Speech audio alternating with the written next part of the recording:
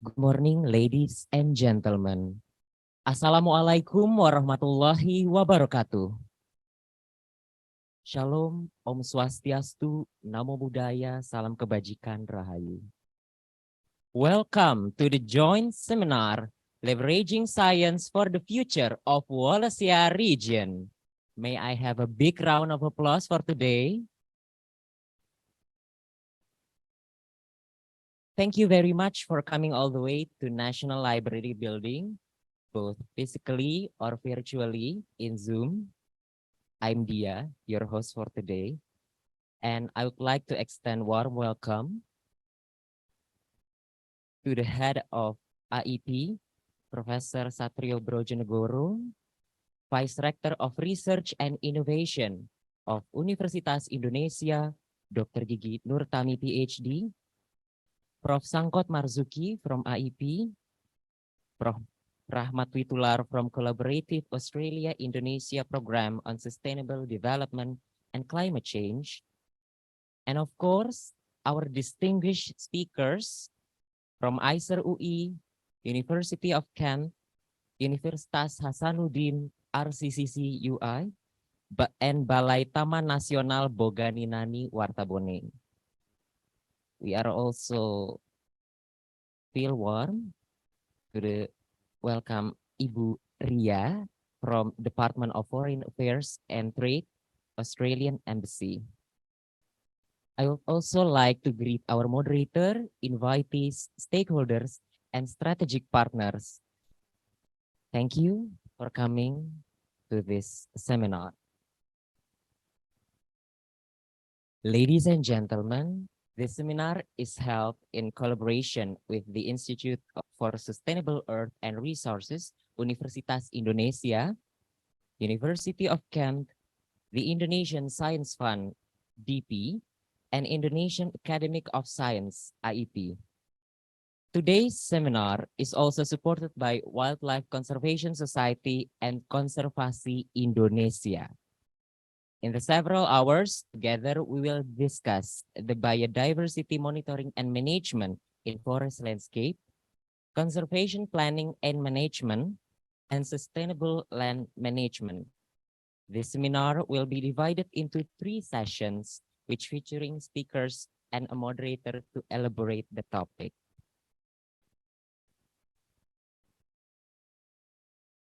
Ladies and gentlemen, to begin with, I would like to invite Dr. Gigi Nurtami, PhD, the Vice Rector of Research and Innovation of Universitas Indonesia to deliver her opening remarks.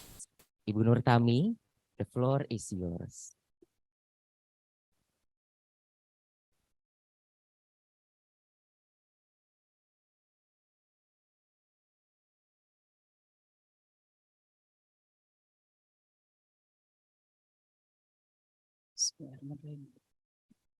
Assalamualaikum warahmatullahi wabarakatuh.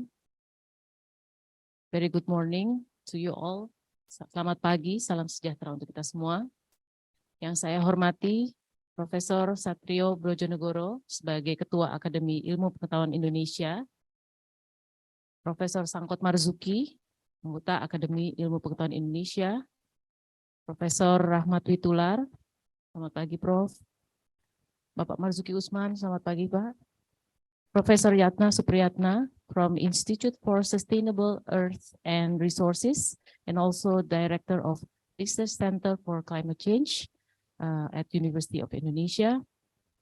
Respected guests, panelists, experts, participants, ladies and gentlemen.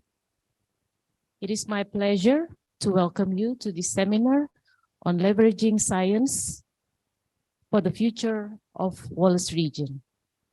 On behalf of Universitas Indonesia, I'm very honored to be part of this gathering experts and scholars who are committed to advancing our understanding of this region's biodiversity and its potential for sustainable development.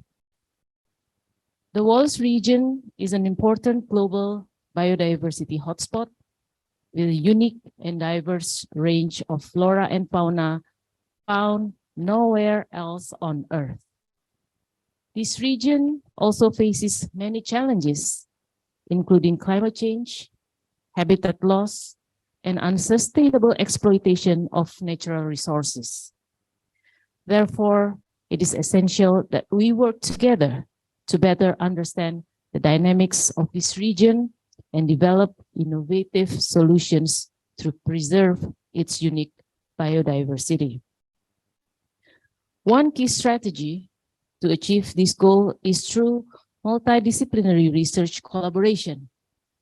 This approach brings together experts from various fields, such as ecology, genetics, sociology, and economics, to work collaboratively towards a common objective.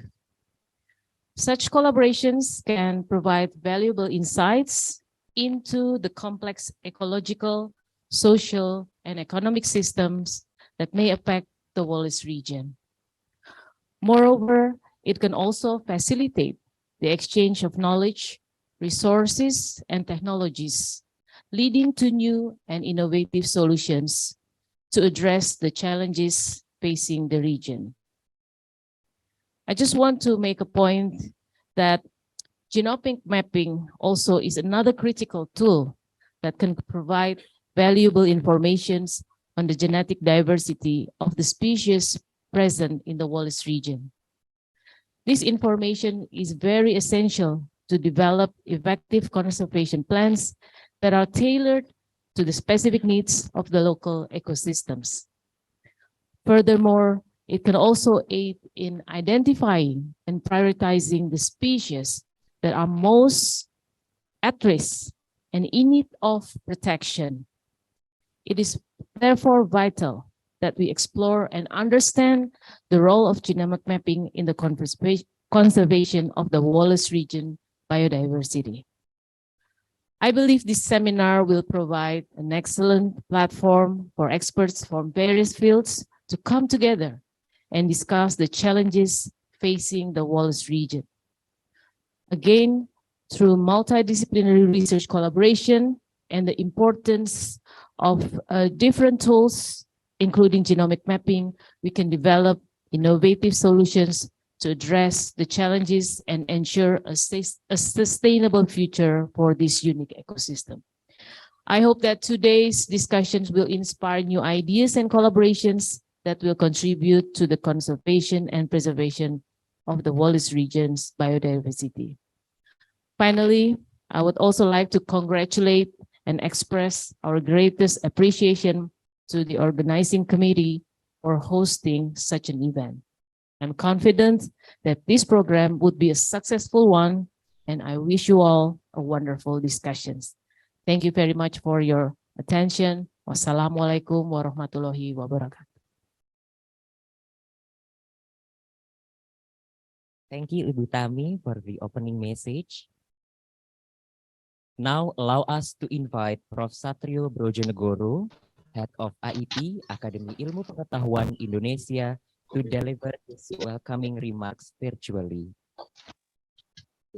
Prof. Satrio, the floor is now all yours. Assalamualaikum warahmatullahi wabarakatuh. Very good morning to all of us, distinguished speakers, colleagues, participants, ladies and gentlemen. Wallacea is a living laboratory of evolution. Wallacea is named after Alfred Russel Wallace, the 19th century English explorer and naturalist. From his exploration in the Indonesian archipelago, then known as the Malay archipelago, Wallace developed his theory of natural selection.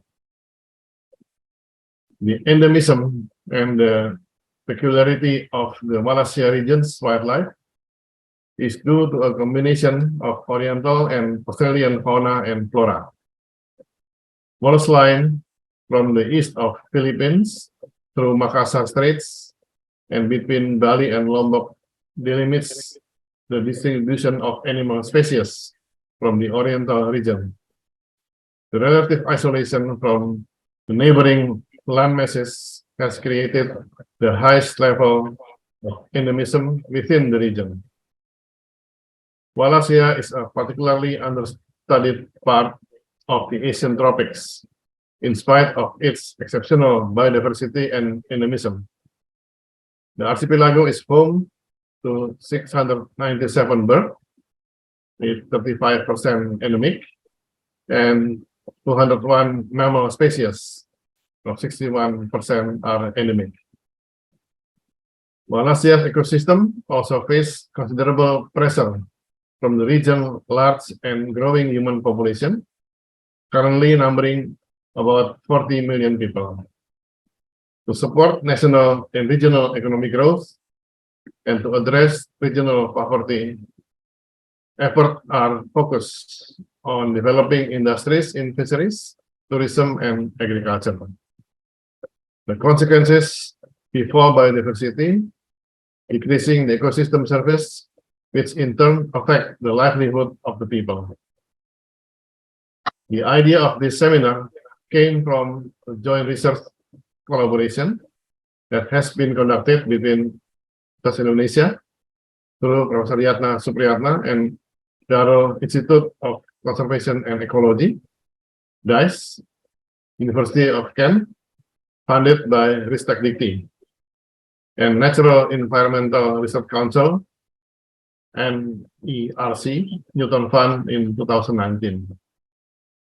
Team members included University of Sheffield, Queen Mary University of London, and Natural History Museum of London.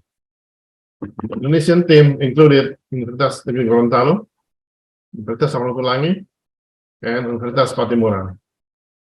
Project partners included the Wildlife Conservation Society-Indonesia, WCS Indonesia, Burung Indonesia, Flora Fauna International Indonesia, FFI Indonesia, and Operation Wallacea.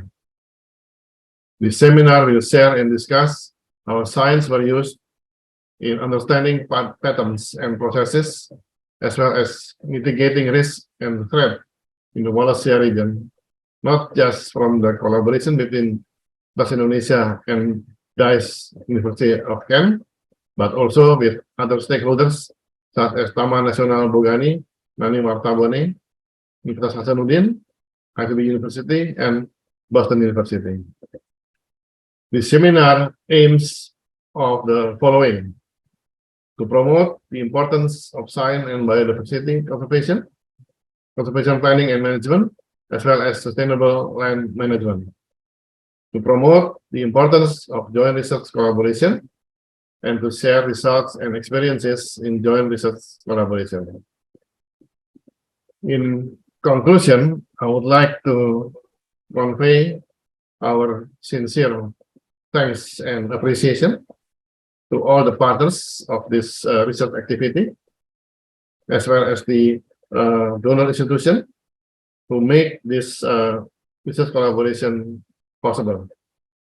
And again, I would like to congratulate all the organizing committee who prepared this seminar very well, and hoping that the seminar will provide a significant contribution or breakthrough in terms of the biodiversity conservation, as well as to convince and to again mark the Wallacea line as part of the evolution of the human being. So thank you very much, and I wish you the best for the seminar. Assalamualaikum warahmatullahi wabarakatuh.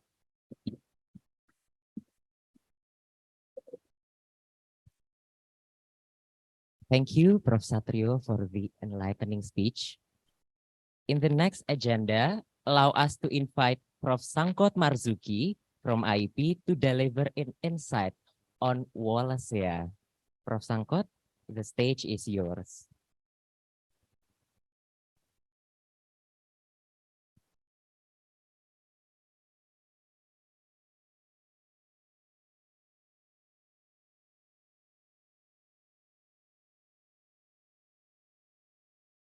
Thank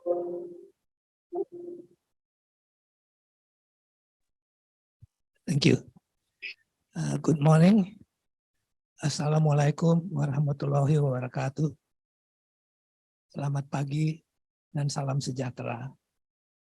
Let me first thank the organizers of this joint seminar, Pak Yatna in particular, for inviting me to speak this morning on this very special occasion, speaking in front of such a distinguished audience. Special occasion because this year marks the 200th anniversary of the birth of Arthur Russel Wallace, who was born on the 8th of January, 1823. And this seminar is the first event for us in Indonesia in joining the worldwide celebration of Wallace 200.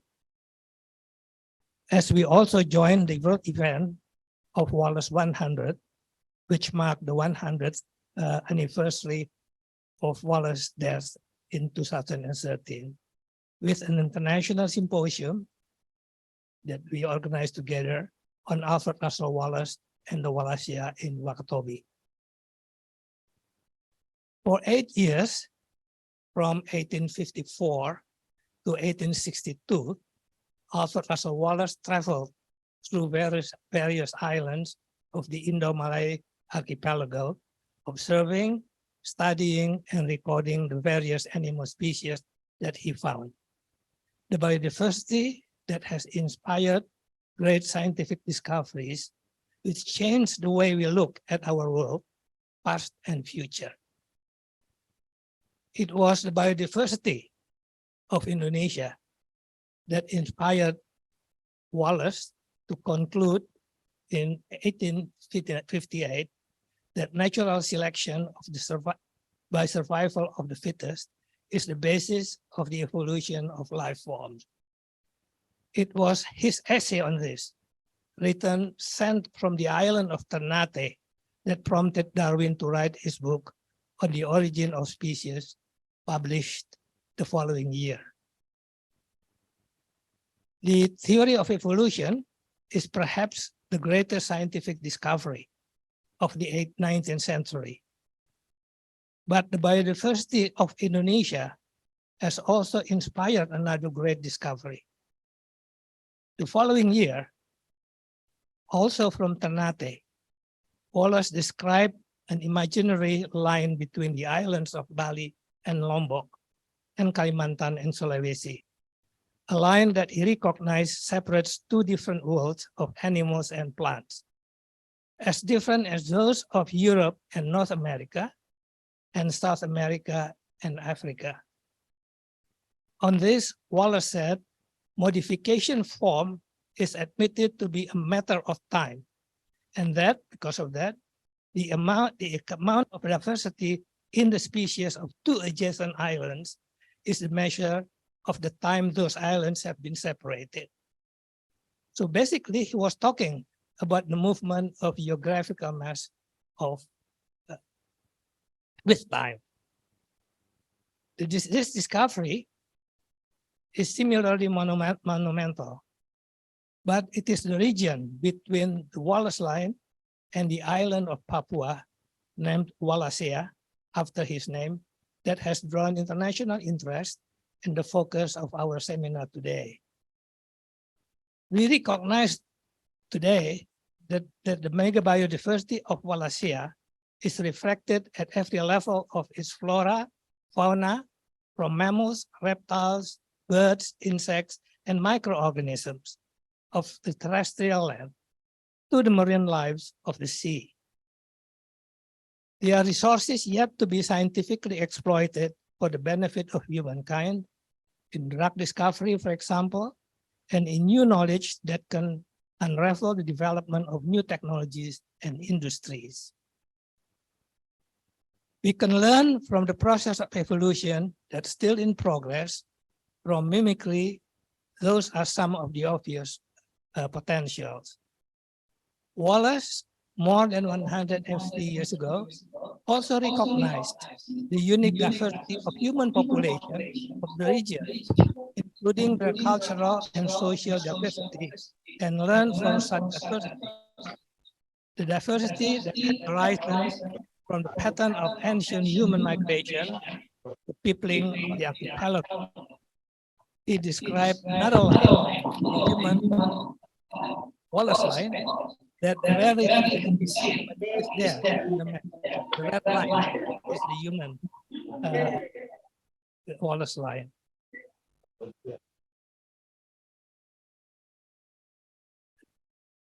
Which are important, of course, in medicine, together with the traditional knowledge associated with the cultural diversity of the population. But we are also concerned that the diverse landscapes of Wallacea has changed dramatically during the course of the past century. The human population has nearly quadrupled, and the development has grown tremendously, affecting forest, marine biodiversity in a major way. Wallace, 150 years ago, had already seen and predicted this coming more than a century ago. We need to find a sustainable balance between development and the conservation of the unique biodiversity of the Wallacea for the future.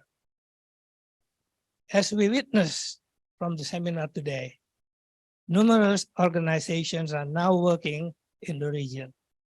Many scientific surveys have been undertaken with varying objectives, survey techniques, variables being assessed, and sampling effort. Although the recomparison of data is rarely possible because of that. So perhaps it is now the time for us to realize the idea of founding a Wallacea Research Institute, the need of which was already raised at the International Symposium on Arthur Russel Wallace and the Wallacea in Makassar in 2008, celebrating Wallace's letter from Ternate, marking the centenary of the theory of evolution. A consortium thought at that time could enhance connectivity between research groups and activities and institutional strengthening, access to cross-discipline expertise, a centrally held database and resource library, and an inventory of researchers and research initiatives. The Institute would serve as a forum for discussion and data sharing activities, for effort to standardize protocols and alignment of procedures, and for information on funding initiatives and the potential for consortium style. I hope that University of Hasanuddin, the rector of which is here, in Makassar, which is central and the gateway to what the Wallacea region, could take the initiative to establish this Wallacea Institute. Ladies and gentlemen, a week from now, we will be entering the month of Ramadan. So perhaps it is proper if I end my remarks with a message of peace from Arthur Russel Wallace.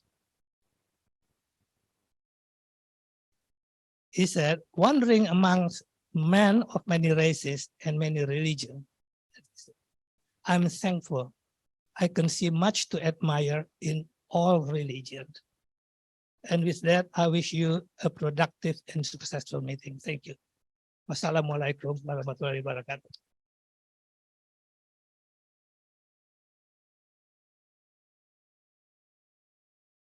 Thank you, Prof. Sangkot. And the following agenda is the remarks from Prof. Rahmat Witular from Collaborative Australia-Indonesia Program on Sustainable Development and Climate Change. Let's give a warm welcome to Prof. Rahmat.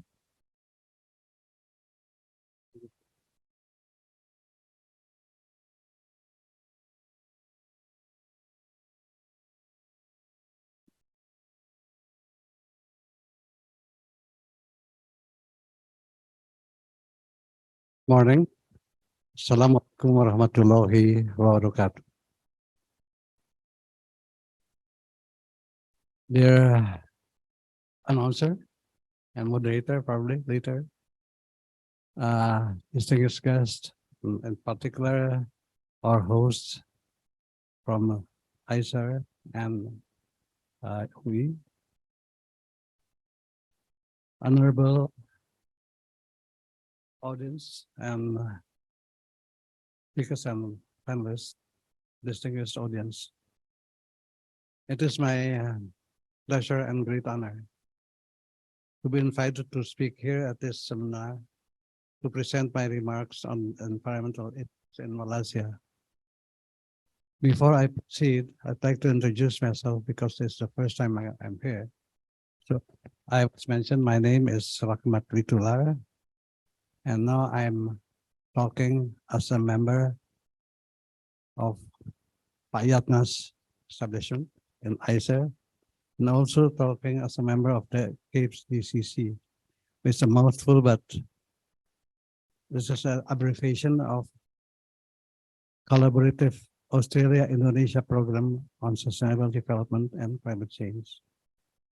As such, it is clear that I'm in my element in pursuing this topic because I've been employed in many offices, but for the last 20 years, I'm obsessed with the preservation of the planet, including certainly of Wallacea. My remarks on Wallacea will be brief due to the time allocated to me today. The main focus will be on the sustainability and safety of the region. As we have heard from the previous speakers, it is paramount importance to ensure the health of our treasure and the worst as well, which is Wallacea. The second is that proper governance is executed within the region, focusing on the welfare of its people.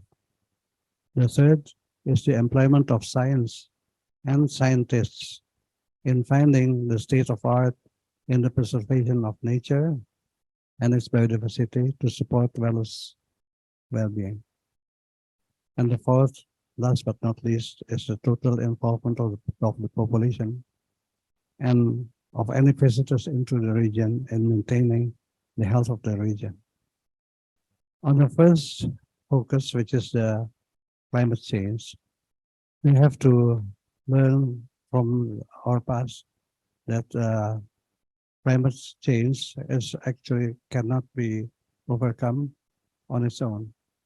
We have to collaborate with the others, what was mentioned by my previous speaker, and that is one of the topics that is we can learn from the difficult processes that we employ to prevent climate change.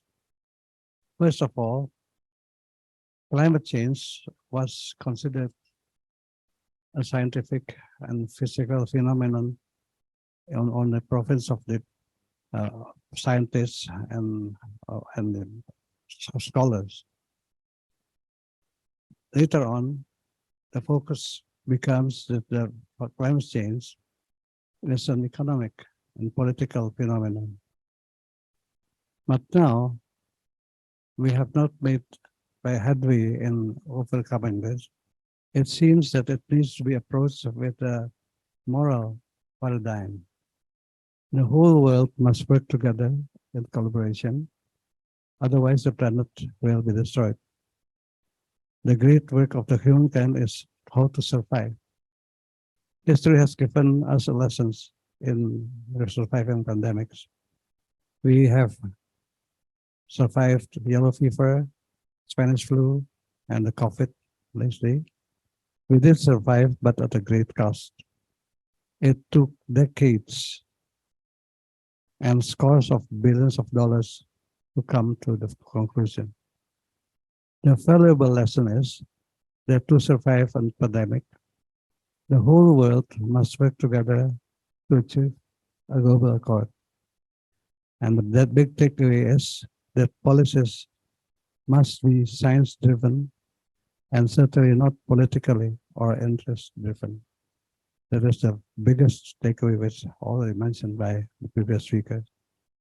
Ladies and gentlemen, dear audience, I've been talking about the third and the fourth. The fourth point is how to involve the whole population into maintaining the health the of the region.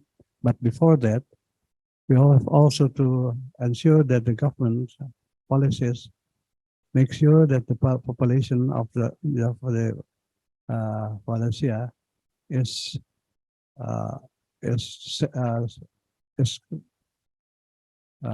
given the chance to survive as well, and that is a point of collaboration among all the disciplines. And I want to quote what is already being saying in the Paris Agreement, that no one must be left behind. Thank you for your attention.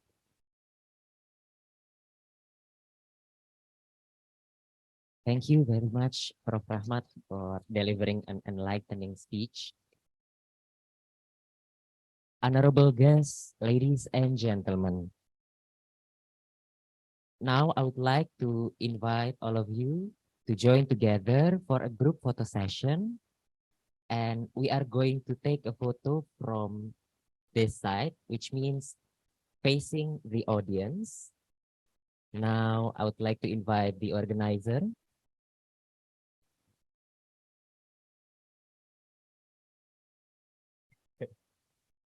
Or taking a selfie is also a good idea. Okay. From this side,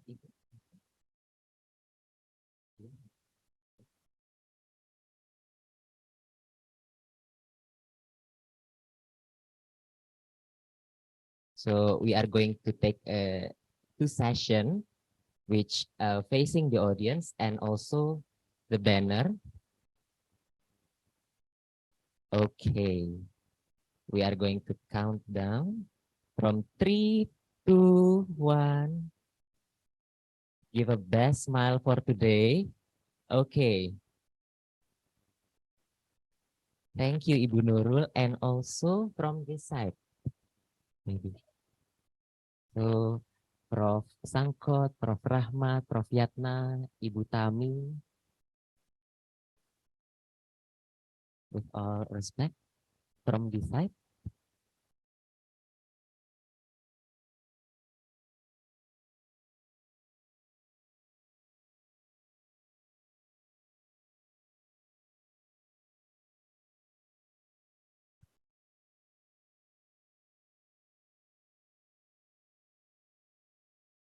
Today will be a long day.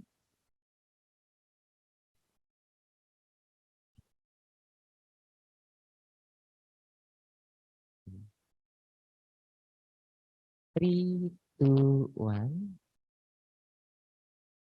Okay. Thank you.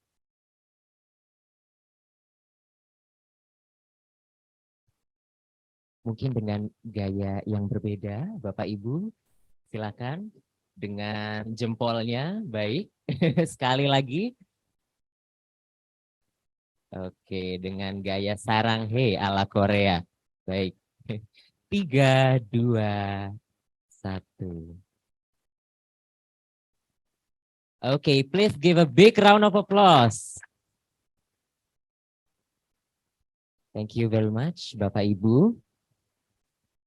Ladies and gentlemen, we have now come to the end of the opening session and will now break for about 20 minutes. The first discussion will start promptly at 10 a.m. with a topic on biodiversity monitoring and management. Thank you.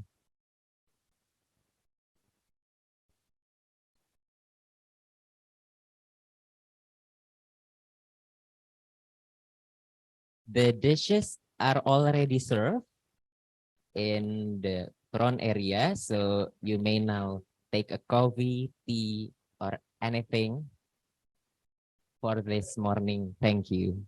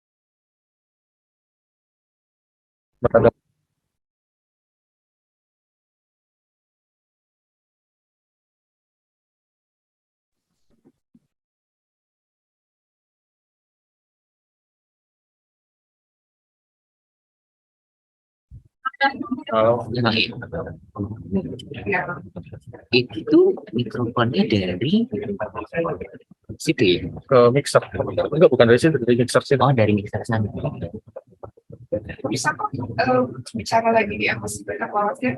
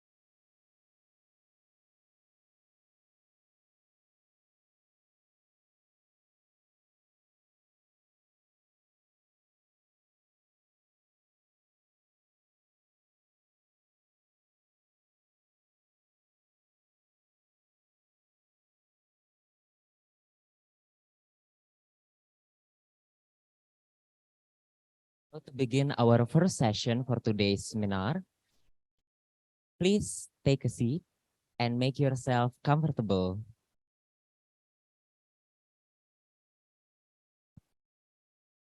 The first session will be biodiversity monitoring and management.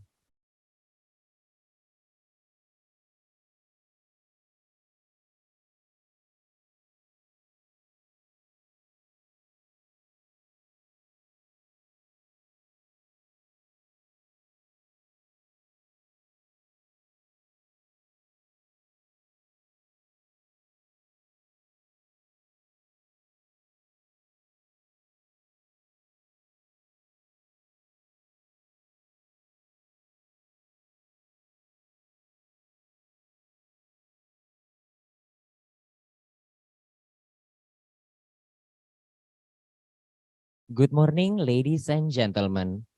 Welcome back to today's seminar, Leveraging Science for the Future of the Wallacea Region. To brighten up this morning, may I have a big round of applause for today? We really hope you have a pleasant coffee break today.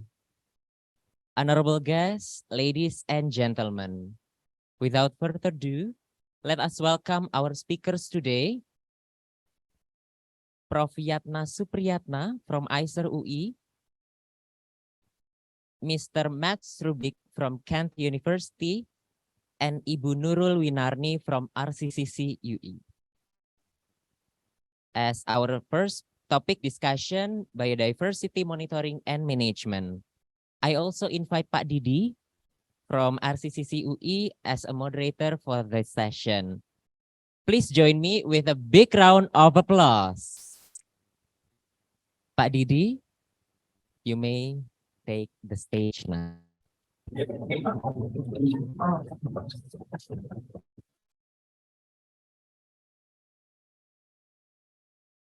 Assalamualaikum warahmatullahi wabarakatuh. Salam sejahtera untuk kita semua. Om Swastiastu, Nama Budaya. Good morning to colleagues from UK, including the UK Embassy. Yang terhormat Pak Sangkot, yang terhormat Pak Profesor Yatna, Pak Profesor Rahmat Witular, Ibu Nurtami, Pak Marzuki Usman.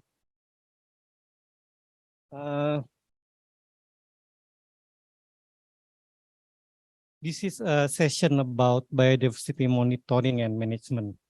And as mentioned, we will have a legendary and near legendary speaker.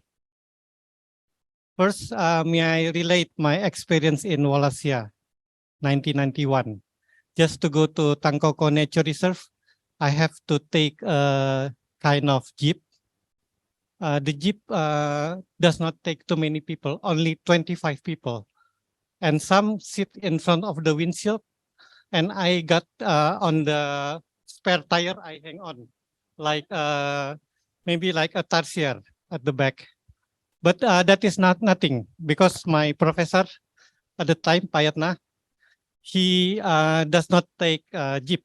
He rode horses in the valley of Bada in 1988. He said he liked old Shatterhand from Karl May. So that is what he does. He does the adventure, but not only in physics, but also in mind, because he give kind of birth to many excellent researchers like Bu Nurul Winarni. She has been all over the world collaborating, and Pak Yatna managed to engage with Dr. Matt Strubik, also I think a near legend, not yet full legend, yeah, still young. But yeah, but Dr. Matt is really amazing, because he worked in not only Wallacea, but also Sumatra, Kalimantan. So without further ado, please welcome the three speakers.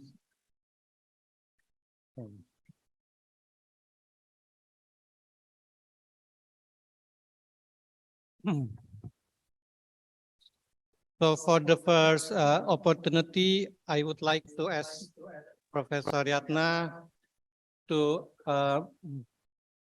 share. This is an innovation actually, how to do research, but how to make it research, how to make the research connect with the community, with the stakeholders, so that it becomes a conservation and sustainable development. Please, Professor Yatna. Thank you. Terima kasih. Good morning and good afternoon for anybody in other countries, and good evening. I guess that some of this is in US, friend of mine. So basically, Pak Didi, thank you very much for the introduction. I'm not Pak Didi say, but legend, that's going to be somebody else. But anyway, so I would like to basically trying to set up what the Wallacea means. Pak Sangkut mentioned, Pak Rahmat, and what that really Wallacea. So I like to kind of the status of the Wallacea and current things, you know. So the ideas is that really okay. So why is that the Indonesia is so very important? Because Indonesia, as you can see here, we have one of the largest biodiversity, one of the highest biodiversity. Even we have only 1.3% of the land surfaces, but we have almost 5%. Brazil is time the size of Indonesia, but Indonesia fights with Brazil in terms of biodiversity. So that's why I'm really looking at why we need understanding Wallacea. Of course, Indonesia, we have 10% of the flowering plants, 12% of the mammals, and number it, I think that's really very important that you have here, and also the number of the coral reef. We have the 70% of the coral like the global. So if you're talking about Indonesia, talking about biodiversity, right? So why is it I said Wallacea goes. Why is it? When everybody is talking about the evolution, the theory, and everything about Darwin, but of course, also Wallacea, Wallace, Alfred Wallace. That's why I thought that everybody read the books, the Malayan Lago, then you can see how is the adventure of Alfred Wallace. And I think that is comparable between Darwin and Wallace. So that's why I really think that you see this one. I want to go back to the Wallace. Wallace, when they are visiting from Singapore to Borneo to Sulawesi, and then Pak Sangkut mentioned previously that he was in the malaria stage where he come up with the ideas of evolution. I think that's really ideas, you know. Maybe I have to be there like that. You know, I got malaria one time, or maybe 10 times already in the jungle. From malaria in Borneo, malaria in Sumatra, malaria in Papua, whatever. I travel a lot, but I got malaria many times. But I'm not really a legend like Alfred Wallace, who come up with the theory of evolution. I'm come up with whatever, not the theory. But anyway, so look at this one, you know. This is Wallacea region, you know. So basically, this is the idea between the biggest island in Sulawesi, also the Maluku, and the Nusa Tenggara. And if you look at this one in Indonesia, Wallacea, this one here, Look at this, the numbers here. Although it's not comparable to the Sundaland, but what else has endemicities, high endemicity then of course, if you look at the red one here, that's really high in term of the endemicities. And if you look at this one, the Wallace here, also as mentioned by Pak Sangkot, Wallace areas is natural laboratory. What you call it, the speciation pump. So you go there and look at what that really the species here. All this is the graphs mentioning about how the endemics is animal there compared to the Sundaland. And we said that insularization endemic and unique. So the insularization process is island based compared to the mainland based. So, but why is that? Because what we call the hybrid zone. There is no other island in Indonesia who really special for hybrids. Hybrid animal in many different places in Sulawesi, such as here is the hybrid 1, 2, 3, 4, and 5.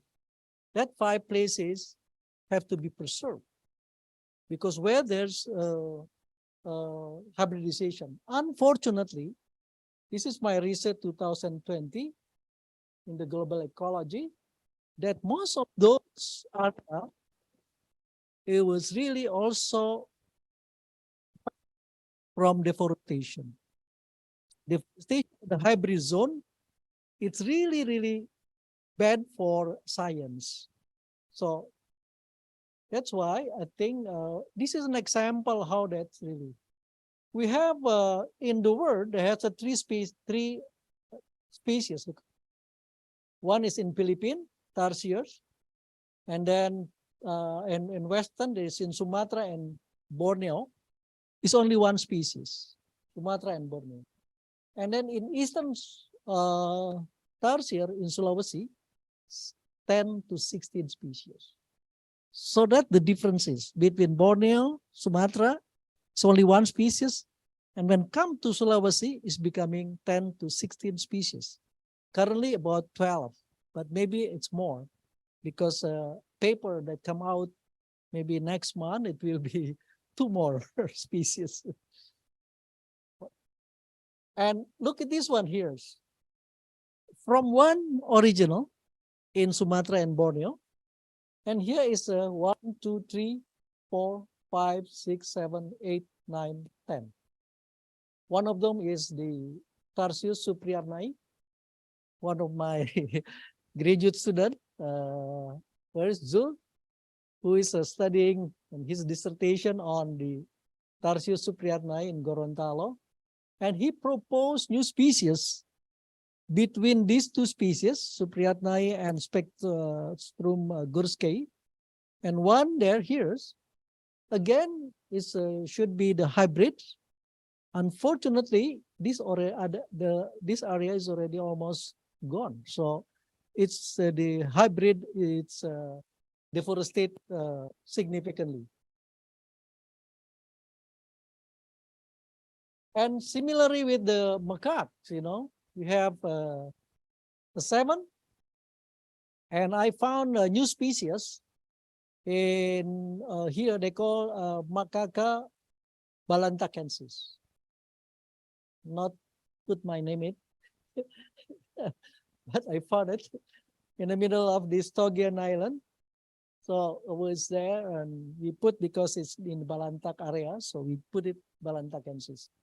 But the process is very important. That's why what Ibu Tami mentioned about the genetic and morphological, ecological has to be worked together to understand why is that becoming so significant. This is differentiation between the macaque, whether that has to be between west and south, and also with the This is differentiated among others. It's similarly with other species. This is also Dracosupriarnae. We found again, one of those. That was really in Togian again. You know, it was so unique. Togian becoming Tarsius Togianus, Tagius, many others. So also this Draco is so differentiate precisely what the macaque, precisely what the frog, similar pattern in Sulawesi. That's why Sulawesi is becoming very important. Also with the Halmahera, you can see that differentiate and toward this one, toward, you know, by distance. And if you can see it also similarly. But this area, the Wallacea, fortunately now we understand what the key biodiversity area. So the based on scientists, pool scientists, and discussing about this, and we have 393 key biodiversity areas. So we have to find this one. I think this is in collaboration with Burung Indonesia and Yanti there. So this been discussing about the, but let me tell you about the progress. This is the collaboration between MAT, for the DICE here, Biodiversity and Environmental Change and Land Use Policy in Sulawesi and Maluku, between University Indonesia and DICE, but also between the Edinburgh, also with the Universitas Diponegoro on mangrove biodiversity and function. All these also coral reef biodiversity between Universitas Udin, Universitas Essex, plus the here is IPB with the Aberdeen, and Q with the LIPI. So basically, with the Newton Fund, we get all for 5 years already done. But now what the process, what the next? Because after that, what we need is what we're going to do after this. So this is part of the results of Newton Fund that given by Newton to my 5 universities and also with others. But the most important, I think we're going to talk with somebody else going to be talking about the deforestation in Sulawesi. And then it's very important that, but this is when we can say enough, but deforestation is really important because at the time, this is my research 2 years ago, and how that really local community play important roles on the deforestation. So either the agricultures or some of them are oil and mining, and some of them are also the encroachment by communities. But the most important is how do we understand this is the community and also the ethnicity in the landscape. So I think somebody will discuss about this.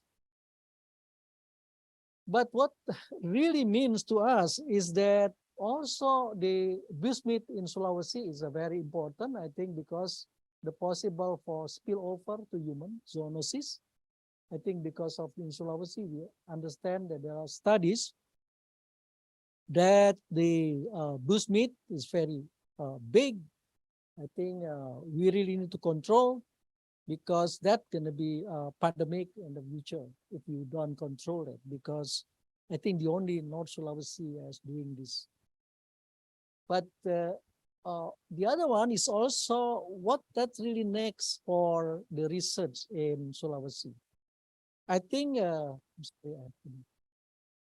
that maybe we really need to have kind of, ecotourism, something research related to the use. What is the biodiversity is going to be? I think they're very attractive. Komodo is one of these. It's really important in the Wallacea. birding, tarsiers from Sulawesi Macaque and many others are also a very great important for the future of so that the local government really benefit from the presence of the biodiversity there.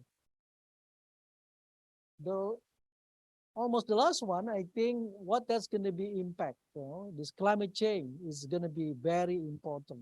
This is research that currently I studied Komodo last year, and how that's really the ecotourism and climate change is going to be impact to the Komodos.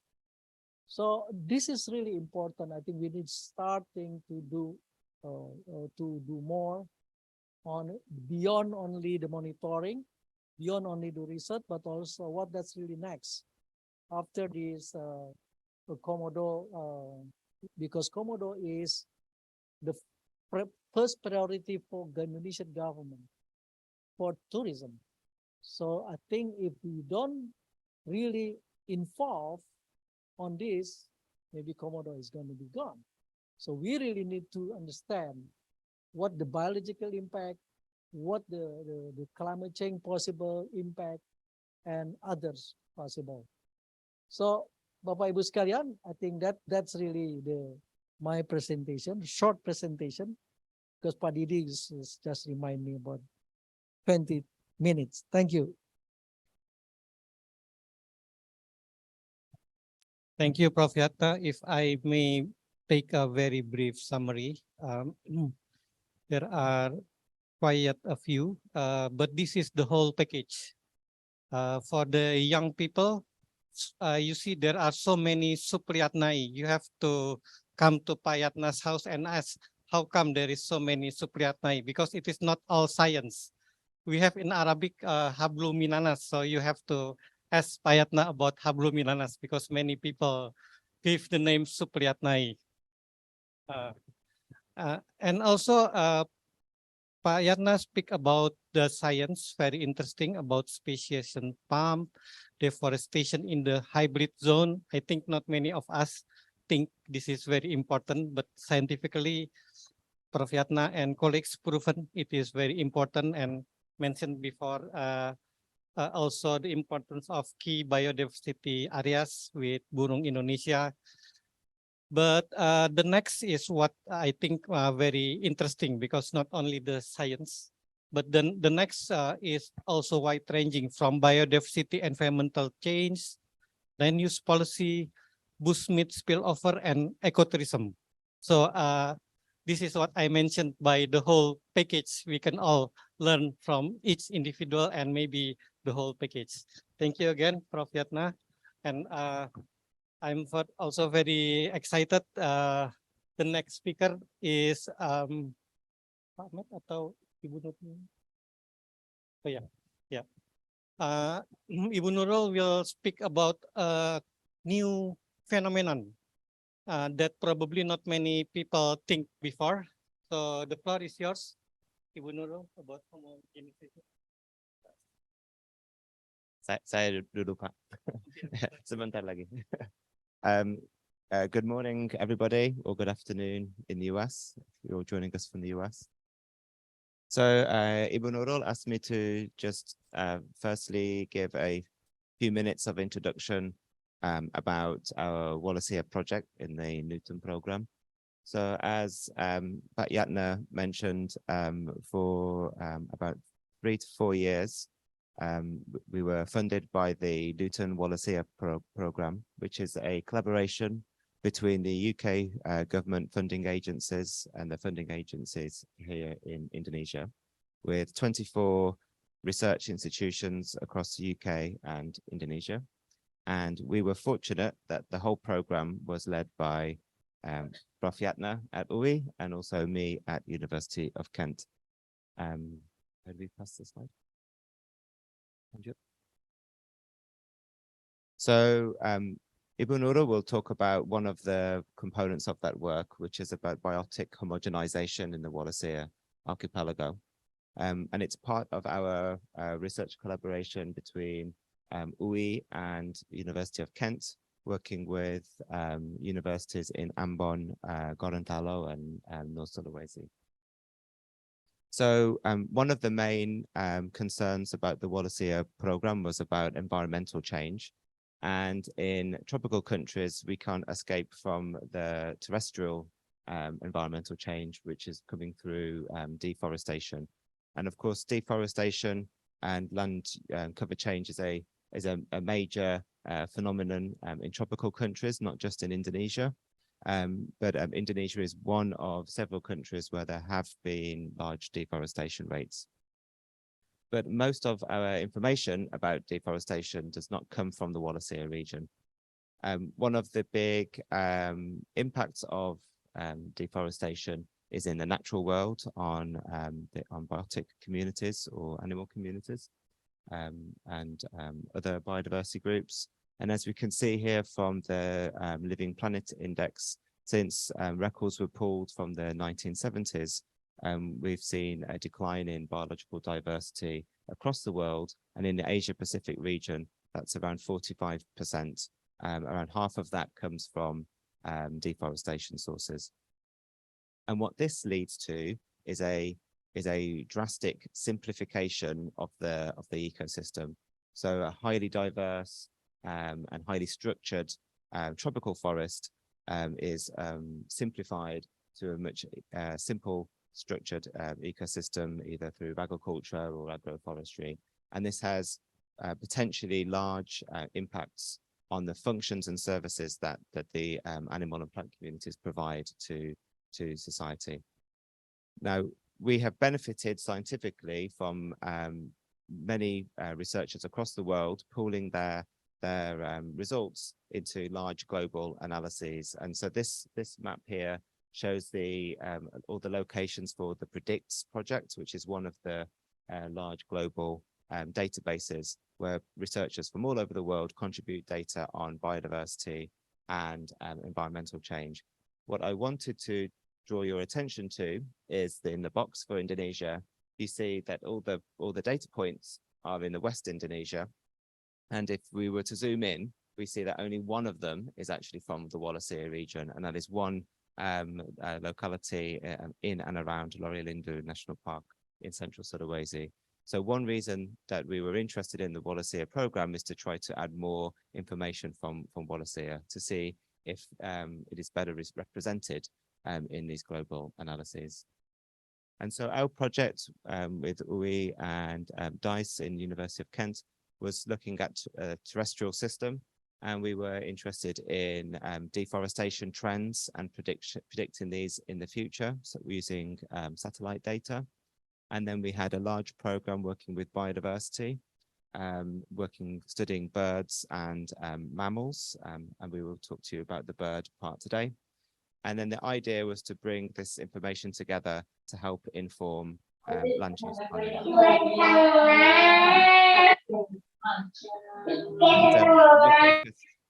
We focused our work in Sulawesi and Maluku. And of course, then we had the COVID pandemic, which made things a lot more difficult. So it's a large collaboration between universities in Indonesia and the UK. There's a lot of people to thank.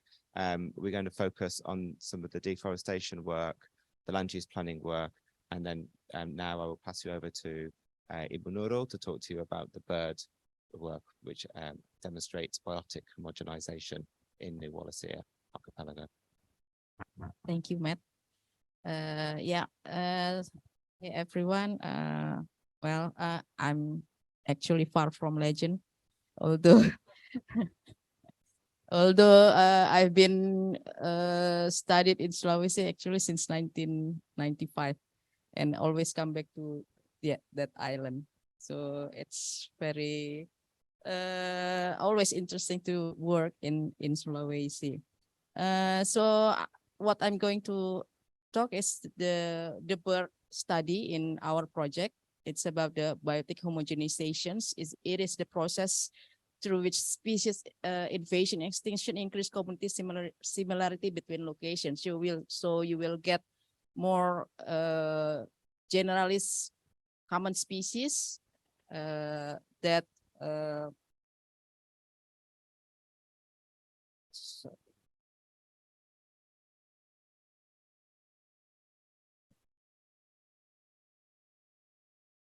Wait, I'm sorry,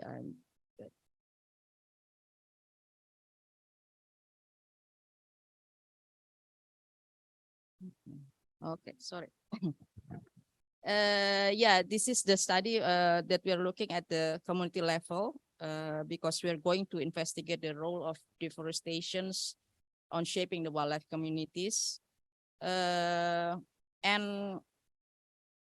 as I said, yeah, you will get more generalized species than the specialist species.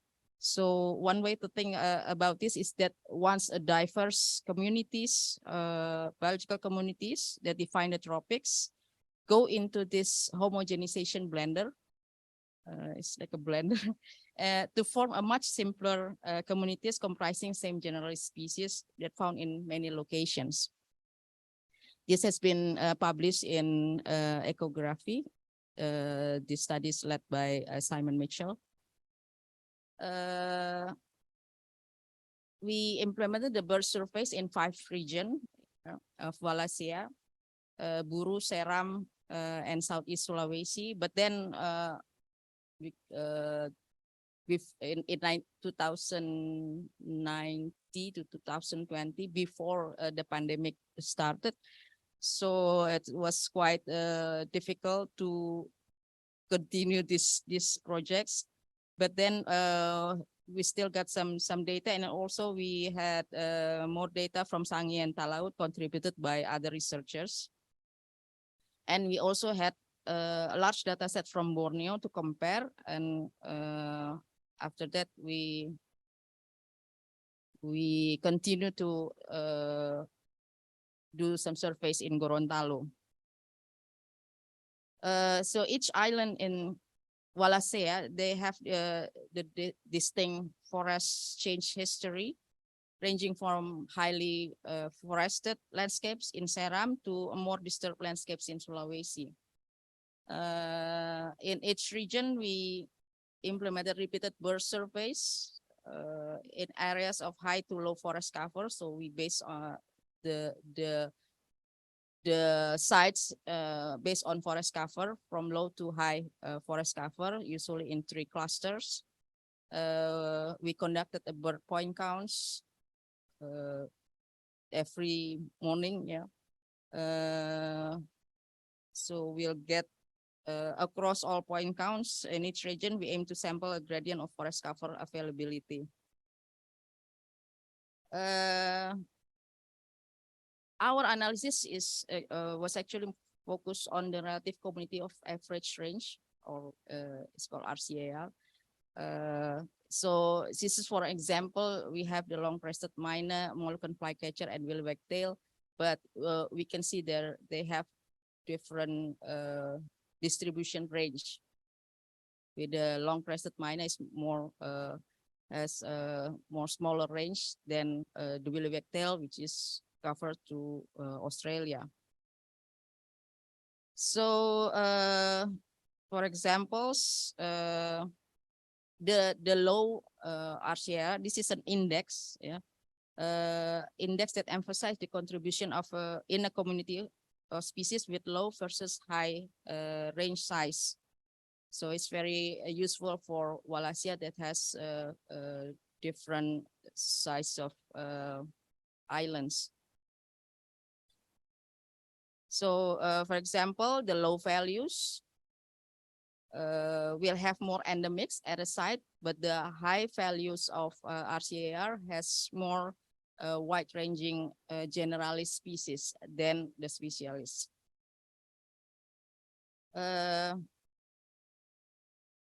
Across 4 of the 6 islands we investigated, the RCAR was linked to forest cover. Areas with most forest has the lowest RCR values, which means more endemics. But area with the least forest has high RCR values, so supported communities with less endemics. Yeah, this is some example of the birds. It's I think we're lucky to get some of this picture because it's quite hard to get a bird picture in the forest, especially some of them are endemics. So the key to this was the differences between high versus low forest sites were driven by community turnover. Endemic species in the forest are being replaced by the wide-ranging species.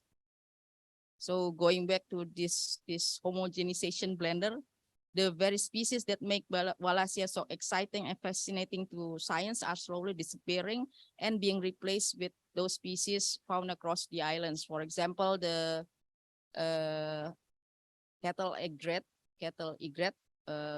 was more common in, I think it's 5 of the 6 islands. And then by mapping the current relationship between numbers of species on each island and forest cover, it should be possible to predict the number of endemics that will be present in the future deforestation schemes. But this is still ongoing, so I cannot tell you more on that. Now, let's look at more detail in our study in Gorontalo. This is was conducted after pandemics, when we can go outside of our home, finally. We look at the bird diversity in coconut farms and forests. Coconut is actually a perennial crop that contributes to the livelihood of millions of people in the tropicals and subtropical countries. With leading producers is actually Indonesia, Philippines, and India. Coconut is identified as a crop with potentially significant impacts to wildlife because palm mainly grow in tropical area and coastal area with high biodiversity and endemism. So in here we explore the conservation value of coconut plantations relative to forest and other farmland in Sulawesi. And specifically, we characterize the patterns of biodiversity and community structure among forest sites, coconut plantation, and mixed farmlands using birds as focal taxon. Yeah, birds usually is used for this kind of study because birds is easy to observe and commonly used as indicator species. So the location is actually similar to what Pak Yatna already mentioned about the deforestations area. This is our study area, the Nantu Tamilo, Hutamono Tapada, and Bogani Tinemba, and covering two protected areas, 2 forest sites, the Bugadinani Wartabone National Park and Nantu Wildlife Reserve. The intervening agriculture was actually dominated by coconut farms, corn, and mixed farmlands with some smaller areas of oil palm. So in this study, we combine, we divided into 3 habitat types: the forests, the palms, and the mixed farmland. So about 2 months, 1 to 2 months survey, we recorded 100 species. 40 of them are endemics and 22 of them are protected. This is some of the examples of the birds. So by looking at the species accumulation curve, the species accumulation curve for each habitat approach an asymptote indicating a high sampling coverage, and the inventory is near complete. And although there was no significant difference in the number of bird species between forests, palms, and big farmlands, we can see that the forest is actually supported more species, more endemics actually, but not the non-endemics. And this is also indicated by the significantly higher Shannon and Simpson diversity. It's an index for diversity that palm plantation supported intermediate levels. We can see that the mixed farms is the least, they have the least diversity, but the palm is actually intermediate between the mixed farmland and the forest.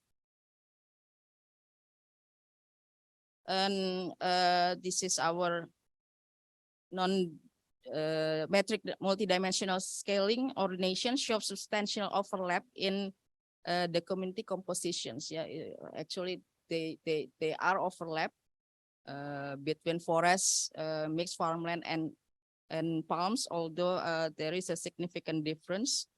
So the variation is actually more on the identity and the abundance of the non-endemic species.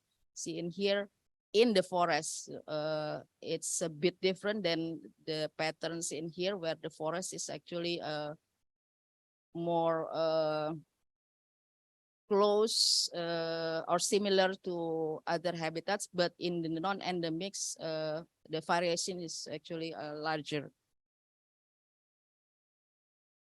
So we also evaluated the species indicator for each habitat types for forest, mixed farmland, and coconut plantation, and we came up with 6 endemic and 2 non-endemic birds for forests. For mixed farmlands, there was 1 endemic and 4 non-endemics, and the coconut plantation there was 4 non-endemics. So no endemic species came as indicator species for coconut plantations. But looking at the overlap between these habitats, the forest and coconut plantation, there was still two endemic species showed as indicator for this kind of habitats. But forest and mixed farmlands, there was no endemic species, and in mixed farmland and coconut plantation, actually there was no indicator species for this kind of habitats.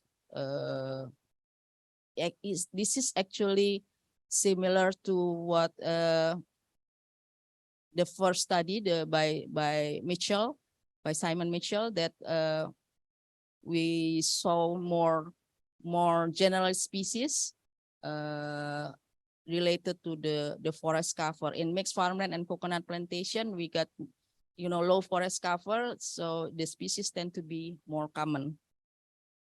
So that's it. So it's means that I think the forest is still important habitat for Sulawesi endemics. And yeah, we saw that even in the coconut plantation, they are intermediate habitats for birds, or intermediate bird community between mixed farmland and the forest, but still the endemics tend to stay in the forest, that in open area. So the designation of additional protected areas alone may not be adequate to protect the Sulawesi endemics. So I think we need to require more additional legislative enforcement for forest protections, or also thinking about more on the management of the area. So I guess that's it for the presentation. Thank you very much.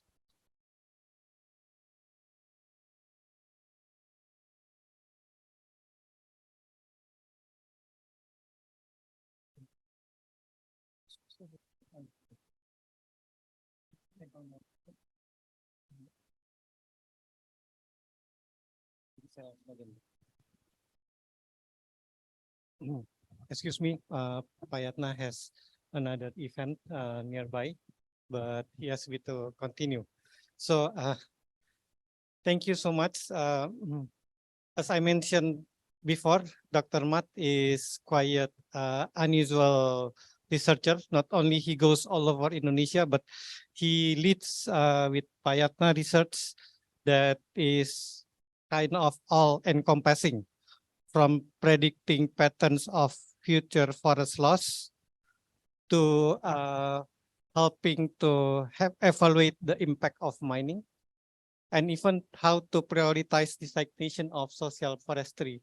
So you have all this in your group. and with Ibu Nurul. Ibu Nurul, very, very inspiring.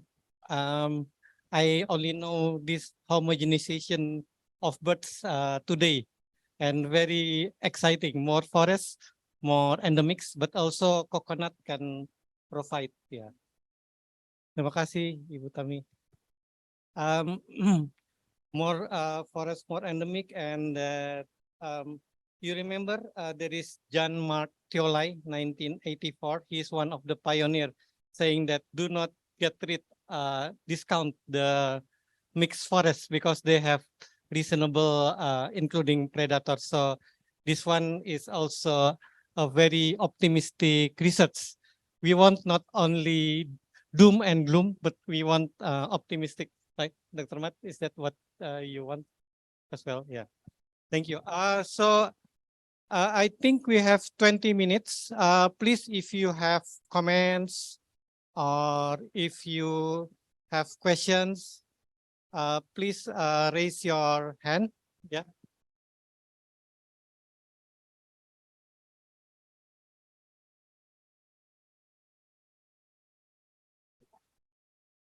Thank you, Bu Nurul. I have a question. Same with Pak Didi. I'm Ulfah Pak dari WCS. The homogeneity of species is the first thing I heard today, actually. But one of the interesting thing that I was thinking while listening to you was some studies in spillover risks. They see the increased chance of spillover due to homogenization, basically when areas are changed into different land use and then more palm trees are being growing in the area. They bring rodents mostly to become more dominant species, and there's no higher taxonomy that can push the population of rodents to become higher in population. So do you have any idea whether this risk also can be seen, or is there any project that can lead to understanding that kind of risk for the birds in Sulawesi? Thank you, Bu. Thank you, Mbak Ulfa. Mbak Ulfa is a very well-noted researcher from WCS. So her question is, I'm trying to buy time for Ibu Nurul to think, but we have Professor Adi Maulana, the Vice President of Universitas Hasanuddin. I'm sorry, I was looking for you, but I only saw now. Do you have a comment about this research in general in Wallacea, and maybe you have input for international collaboration? Yeah, thank you very much. My name is Adi Maulana. I'm from Hasanuddin University, Makassar. It's Sulawesi Island. So we are going to have we want to establish what's so-called Wallacea Institute in Hasanuddin University, supported by Professor Sangkot and Professor Yatna, of course. I think we will have an international conference to celebrate 200 years of Wallacea in Indonesia, especially in Sulawesi. I will please come to Makassar, come to Hasanuddin University, and then we can together visit some sites that has been visited by Wallacea in Maros and in some places near Makassar. We also we talked to head of region Maros area, which is very close to Makassar. We have found one places or one houses that has been used by Wallacea when Alfred when he tried to map the butterfly in the area what's so called Bantimurung area. So it's a geopark national. No, I think not national now. It's a UNESCO Global Geopark, Maros and Pangkep.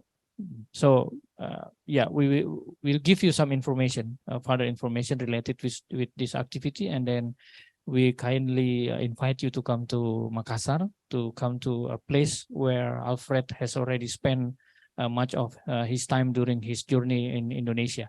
Thank you, Pak Indrawan, to have this speech. Thank you, Professor Adi. You can use the coffee break to catch him and learn how come he become visiting scholar in four countries in the world, from Asia to Europe to the US. So not many scientists do that. We will certainly come as much as we can, Prof. Adi. So thank you for the invitation. Is there any more maybe question or yeah? Our colleague from British Embassy.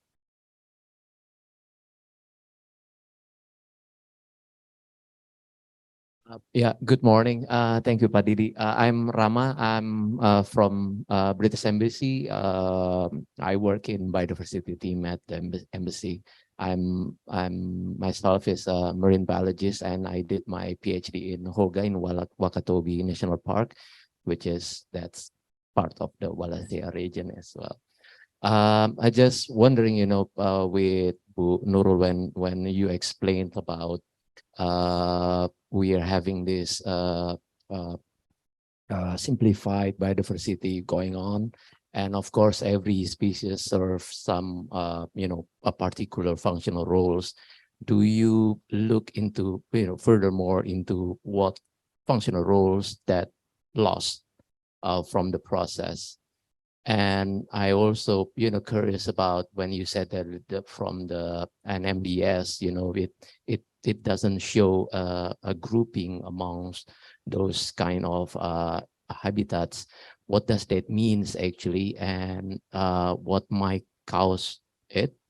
Yeah, so that's all of my questions. Thank you. Thank you, Pak Rahma. Very interesting ecological question from someone who is practicing marine biology. Is there any more? If there is any burning question, otherwise we are close to wrapping up in about 6 minutes. So that's 6 minutes for Ibu Nurul and Pak Matt. May I give to Ibu Nurul first? Okay, thank you very much for the questions. Maybe later Pak Matt can add also. For the first questions, the spillover risk due to the homogenizations that you said about more palm trees, and then we'll get more rodents. I guess I think it's become common, yeah. Not just palms, but also oil palms, where you'll get more what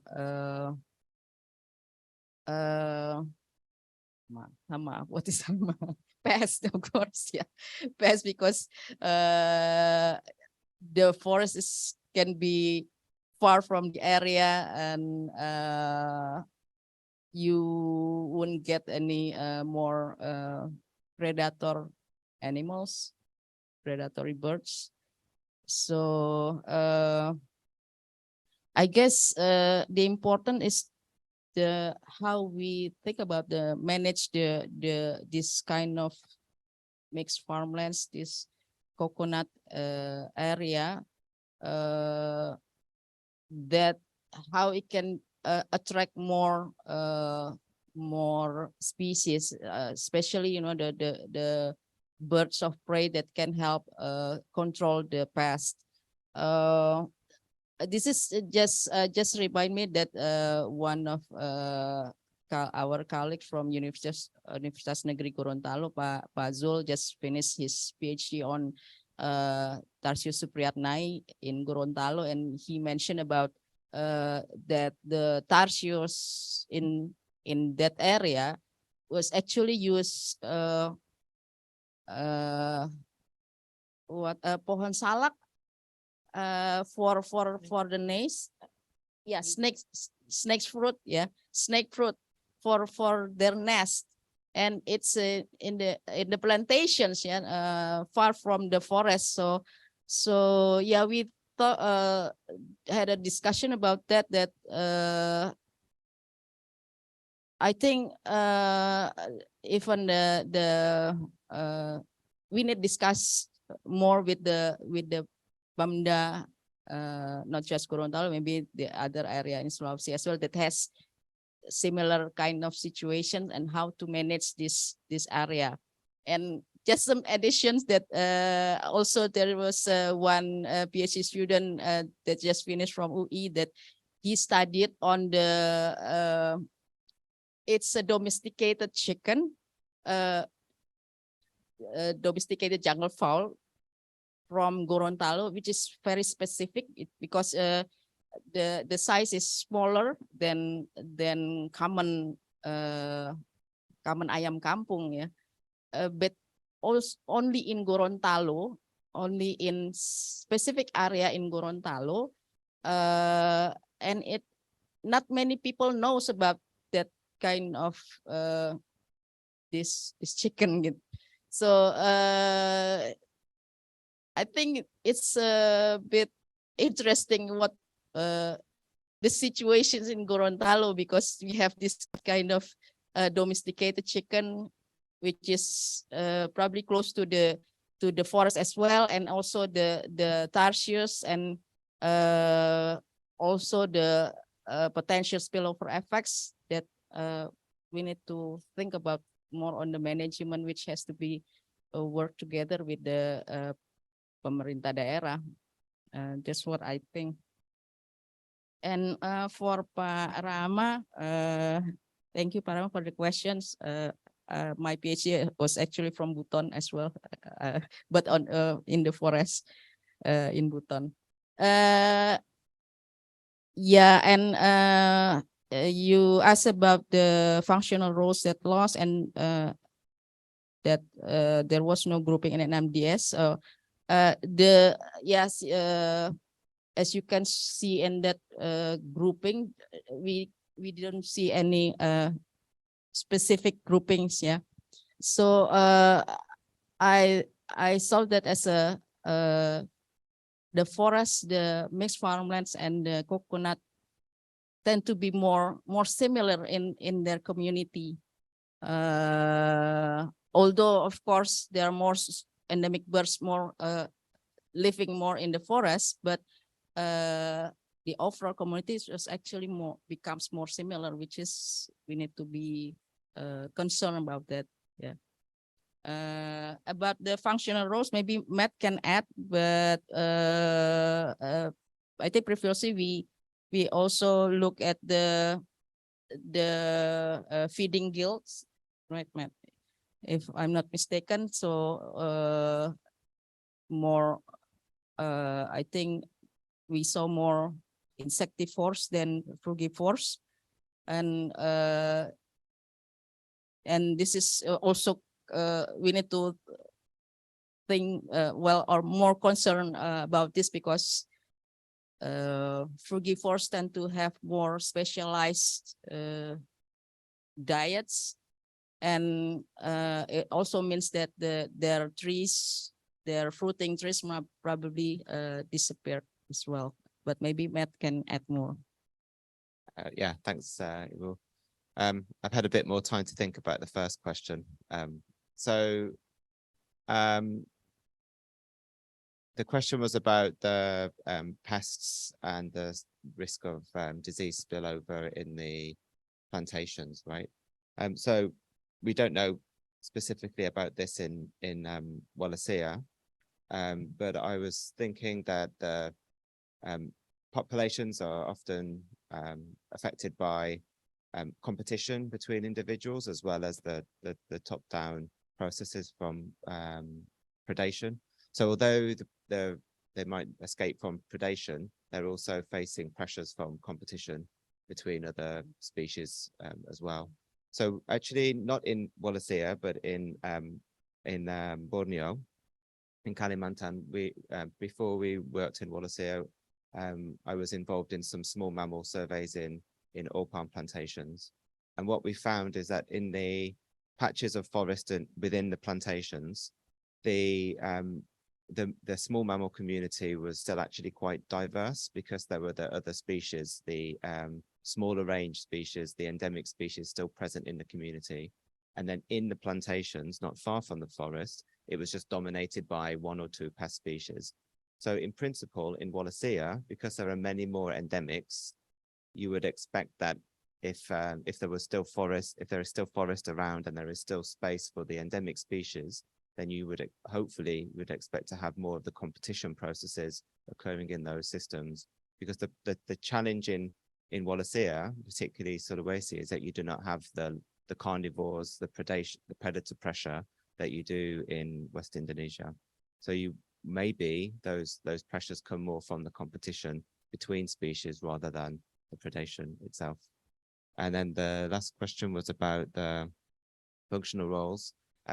We actually just recruited a PhD student from North Sulawesi who will continue some of the work in the coconut plantations, and we hope that he can revisit some of the sites and extend to other sites and start looking more closely at the functional roles, because we would need more higher sample sizes, more repeated visits to the sites to be able to do this properly.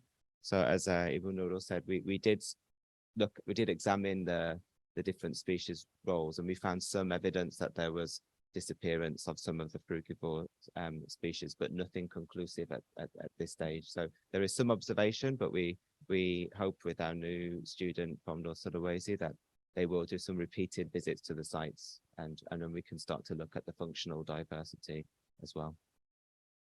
Yeah. Thank you, very comprehensive, and looking forward to you sharing the scientific publications of which there are many. And with apologies to people at the Zoom because of time and because there is no question. If there is question, maybe in the next session, with apologies. But whereas we have Professor Rahmat Witular, this is opportunity to request Professor Rahmat's view about the entire usefulness of the research from the policy point of view, from the climate change point of view, and if Professor Rahmat has any advice how to go forward with our research. Thank you. Thank you to give the opportunity to explain further what I meant in the very brief explanation that I mentioned before. I think I can draw a parallel on climate change mitigation and the saving of the Wallacea region. I have said as much, but I want to expand on that. Any big effort to save the nature's treasury needs collaboration. This is the first requirement that of effort that we have to address to. We have to collaborate with many disciplines, and it is already explained by the Professor Sangkop, Yatna, and everybody else. Collaboration is the word. The second is consistency. To be very consistent in focusing on that. I would like to not complain, but just explain what happens in the climate change negotiations. It is at the climate change negotiations that is in a forum, what do you call this, the COP16, COP70. We happen to lead the COP13 in Bali, conference of parties to overcome the climate change threat. The problem is that it is not very much collaboration. What we have is the opposite side of collaboration is rivalries between the stakeholders. I can speak freely because it is the current session with the presence of the present situation in the COP27 last in Glasgow, and coming 28 in Abu Dhabi, and the next one in Australia. The so-called stakeholders, which are the national entities that support the UNFCCC, United Nations Forum for Climate Change, does not really focus on the effort for mitigating climate change. They are divided, maybe necessarily so, with the climate change threat and the pursuit of the poverty alleviation in every countries. We cannot blame that because we cannot ask the a country not to to ignore poverty alleviation, but that points out that the focus is split between the main idea to save the planet and the secondary idea to save the people. That's a very difficult.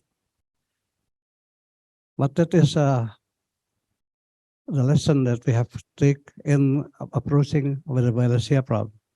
Because Wallacea, what we are now talking about, leveraging science, I think is enough if we appeal to all the scientists, conference in this, and the scientists in all the countries, in the UK and the US, everyone to concentrate on what to do in a scientific paradigm, not in the political paradigm, because it is absurd if politics come into saving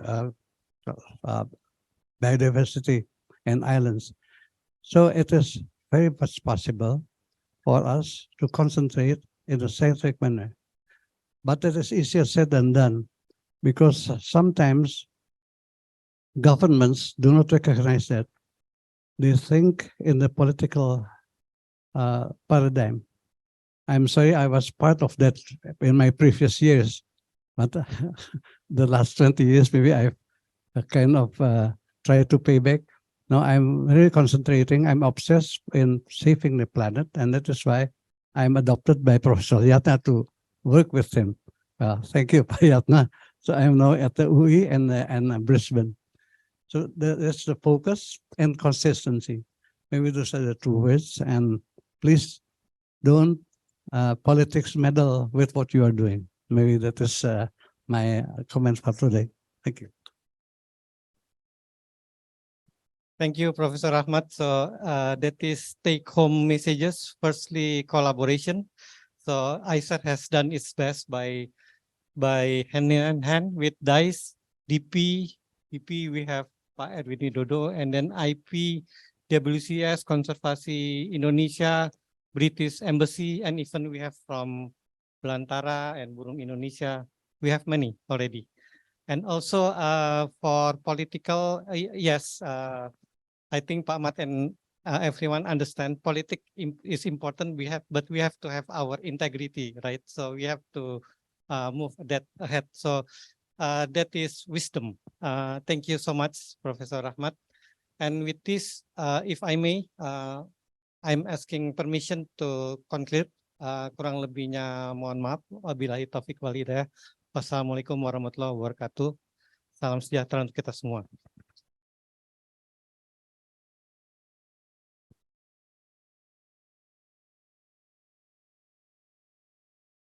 Once again, please give a big round of applause for our speakers and moderator for the first session.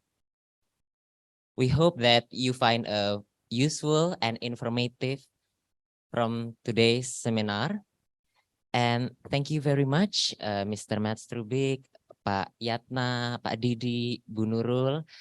And we have now going to the second session, which is the conservation planning and management. So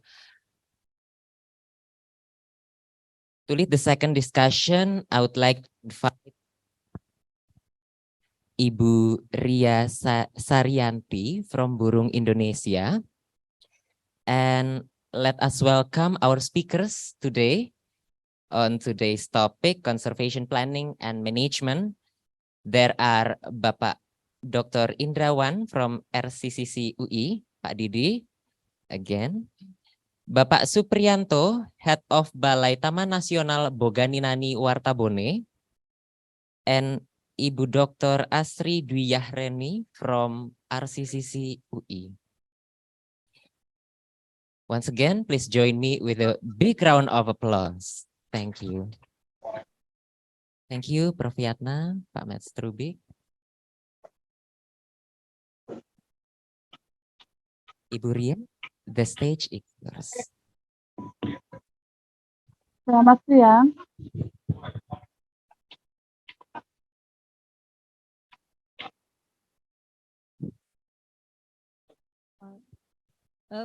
Good morning, everyone. Selamat pagi.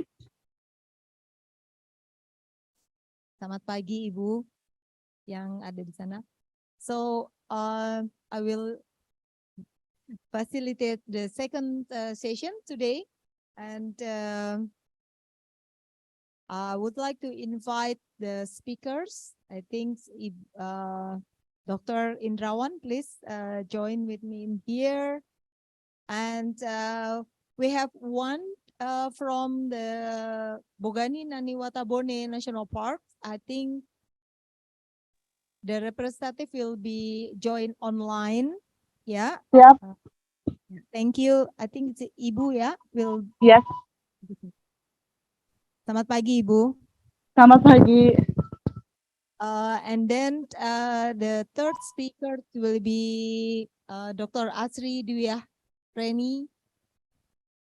Please join with me here in front. Thank you. So after the first session, yes. One more. Okay. Who?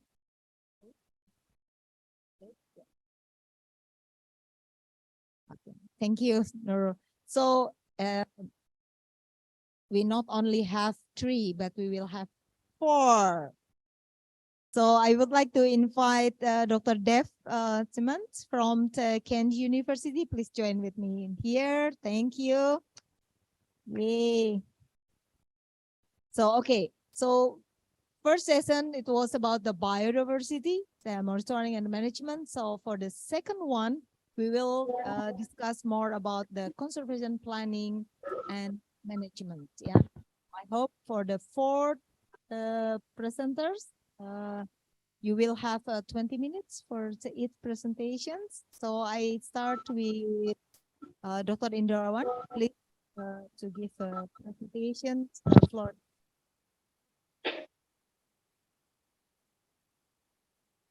Thank you. Thank you, Mbak Ria.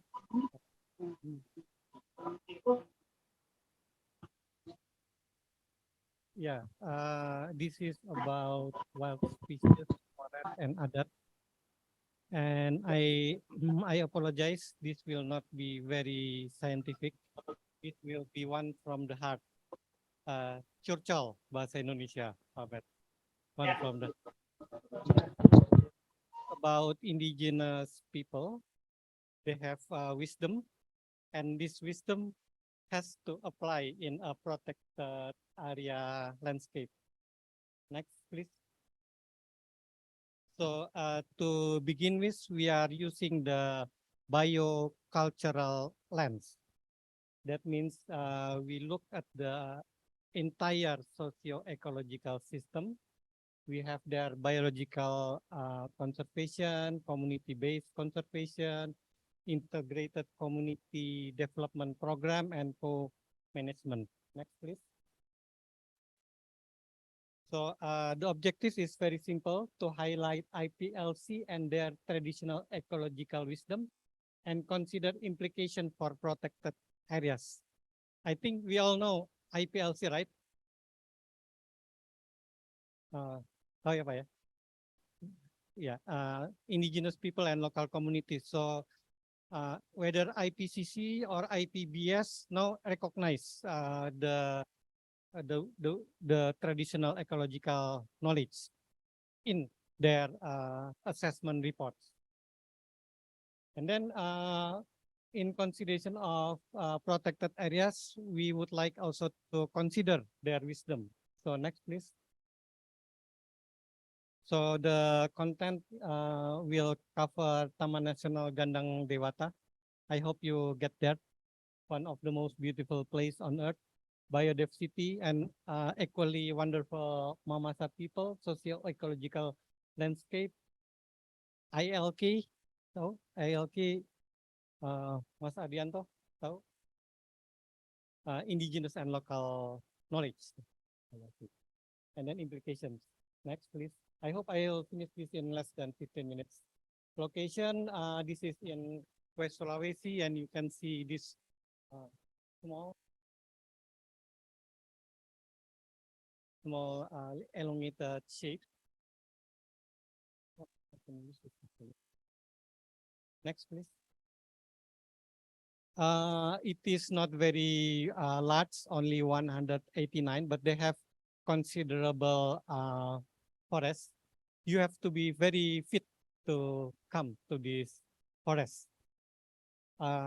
Just to reach the core, at least you need 8 days. Next. And the government has made a very beautiful book about the flora and fauna. This may be one of the lost words of the world, because we have in, I think around 2002, Bruce Bieler found a lost word in Papua, Poya Mambramo, and then Frank Rhine in 2000, no, Bruce Bieler in 2010 or around, and then Frank Rhine, I think around 2021 in Peleng. This one is another candidate, considering it's so easy to find new people have been describing that species. Next, please. I will let Ibu Ria to identify all these words, because from Burung Indonesia, no, I'm kidding. Next, please. Yeah, next, please. This is biodiversity. And this is a dilemmatic species, very beautiful, but also human-wildlife conflict because attack the crops. Next, please. This is also human-wildlife conflict species.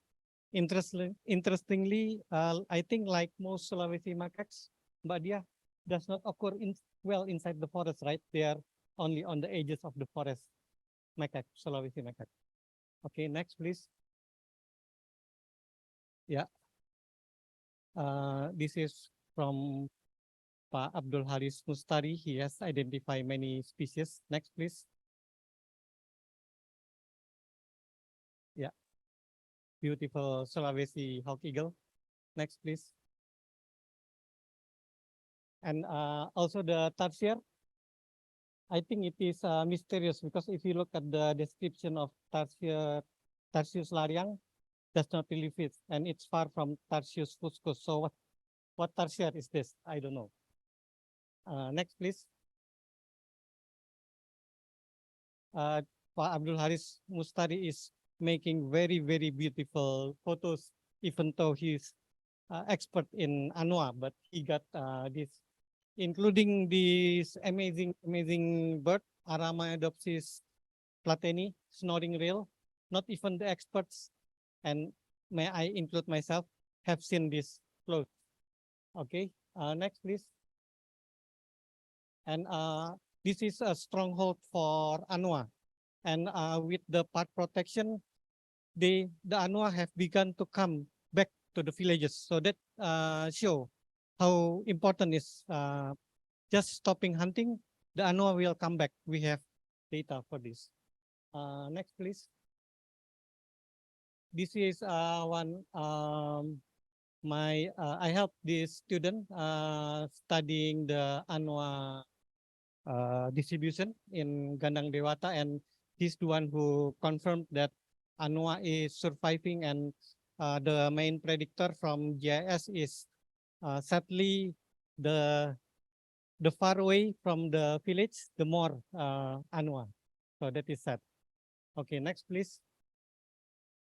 Yeah, this is just location. Next, please. This Mamasa people is also called West Torajan, and they are famous not only for their ikat but also for their wisdom in using nature. For instance, this is ampak tuyu mat. This size maybe they sell for 500,000. Ampak means mat. Tuyu means kind of sages on the bank of the river. I forgot the species. Next, please. And if you are interested with anthropology, there is in the internet, this is excellent book about earth and people of Mamasa. Next, please. And amazing, they are living in a proper socio-ecological landscape, as I will explain. And you can see the wisdom they have. Also fisheries here in the paddy field, and they have kind of with steep slopes. They have to do the kind of rice paddy. So it is called Kondo Sapata, one patch of paddy field because of so small space. Next, please. Oh, this is very interesting. We said that being found new for science and so on, but even new for science, Fazul, please pay attention. This is your expertise. Species described as trigona only in 1989, but in 2017 it becomes Wallacea trigona. So it becomes entire genus. But for the local people, it does not matter because they already know these species for centuries and they harvest the madu. Next, please. Oh, I'm very happy to introduce, this is CNN hero. He's the one who started Orchid Village movement. So now many ibu-ibu, they not only go to the forest to collect the Deliosis Tandaniki grass, but also to help him build the ornamental plants. And now he's getting famous and became a CNN Indonesia hero, Andreas Sombokaraeng. Next, please. And also we are friends with the hunters. Initially, we came and they said that, oh, we don't have hunter here. But the one who said that, his father, his brother, and everyone he related to is hunter in the village. It is only after 1 week we live with them, we learn that. And to make it easier, Pamet, we use local language. You use Bahasa Indonesia, they will not tell the truth. Next, please. This is the main, actually, I mentioned about curhat from the feeling. This is the one that I would like, and the only one that I would like to propose.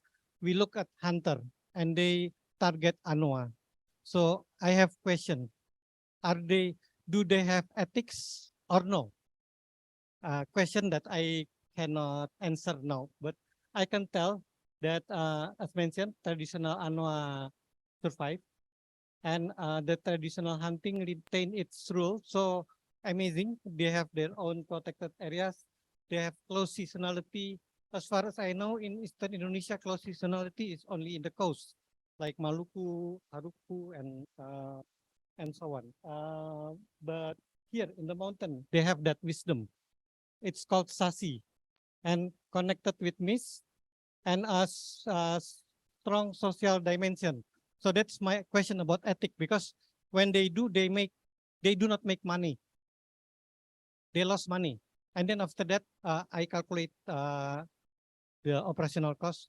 They distribute the meat, not only for themselves. So that is for community sharing and often only, also for sustenance. Is that ethical or not? Please, maybe someone can tell me. So this is an ethical issue. We have indigenous practice that are strong with sustainability potential. how to give them space to manage. It cannot be that we regulate them. They can do on their own. Next, please. Yeah, they have a community conservation area. I know someone who become very depressed just entering the forest. So people have in their mind, it will not be the God, it will not be the gods, it will not be human, it will be nature. Maybe through nature that the person will be punished, become depressed. I met the person who entered the forest. Called Pangala Diombo, the sacred forest. Next, please. I think near, yeah, for discussion, this is appreciation of traditional ecological knowledge, and even this is IP based, yeah. Local, say TAK or ILK can create cultural landscape with enhanced habitat heterogeneity that is well known, but also they are good with wild species management. So that is kind of proven, right? Synthesis report from IPBS. Next, please. And this is where adaptive collaborative management has to come in. There has to be space for the IPLC. Next. Conclusion, very simple. Firstly, is there a strong bioculture in Wallacea? For Taman Nasional Gandang Dewata, there is a lot of evidence we gathered. And secondly, if we are talking about conservation or conservation plus, we need also local wisdom. Next, please, the final slide. So this is still part of my pouring my feelings. I try to depict that the IPLC governance has to be provided its own recognition with citizen science, but also with the ILK. And of course, all connect to nature-based solution. So thank you for the opportunity, for the time, Ibu Ria, Mbak Ria. Thank you, Dr. Indrawan. It's exactly 15 minutes. Thank you very much. So it's very interesting about his study in Gandang Dewata National Park in Sulawesi, again in Sulawesi, place for the hybrid species. And I think it's quite or not many, but where they study on the indigenous local knowledge and how actually the local rules can be used as a local regulations, and also if we want to see the local wisdom as an asset for conservation in future. I think in the Wallacea region there's a lot of ethnic groups, so I think it's every site, every place will be different wisdom and different challenge. Correct. Thank you, Dr. Indrawan. So now we will listen the presentations from the online speakers. Yes, I think Ibu Smiati, if I'm not mistaken. Ibu, the floor is yours. I think you will have 20 minutes. If you have less 20 minutes will be better, so we can have more discussion time. Thank you. Ibu, please. Baik, selamat siang. Mohon maaf, apa suara saya dapat terdengar dengan jelas? Jelas, Ibu. Silakan. Baik. Terima kasih. Assalamualaikum warahmatullahi wabarakatuh dan selamat siang. Izin memperkenalkan diri, nama saya Kusmayanti, mewakili Bapak Kepala Balai Taman Nasional Boganingan Dewata Bone, Dr. Hewan Supriyanto. Terima kasih atas kesempatan yang diberikan kepada kami. Izinkan saya menyampaikan narasi saya dalam berbahasa Indonesia. Baik, pada kesempatan ini saya akan mencoba menjelaskan tentang bagaimana penerapan aplikasi smart dalam metode pekerjaan RDM dalam pengelolaan Taman Nasional Boganingan Dewata Bone. Bisa slide show sudah? Baik. Sebagai pendahuluan, izinkan saya memperkenalkan tentang Taman Nasional Boganinan Wartabone. Taman Nasional Boganinan Wartabone ditetapkan dalam penetapan SK pertamanya dengan nomor 724 pada tanggal 8 November 1993, di mana luasan arealnya adalah sebesar 287.115 hektar. Lalu, ya, ya. Boleh share presentationnya, Ibu? Sudah saya share ke panitia. Oh, okay. So please, panitia, if you have the presentation.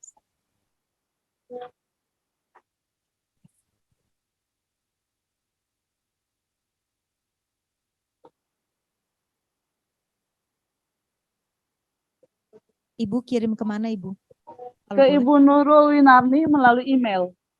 Ibu Nurul, can you please check? Ada?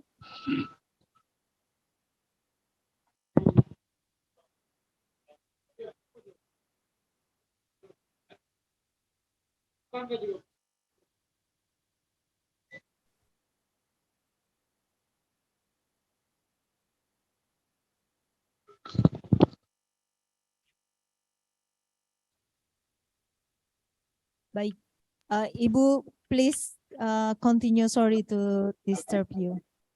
So please continue. Baik, terima kasih. Mungkin di halaman kedua. Kita masuk halaman 2. Seperti tadi saya sampaikan bahwa Taman Nasional Boganinan Wartabone ditetapkan dalam SK penetapan pertama dengan nomor 724 luasan sebesar 287.115 hektar. Lalu pada tanggal 2 September 2014 dengan SK nomor 734 ditetapkan dalam SK pengelolaan kawasan konservasi di Provinsi Sulawesi Utara, luasan Taman Nasional Boganinan Wartabone yang ada di wilayah Sulawesi Utara sebesar 177.115 hektar dan SK 3072 untuk penetapan pengelolaan kawasan konservasi di Provinsi Gorontalo seluas 104.974,93 hektar. Sehingga ketika ditotal luaskan menjadi 282.089,93 hektar. Terdapat selisih perbedaan dari SK penetapan pertama, tapi tetap ini adalah luasan yang cukup luas untuk suatu kawasan konservasi. Sebagai kawasan taman nasional, kawasan konservasi Taman Nasional Boganinan Wartabone dikukuhkan dengan penetapan zonasi SK Dirjen nomor 151 pada tanggal 13 Juni 2020. Secara geografis dan ekologisnya, kawasan Taman Nasional Boganinan Wartabone ini terletak di dalam 2 provinsi, yaitu Provinsi Sulawesi Utara dan Provinsi Gorontalo, dan tersebar di 4 kabupaten, yaitu Bolaang Mongondo, Bolaang Mongondo Selatan, Bolaang Mongondo Utara, dan Bone Bolango di Provinsi Gorontalo. Melingkupi 28 kecamatan, di mana 18 kecamatannya ada di Provinsi Sulut dan 10 kecamatan ada di Provinsi Gorontalo, serta melingkupi 191 desa dengan 143 desa ada di Provinsi Sulut dan 48 desa ada di Provinsi Gorontalo. Kawasan Taman Nasional Boganinan Wartabone yang cukup luas ini sebagai penyedia jasa lingkungan untuk sekitar 290.000 penduduk sekitarnya, serta yang paling utama adalah habitat penting untuk 3 jenis satwa prioritas nasional terancam punah, yaitu anoa, babi rusa, dan maleo. Komposisi sumber daya manusia pengelola kawasan ini adalah terdiri dari 60 ASN dan 19 PPNPN atau tenaga kontrak, di mana ASN ini terdiri dari 5 pejabat struktural, 12 jabatan fungsional umum di tata usaha, serta jabatan fungsional teknis Polhut sebanyak 24, tenaga fungsional P 14 orang, untuk penyuluh kehutanannya 4 orang, dan 1 orang pranata komputer. Untuk mengelola kawasan konservasi yang cukup luas ini, dengan 60 ASN dan 19 tenaga PPNPN itu dirasa tidak memadai. Sehingga kami melakukan perekrutan terhadap kelompok masyarakat yang memiliki komitmen dalam hal penjagaan keutuhan kawasan, yaitu masyarakat mitra Polhut sebanyak 32 dan 5 orang perempuan integratif mitra Polhut atau kita sebut PIMP sebanyak 5 orang yang mewakili dari desa-desa yang ada di sekitar. Jika kita lakukan perbandingan antara luasan Taman Nasional Boganinan Wartabone dengan pengelolanya, itu sekitar 1 orang melakukan pengelolaan untuk 3.318 hektar, sekitar seperti itu. Dan jika dilakukan perbandingan antara luasan taman nasional dengan fungsional teknis pengelola lapangannya adalah 1 orang mengelola 6.418 hektar. Ini adalah sesuatu PR yang berat, tugas yang sangat berat buat kami, sehingga kami harus melakukan upaya-upaya pengelolaan dengan cara yang efisien. Next slide. Kawasan Taman Nasional Bogani Nanti Watabone ini juga menjadi tempat menyangganya sekitar 565.931 masyarakat sekitar. Next. Oke. Sebagai kawasan hutan, kita juga mendukung populasi spesies-spesies endemik ikon Sulawesi yang cukup terancam punah, yaitu ada anoa, babi rusa, maleo, kera Sulawesi, dan musang Sulawesi. Hasil dari survei kamera jebak yang terbaru yang kita laksanakan dari tahun 2016 sampai 2020 telah mengkonfirmasi keberadaan 3 spesies burung baru di kawasan Taman Nasional Bogandi Nani Watabone, yaitu Anis geomalia, mandar dengkur, serta cincong Sulawesi. Anis geomalia ini sebagai informasi adalah temuan jenis baru yang ditemukan di Taman Nasional Bogani Nani Watabone yang didapat dari kegiatan kamera trap tahun 2020, di mana sebelumnya tidak ada catatan tentang keberadaan jenis ini. Next slide. Nah, dalam pengelolaan kawasan Taman Nasional dengan sistem zonasi, terdapat 6 zonasi yang ada di Taman Nasional Bogani Nani Watabone yang terdistribusi ke dalam 3 seksi pengelolaan wilayah. Untuk zona inti, zona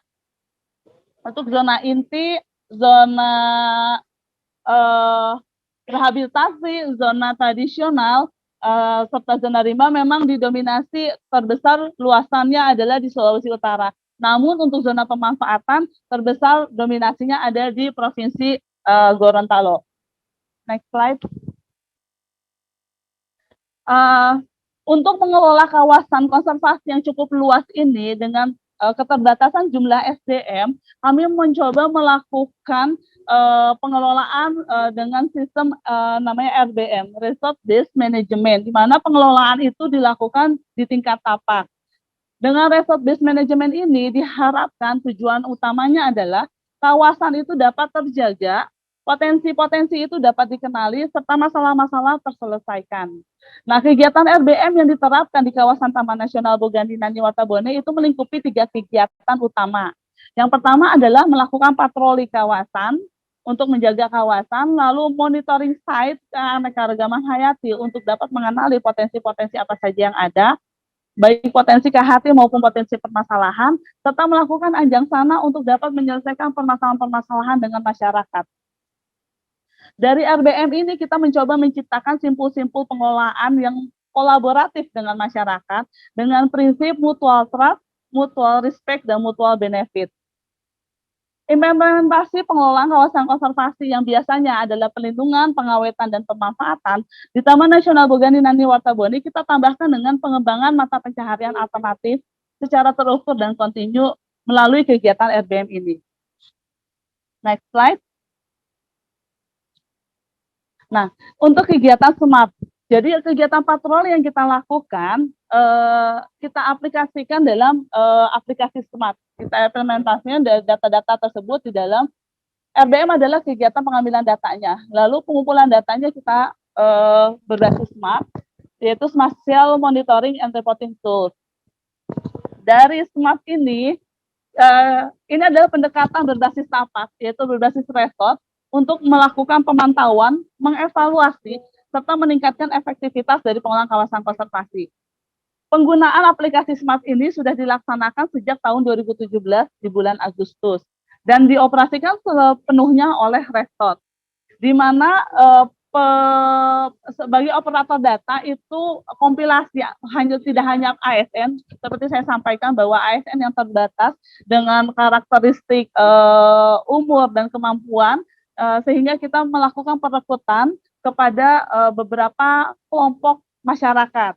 Sehingga untuk operator data itu ada 14 orang, 1 operator data di tingkat balai, 3 operator data di masing-masing seksi, dan 10 operator data di masing-masing resort yang dibantu juga oleh anggota MMP. Next slide. Yang akan kita bahas untuk aplikasi smart ini 4 cakupannya. Next slide. Next slide. Oke.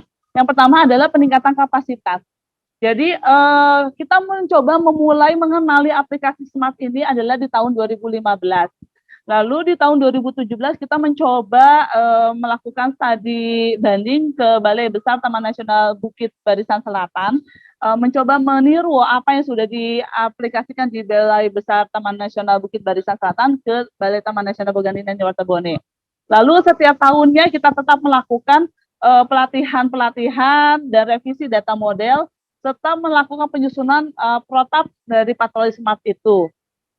Setiap tahun kita melakukan pelatihan dan evaluasi rutin sebagai bagian dari peningkatan kapasitas para pengumpul data serta para pengolah data dan analisa data. Selanjutnya, next slide. Penerapan patroli berbasis smart ini memiliki tujuan mendukung upaya pengamanan kawasan, melakukan pemahaman kondisi kawasan, baik dari sebaran spesies kunci, ancamannya, dan sebagainya, serta membangun strategi dalam pengamanan dan pengolahan sumber daya manusia dan sumber daya alam. Dari aplikasi smart ini kita hasilkan, next slide. Nah, ini bisa dilihat hasil dari pengumpulan data melalui penerapan RDM, lalu dimasukkan ke dalam aplikasi smart. Kita bisa mengumpulkan data-data terkait perburuan satwa, pembalakan, pembangunan kawasan, pelaku, penerbangan, pengambilan HBK, kebakaran hutan, serta pencemaran. Itu bisa dilihat dari peta yang di sebelah kiri. Lalu di peta sebelah kanan itu adalah jalur-jalur patroli Taman Nasional Bogandina Wartabone yang telah dilaksanakan dari tahun 2017 dan 2022. Lalu kita juga bisa menghasilkan data seberapa banyak dan seberapa jauh kilometer dan hari yang digunakan dalam patroli smart dari tahun 2017 dan 2022, serta seberapa banyak jerat-jerat yang berhasil kita temukan dari tahun 2017 dan 2022. Memang kegiatan ini baru dimulai dari 2017, sehingga memang data-data untuk 2017 sampai 2020 belum terlalu banyak dan belum terlalu mewakili. Namun kita melakukan intensifikasi patroli di tahun 2021 dan memang kita menghasilkan data tahun 2022 cukup tinggi jerat-jerat aktif yang telah ditemukan. Next slide. Dari patroli RBM dan kita lakukan pengolahan data dan aplikasi smart juga, kita menghasilkan data seberapa banyak upaya patroli yang dilakukan di masing-masing resort sejak tahun 2017 sampai 2022 ada. Jadi kita telah mengumpulkan banyak data. Tapi data-data ini digunakan untuk apa? Data-data ini digunakan untuk bagaimana caranya kita melakukan strategi-strategi pengolahan kawasan konservasi lainnya. Dari next slide. Dari data tadi dari data patroli kita mendapatkan informasi-informasi tersebut. Lalu dari data dari kegiatan RBM melalui monitoring site, kita menghasilkan data tentang sebaran potensi satwa liar yang ada di Taman Nasional Bogandina Wartabone. Kita khususkan untuk anoa, babi rusa, dan maleo. Kita bisa lihat bahwa warna coklat yang gelap itu adalah frekuensi atau intensitas perjumpaan satwa yang lebih banyak ditemukan untuk 3 satwa ini. Sehingga dari kegiatan RBM melalui monitoring site itu, kita melalui aplikasi smart kita bisa mendapatkan tipologi lokasinya itu ada di mana saja, tersebar di mana saja. Selain itu, kita juga bisa menghasilkan data tentang next slide, pembangunan strategi pengamanan kawasan. Di sini kita bisa mendapatkan informasi terkait temuan penggunaan lahan, di masing-masing resort pengelolaan penggunaan lahan oleh masyarakat. Berikutnya, next slide. Kita juga punya informasi tentang kegiatan pembalakan liar yang terjadi dan ditemukan. Dan memang di sini terlihat tinggi sekali di wilayah Resort Dumoga Barat, utama dan dominannya untuk pembalakan liar. Dari hasil monitoring site juga kita bisa menghasilkan penemuan terkait jerat-jerat yang ditemukan sehingga kita bisa mengidentifikasi atau memprediksi lokasi perburuan. Dan memang dari informasi kita menemukan banyak sekali jerat-jerat aktif. Kenapa jerat-jerat aktif? Semakin banyak jerat aktif ditemukan, itu semakin baik. Artinya jerat aktif itu belum berhasil menjerat satwa, sehingga semakin banyak jerat aktif yang ditemukan, semakin kecil kita kemungkinan satwa terjerat.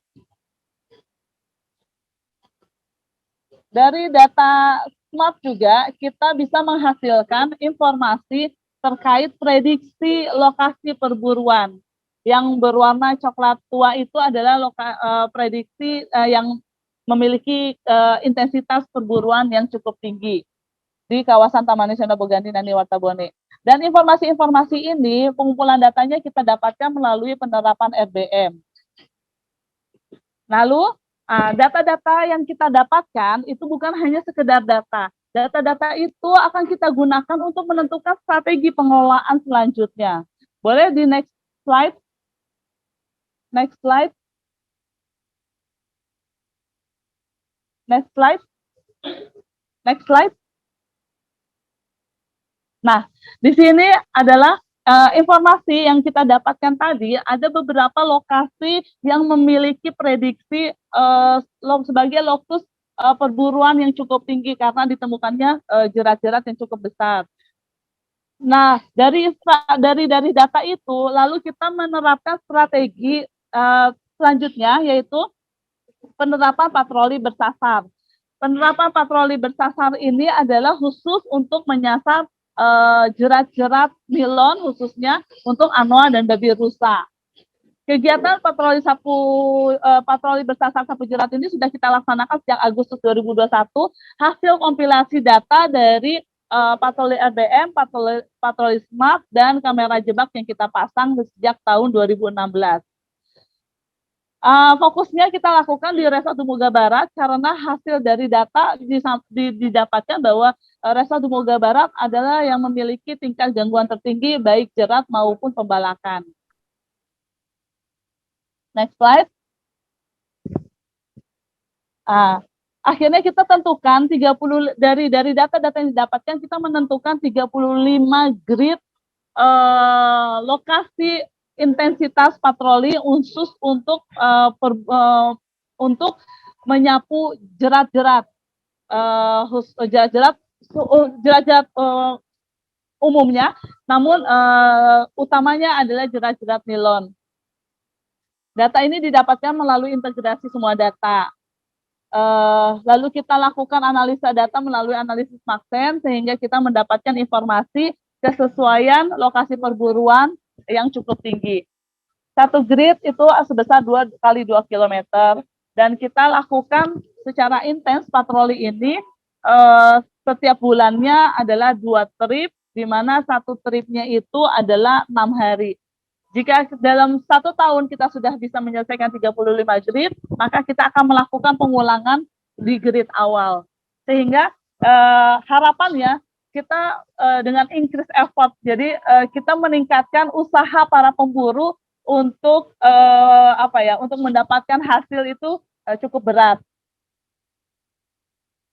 Kita memang tidak bisa melakukan, tidak bisa memastikan memastikan bahwa perburuan itu tidak ada, tetapi kita mencoba untuk meningkatkan usaha si pemburu itu semakin tinggi untuk mendapatkan hasil buruan. Dari patroli sapu jerat bersasar kita menghasilkan data lagi. Boleh next slide.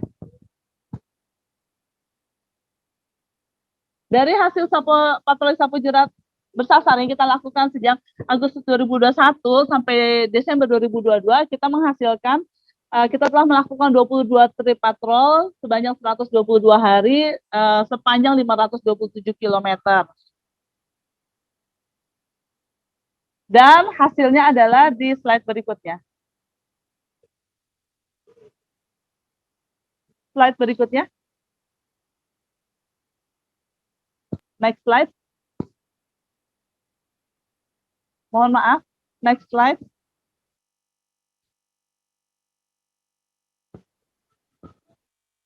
Mohon maaf, next slide boleh?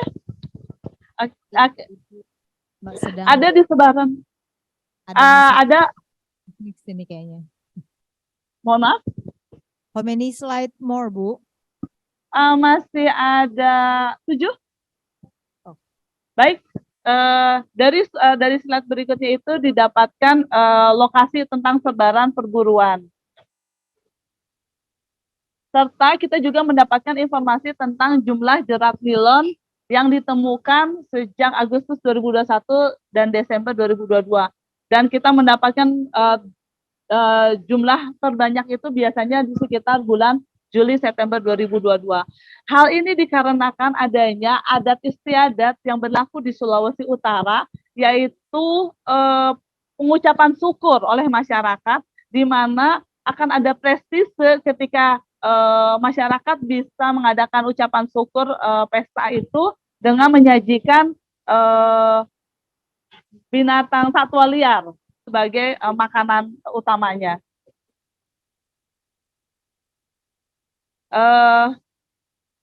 Mungkin slide-nya mohon maaf tidak terbaca, ada beberapa dokumentasi jenis slide yang tertangkap serta dokumentasi babi rusa yang terjerat yang telah berhasil diselamatkan oleh para petugas kami. Patroli sapu jerat bersasar ini dilakukan kebetulan di pintu utama menuju lumbung utama anoa dan babi rusa, hasil dari analisa maksen kamera trap yang kita pasang sejak tahun 2019 sampai 2022. Lalu implementasi RBM yang telah dilaksanakan sampai tahun 2022 itu kita bisa ambil kesimpulan total titik yang kita lakukan adalah pengamatan adalah sebanyak 19.071 titik, atau yang terdiri dari jumlah observasi sebanyak 23.301 kali observasi, total anjang sana kepada masyarakat atau sosialisasi kepada masyarakat sebanyak 2.244 kali, jumlah desa atau kecamatan yang dikunjungi adalah sebanyak 212 desa dan 34 kecamatan yang tersebar di 4 kabupaten, jumlah temuan pal batas sebanyak 423 pal, jumlah perburuan satwa sebanyak 624 titik dan berhasil menemukan 1.600 temuan jerat yang berhasil dimusnahkan juga. Lalu jumlah pembalakan liar sebanyak 490 meter kubik kayu olahan dan 230 batang kayu yang berhasil kita temukan. Luas perambahan kawasan kita berhasil mengidentifikasi sebanyak 1.712 hektar. Serta jumlah perjumpaan satwa dan perjumpaan di site monitoring tetap sebanyak 160 jenis. Dan informasi-informasi ini kita dapatkan melalui patroli-patroli RBM yang dimasukkan datanya ke dalam aplikasi Smart. Dari hasil implementasi RBM yang ada dilakukan di Balai Taman Nasional Bogani dan Watabone, kita berhasil melakukan resolusi konflik terhadap kawasan itu dengan pemulihan ekosistem kolaboratif, pengelolaan ekowisata, serta mata pencaharian alternatif. Sebelumnya, slide sebelumnya, next. Di hasil implementasi RBM, ya, next, ya di sini. Resolusi konflik yang kita laksanakan itu adalah dari kegiatan anjang sana yang kita lakukan dari patroli batas, menghasilkan banyak data serta data-data itu pun kita analisa dan menghasilkan strategi-strategi pelindungan konservasi lainnya. Lalu kita juga melakukan pengembangan mata alternatif pencaharian masyarakat sekitar, melakukan pendampingan melalui anjang sananya, sehingga kita menghasilkan di tahun kurun waktu 2018 sampai 2022 adalah penghargaan zona integritas atas predikat WBK di tahun 2021 dan ini bisa berhasil kita dapatkan karena adanya mutual trust, mutual respect, dan mutual benefit yang kita bangun bersama masyarakat melalui kegiatan Anjang Sana melalui RBM. Lalu adanya penghargaan atas Polhut Rengginas terbaik 1 dan Polhut Inovatif terbaik 1 2021 atas apa-apa upaya yang telah mereka laksanakan. Lalu penggunaan aplikasi smart itu sendiri. Dan ini, Balai Taman Nasional Bogani Nani Wartabone memang memiliki cita-cita untuk menjadi Center of Excellence sebagai pusat pembelajaran, baik dari penerapan aplikasi smart dengan menggunakan metode RBM, Center of Excellence terhadap monitoring keanekaragaman hayati menggunakan kamera jebak atau kamera trap, serta Center of Excellence sebagai satu-satunya Satker atau UPT KSDAE yang telah memperoleh predikat WBK dari Menpan RD. Lalu kami juga telah membuat modul RBM yang telah kami terapkan di Taman Nasional Bogani Nani Wartabone sebagai acuan atau referensi yang bisa diterapkan di Taman Nasional atau di UPT lain yang memiliki karakteristik dan tipologi kawasan yang menyerupai dengan Taman Nasional Bogani Nani Wartabone. Kita menerbitkan buku rumah bersama, buku status keanekaragaman hayati Taman Nasional Bogani Nani Wartabone 2020.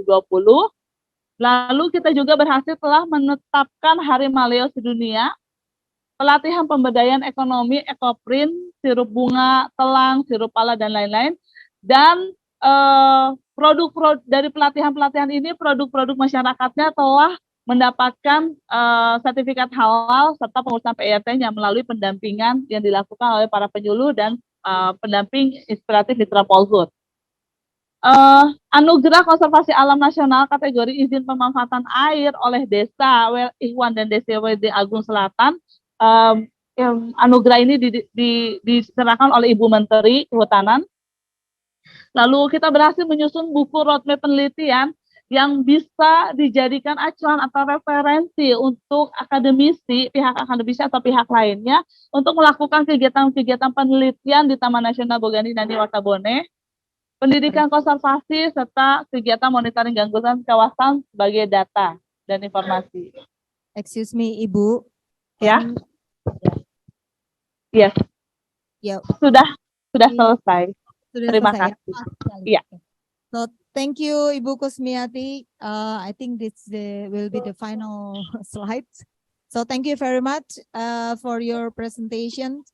So this is about how the Bogani Nani Wartabone National Park in Sulawesi, in the north part of Sulawesi, using the smart spatial monitoring and reporting tools based on the resource-based management. So how to manage more than 280,000 hectares of the area, and using the very limited staff, but they have the strategy to engage the community.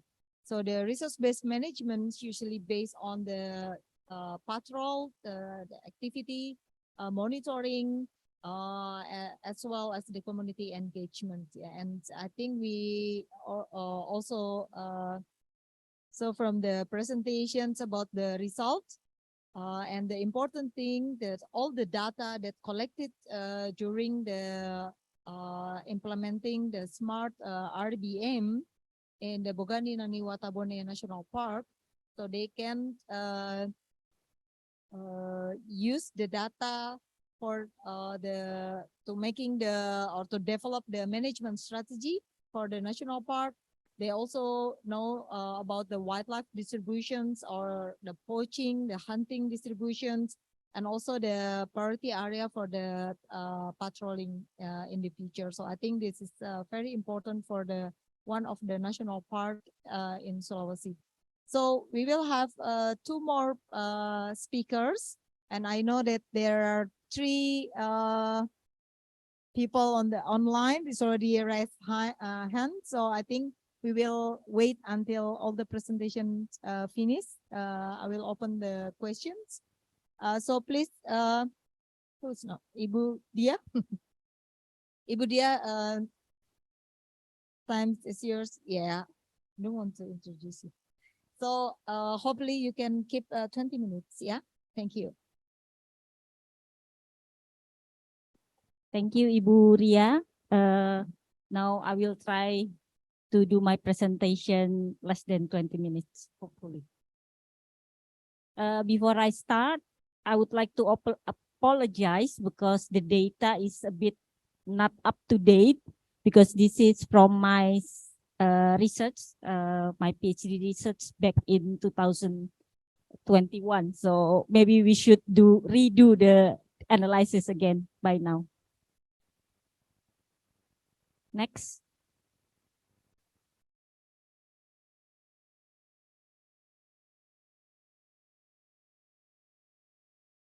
Nggak bisa next ya? Iya. Tapi Tono nggak bisa next ya, Ton?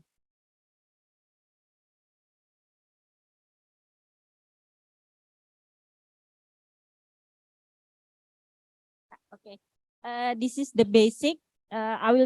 We try to see the impact of pressures and how respond from management inputs influence the forest cover in national parks in Indonesia. But today I will only present the ones in Wallacea region. The pressures, the analysis is following Sanderson, and we use human population, land use change, road access. Access is apart from roads is from river and sea, as well as settlement. Whereas the management inputs, we get the data from a yearly report, is open access. We can get it from the website. It's called Statistik KSDAE. It come out every year, and we can get the data of the park area, the yearly management budget, number of rangers, number of ecosystem service permits, etc. And then the forest cover, we also use the maps from KLHK. We only recalculate the area of each land use classification and then get the number of forest cover. Next.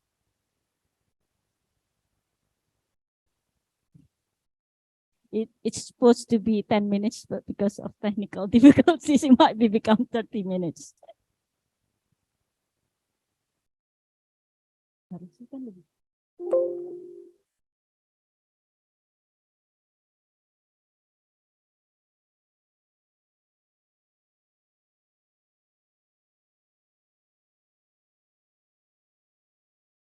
Yeah, the next slide is only I will showing the size of forest cover. So basically, in Sulawesi, Nusa Tenggara, and Moluccas, this is the Sulawesi. We can see that only between 2012 and 2017, only in 5 years' time, all the forests in national park in Sulawesi is reduced. It's the same with Nusa Tenggara and Maluku. It's all the same. Why I use 2012 and 2017? It's because the data for the human footprints, the available data is between those range of year. Yeah.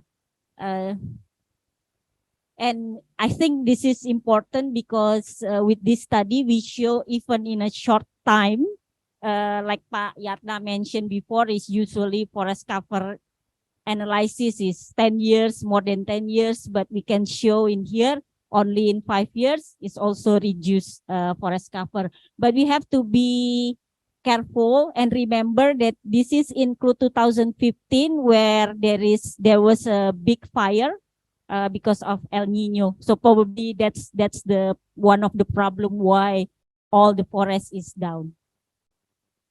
Loncat aja. This is in Maluku, the same, all down. Nusa Tenggara, all down. This is the methods for the human footprint, the data, because the human population, we use data from 2010 and 2015. It's only come up every 5 years. And then data on road access, road and railways. We use only data from 2014 to be used in both data. That's the data availability. It's a bit hard to get the correct data for the correct years. Next. This is the result for Sulawesi. We can see Banti Murung Bulu Sauraung because it located almost in cities, ya Pak, surrounded by settlements. We can see that is the human footprints is a lot more compared, for example, in Boganinani in the middle. Ibu Kus previously show the smart patrol is only on the edges of the national park because in the middle there is almost no human footprints. Next, this is Gandang Dewata, Pak Didi, just to show the yellow one is the road. When there is road, and then of course there will be settlement and things like that, and then the human footprints become going up. Next, this is in Maluku, the same. We can see all red. When we see reds, it's usually there is roads. Yellow, usually agriculture area. Next. This is, no, I can't remember. Manusela in Maluku. It's a bit different. In Manusela, there is a program, a national program to open food estate for paddy. And we can see a little bit when they already start opening the area, it becomes yellow. And of course, to do that, government have to open roads for access, and then it will become redder and redder, the human footprint. Next. This is in Nusa Tenggara. Next. We do a little bit of statistic analysis to see, because we analyze the human footprint inside the park and the human footprint outside the park up to 10 kilometers, because Bill Lawrence, in one of their publication showed that what happened outside the park will be mirrored inside the park. And we try that again with only human footprint. It shows exactly like that. It's a significant correlation. Impact of when the human footprint outside the parks is going up, then the human footprint inside the park is also up. So it's the result is more or less similar with the study by Lawrence et al. Next. This is the percent change between 2000 and 2017 inside national park. This is all over because my study is studying all 44 terrestrial national parks in Indonesia. But here only I'm talking only about the Wallacea region. Unfortunately, Sulawesi, Maluku quite high. The changes only in 5 years, and inside national park is higher than outside national park. So the impact of development outside is clearly showing inside the park as well. Next, this is the detail of the land use or the impact. There is access, industrial plantation, road, agriculture, and population. And the main factor that cause human footprint or threats to the forest is roads and population. Like Jawa and Bali, of course, is very high. But what is interesting, even though the human impact in Jawa and Bali because the development, but most of the national park in Jawa managed to maintain the forest cover. That's very interesting. That's another story that Payatna and us is trying to study at the moment. Why? like that. Okay, next. This is trying to see after we see that human footprint outside the park impacting the ones inside the park, now we try to see its impact on forest cover. Of course, when human footprint is going up, the forest cover is down. It's also significant, but interesting. When national park in Indonesia located in the mountainous area, they tend to manage to maintain the forest cover because, of course, the access from human is less when it's mountainous area. Next. After that, we would like to know, in general, the trend or the pola apa ya? The pattern of this national park. Try to look with management inputs as well. So human footprint, forest cover, and management inputs. We try to make a pattern and classify them. There is a 6 classification. Next.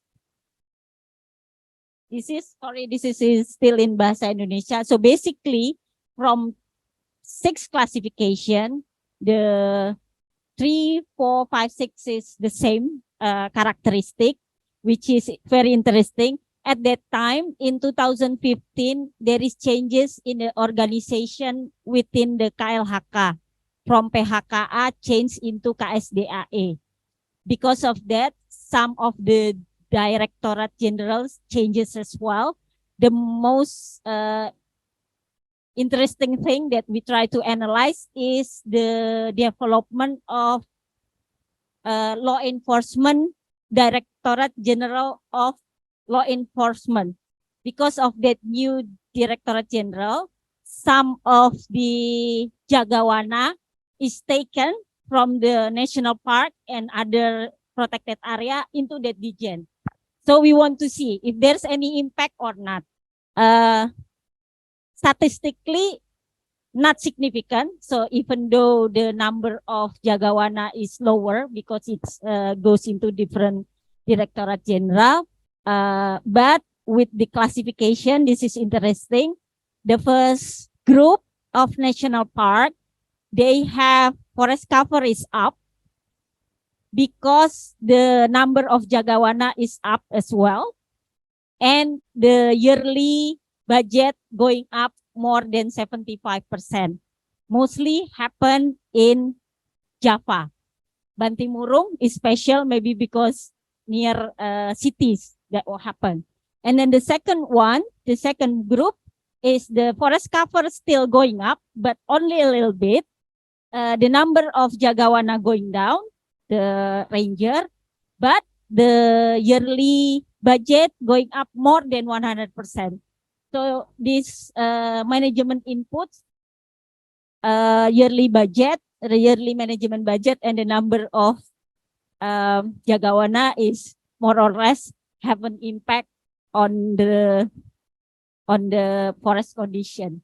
But the rest, it has the same, all has forest cover down because most of the Jagawana going down, taken into the different region, and the budget also going down less than 100%. We try to find out why this happened, especially how they distribute the yearly budget, why some national park has higher and less, but up to now we couldn't get any definite answer because some people in KLHK when asked, yeah, it's given from long time ago, something like that. So I could, and then I tried to find other studies. There's one studies from 2006 or something, and it didn't really explain. So we need to explore why it's protected in Indonesia get that amount of money. Why? Based on what? We don't know. Next. After that, in my dissertation, I try to see the interaction between response state and impact response state and response more dynamically using system dynamic. So I put the, in here, this is the state forest cover, and then this is in that area is impact from human footprint, and also in this area is the response. What is interesting from this analysis, it showed that jasa lingkungan, ecosystem service, that people using ecosystem service, we calculated also from data from Statistika SDAE, just from the number of permits, because each national park will give permits for people using water and things like that. We only analyze Gunung Cermai in Java because it's interesting. Their budget is only 900,000 rupiah per hectare per year, is very low compared to other national park. But they managed to maintain their forest cover even going up. So we would like to know and come up from the system dynamic analysis. The biggest responsible is come from that ecosystem service, because in Gunung Cermai, the number of permit given is hundreds compared to other national park in Java, let alone in Indonesia. So in Indonesia is like, in Cermai is hundreds of permits, in other Indonesia is 0.0 something like that. So going back to Pak Didi presentation, the importance of people around the park, it's clearly shown in this simple analysis, because the data is all come from a report. We don't go to the field, available data, they study, it can show something like that. So I guess that's it from me. Thank you so much. Thank you, Dr. Dia. So I think it's exactly 20 minutes less. Okay, so it's very interesting to see the forest covered and the human footprint, and also about the management input for the some of the national parks that they targeted in her study or research. So we will listen about the pressures of the pressure in the protected area management in Indonesia. That's interesting, yes. How an example, in the Cermai National Park, even that the budget is not very low, but this budget is quite low, but they can maintain the forest area. But in Java, maybe, I don't know, Pak Yana, because the non-forest or non-protected area that's managed by state corporates, yeah. So it's maybe all the concessions. Maybe it is different only in Java. Outside of Java, you will see a lot of the the owner of the concessions. It's very varied. So the next it will be Dr. Dev. This interesting about the deforestation risk modeling in Indonesia. Yeah. So time is here. So 20 minutes, please. Okay. Hello. Yeah. So yeah, I'll be discussing our work on deforestation risk modeling or forest loss risk modeling. So next slide. So the work I'll be presenting today was primarily led and formed by Maria, Dr. Maria Voigt, who's now left. Is it two? That one? Okay. Who's now left for other things. So this work is now being continued by Ardian, who's doing a PhD with us at DICE at University of Kent, and Mahe, who's doing his master's at UI with legend Professor Yatna and near legend Dr. Matt. Yeah, so next slide, please. So as you know, forest loss over Indonesia has been quite varied. So next slide, please. And there's been or the level of forest loss across Indonesia has varied widely. And actually on Wallacea, there's relatively low levels of forest loss, or historically there's been low levels of forest loss. Next slide, please. And this is driven by the drivers of forest loss. So in Sumatra and Borneo, forest loss is primarily driven by industrial agriculture and large-scale infrastructure, where on Sulawesi or in Wallacea, next slide please, it's mainly driven by small-scale agriculture. No, next slide please. So we know that Wallacea is a development frontier. It's an important source of nickel, a global source of nickel. It's also vital for foods and fuel security for all of Indonesia. But obviously this raises risks for forests across the Wallacea region. So next slide, please. So the aim of this project was to look into the future and try and understand what might happen in the long term, given what has happened in the past. So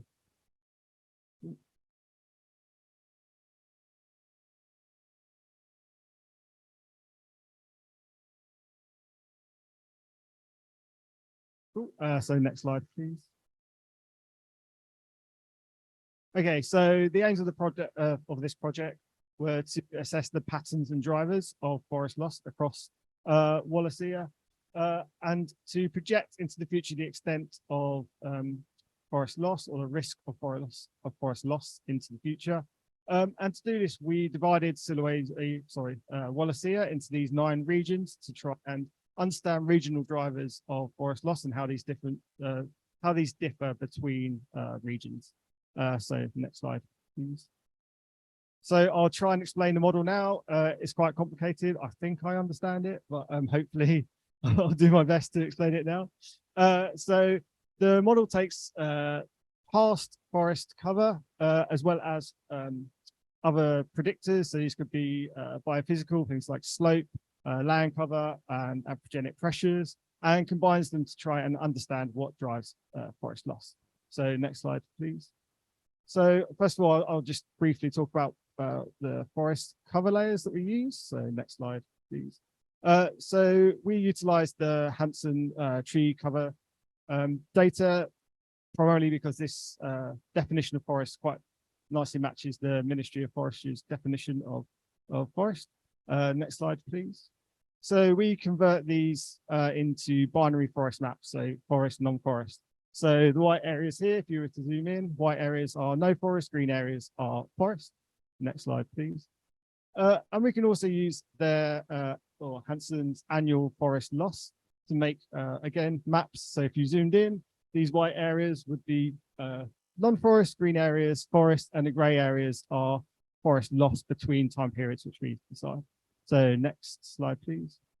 But obviously, forest loss isn't random or doesn't tend to be random. Forest loss tends to be associated near areas of past forest loss. So next slide, please. So within the model, we include this neighborhood statistic. So where there has been past forest loss, we put a sort of an area around that as a predictor to see if this contagion effect happens within or Wallacea. Next slide, please. Thanks. So as well as the forest layers, we also include other predictors which might influence or drive patterns of forest loss. So next slide, please. So this is an example of a biophysical predictor. So this is slope. So obviously Wallacea is a very topographically complex part of Indonesia with lots of variation in slope. So this might drive how or influence how forest is lost. Next slide, please. We also include land use. So this is an example of protected areas across Sulawesi. So this will be a binary protected, non-protected layer. Next slide, please. And also anthropogenic influence. So this is a layer that was produced by Nick Deere there that looks at the level of, or the population size, but also the accessibility. So how easy it is to get to certain areas. So next slide, please. So once we got all these layers together, we put them together and we train the model. And we trained for Wallacea, we trained the model on data from 2001 to 2015. And then we can check this against what we observe. So we project into the future and then check that our models are making sense by looking at our observed versus our projected deforestation or forest loss layers. So next slide, please. And you can, next slide, please. So after doing this, we found that our model was performing quite well. We had a 97% accuracy. So in 97% of the cells we predicted there to be forest loss, we observed there to be forest loss. So we are happy with the model, so we can move on to having a look at some of the predictors. So next slide, please. So these are the predictors that influence forest loss across Wallacea. So these grey boxes are sort of the mean across the region, and the dots or the points and the colours represent the influence within each region. So here we can see that historic forest loss has quite a large influence on where we see future forest loss. Fires is surprisingly high as a driver of forest loss across Wallacea. Also mining is, so this is in comparison to non-mining. So where you have exploratory mining, that's a slight driver of forest loss, and Dr. Matsuig will be talking about this later. And in comparison to protected areas, understandably, where we can convert forest, we see high levels of forest loss. So quite happy with that, makes sense. So we can move on to the next stage. Thank you. So we then project this into the future, and we do this in 5-year intervals. So we project into 5 years, and then we feed this back in and repeat the process. And we can do this in 5-year increments up until 2053 with this one. So next slide, please. And we do this 100 times over and over again to catch this stochastic processes. So next slide, please. So when we've done this 100 times, we can produce these maps, which are basically risks of forest loss across Wallacea. So next slide, please. So the green areas are areas in which all 100 times we ran this model, there was no forest loss. But the purple areas are where in all 100 models that we ran, there was forest loss, and the yellows are somewhere in between. So this represents the risk of forest loss across Wallacea. So we can see that by 2053, there is approximately 50,000 square kilometers at risk of being lost. And annual forest rates vary quite a lot across Wallacea, but they could be up to 1.23% on average. Next slide, please. And this again, so the colors here represent the different regions across Wallacea, and the dark green bars are observed forest loss, and the lighter green bars are where we projected there to be forest loss. And you can see it's quite varied across the region. So next slide, please. So Central Sulawesi and North Maluku could potentially lose up to 50% of their forest cover by 2053, where Nusa Tenggara is projected to receive much lower levels of forest loss. Next slide, please.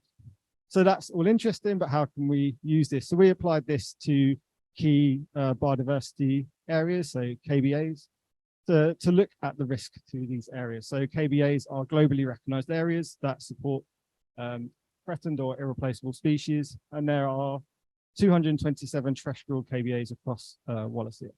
So we, next slide, please. So we investigated these KBAs and looked at forest loss within them and the level of forest fragmentation. And then we can rank these based on their risk of forest loss and fragmentation. Yeah, thank you. So this is what we found basically. So these are the top 20% most at risk KBAs. So the pinky colors here are areas that are going to receive high levels of deforestation or potentially at risk of deforestation. And the bluer areas are KBAs which may become much more fragmented. And then the purple areas are a mix of both, basically. So from this analysis, we can see that KBAs most at risk from forest loss are those small and in coastal regions and ones that have lots of unprotected land within them. Next slide, please. But also there's a lot of sub-regional variation in the amount of forest loss and the drivers and patterns we see across Wallacea. So this is just moving forward. Probably gone way too far, so.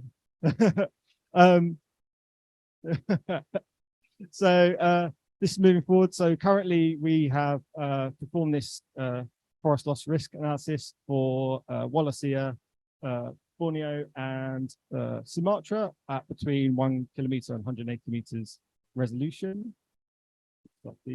So moving forward, Ardian and Mahe are going to look at a lot more fine scale drivers in Sumatra. So look at maybe the 30 or 90 meter resolution to look at very much localized forest loss across parts of Sumatra. And hopefully we can roll this out to look at forest loss across Java, Bali, and Papua eventually, so we can have a nice continuous forest loss risk across the whole of Indonesia. Next slide, please. So what's the application of these forest loss risk maps? So they're really good at helping us to assess what drives or doesn't drive forest loss across Indonesia. So Matt will be talking about mining later, I think, so we'll touch on this. But they're also really useful in planning, land use planning and prioritization. So where to prioritize conservation to reduce the risk of forest loss. So Don will be talking more about this later. Next slide, please. So yeah, thank you very much for listening. Yeah. Thank you, Dr. Dev. So very interesting, yeah, to see that, you know, the predictions of forest loss in Indonesia, but I think in this study for the Wallacea regions, yeah. So I think so we will know how many hectares will be lost in the future, and I think it will be interesting to see how we can, you know, anticipate or have a better forest management in the future, specifically in the Wallacea regions. Okay, so I will give we still have 10 minutes for discussion, but I will give hang on, 15 minutes actually. So I will give first opportunity to all the people in the online or in the Zoom because there were 3 already questions. Please, if you have questions, you can raise your hand and just ask. Yes. Yes. Morning or not, this already good afternoon. Selamat siang, Mr. John in Sulawesi. Selamat siang. Selamat sore. Selamat sore. Please, your questions. Okay, thank you. It's actually questions accumulated from the previous presentation that we had, a wonderful presentation from Yatna, Nurul, Matt. I was thinking about the cry of the people for survival and economic growth. The agricultural production obviously will not stop. We have to provide food for people. I think I was part of this project, but then I was wondering about the plant species that adapted to climate change. For example, for the tuber plants that occur in the islands. These were not covered in this study. It was amazing to see all the change, all the spirit, all the knowledge of the local people. But then we didn't touch this part. Well, we know that we have plant species that are adapted to the local, to the climate change, or adapted to any climate actually. And then the islands is the very typical characteristics of this area. We have a big islands as Sulawesi, and then we have a lot of small islands. And then if we see the BirdLife International or BirdLife Indonesia, Burung Indonesia's map of TBA, then we can see that a lot of islands supposed to be separated area of priority, something like that.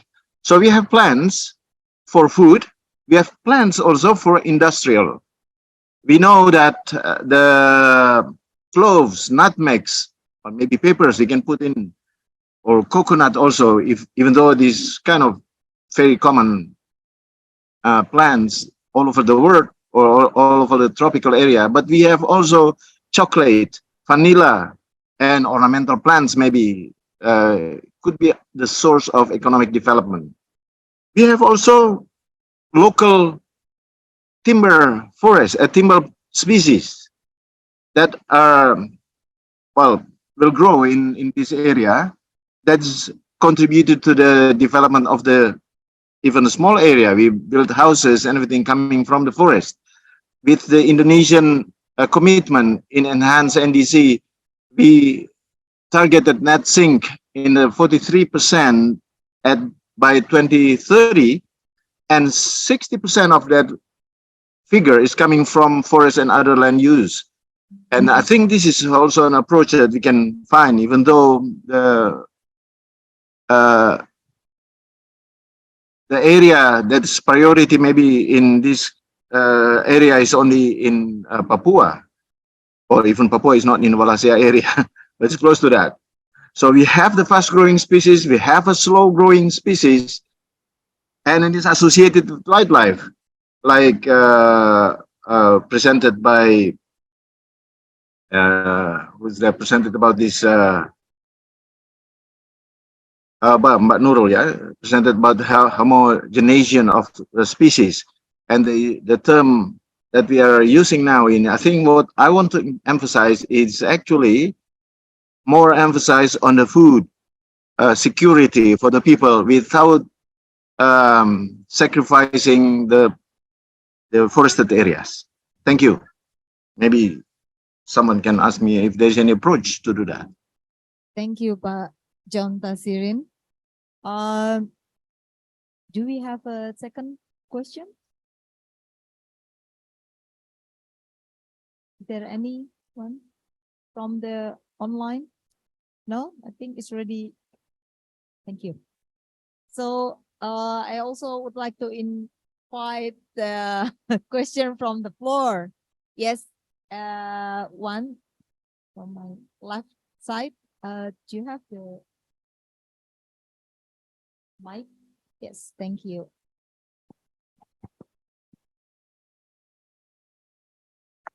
Thank you very much for Thank the you. very insightful presentations. I really enjoyed listening to all of the presentations.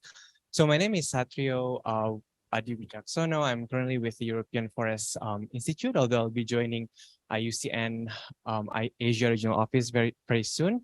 So I have a few questions to some of the presenters, and I think some of these questions might be kind of like relevant to some more than one of you.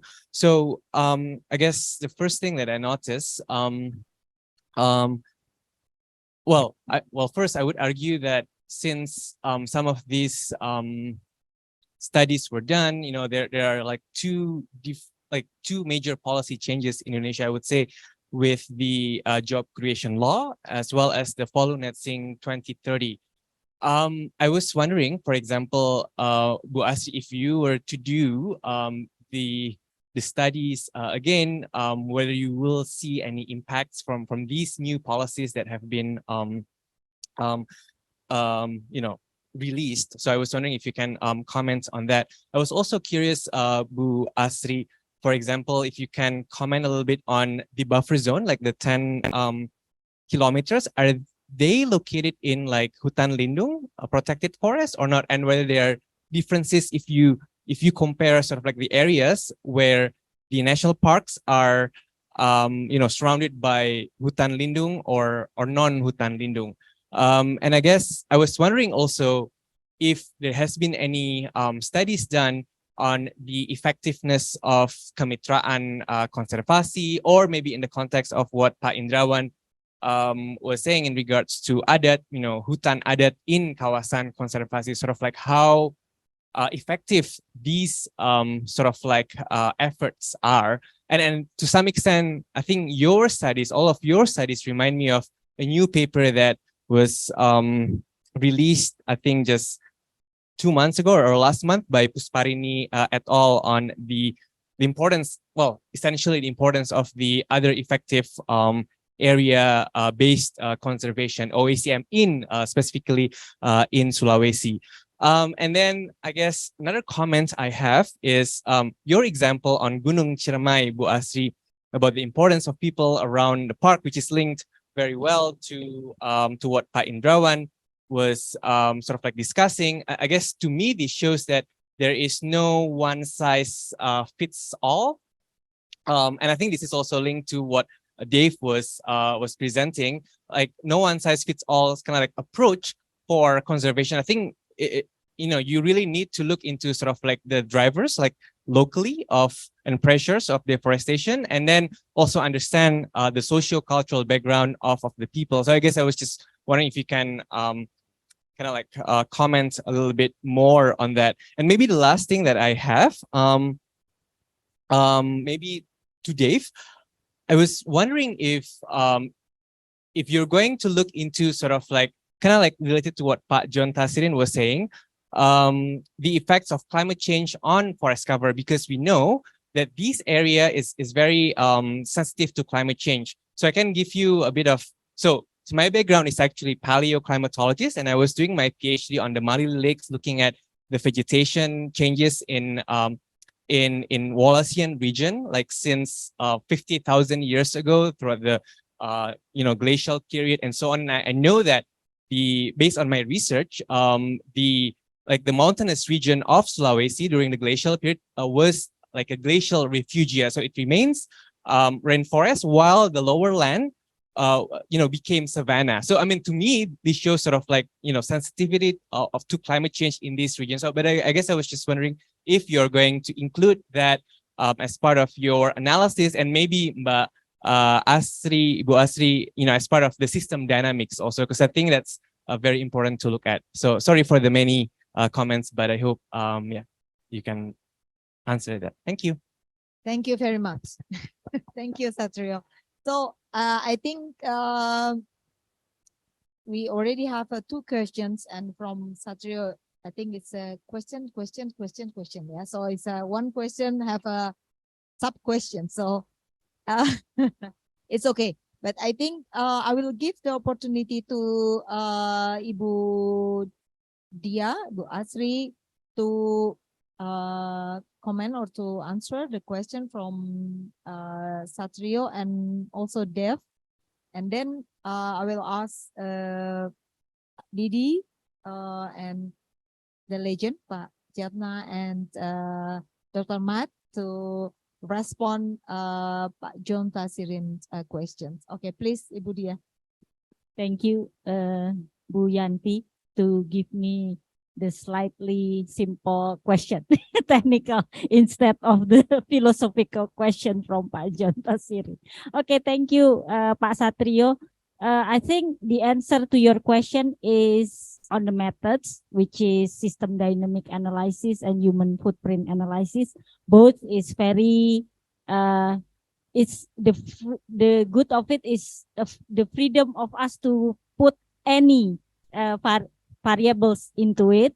So for instance, on the system dynamic, if there is changes of policy and the data is available, and then in a correct dates, the year, then we can put anything in that. System dynamic is anything we can put in it. But my analysis is usually system dynamic is putting almost all variables, details variables.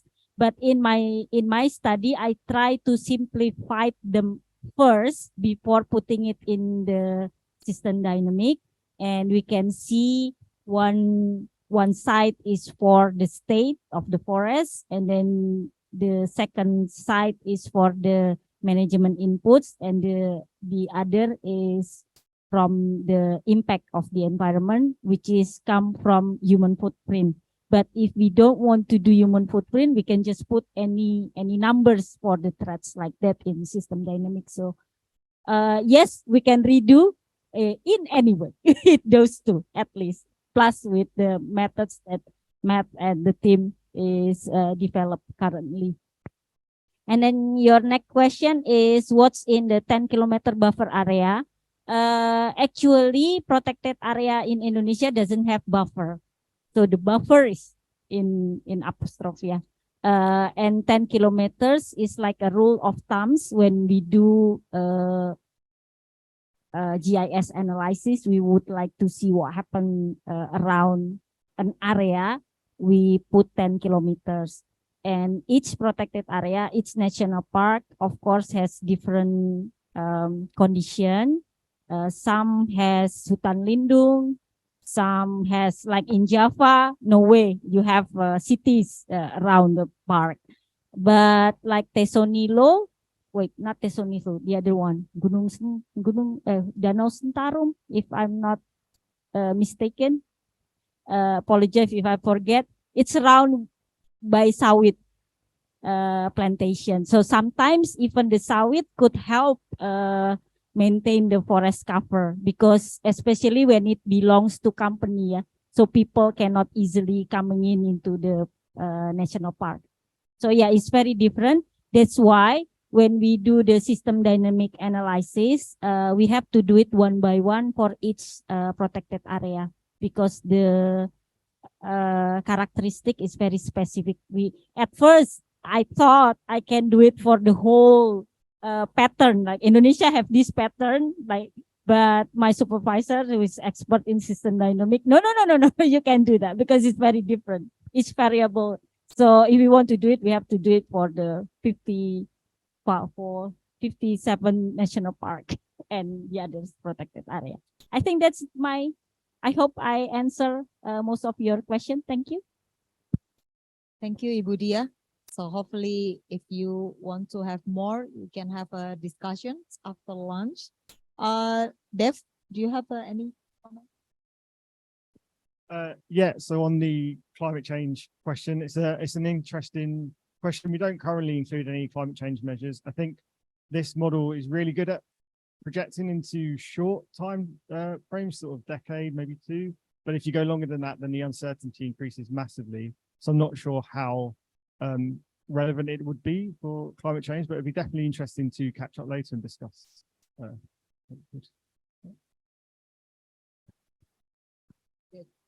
It's like the prediction will be like 30 years, yeah, after this. Like, okay, thank you. So, Pak Indrawan, okay. There's a, okay. Can we just finish this answer first and then, yeah, is it okay? Please keep your questions later on. Mr. Alexander. Yeah, so Pak Didi, please for, okay. It's nobody wants. Yes, we are have a limitations of time, but I will give the opportunity to Pak Yatna or Prof. Yatna, because Pak John Tarsirin asked about, something from the beginning of the presentation from the morning session. So I will give the mic to you, please.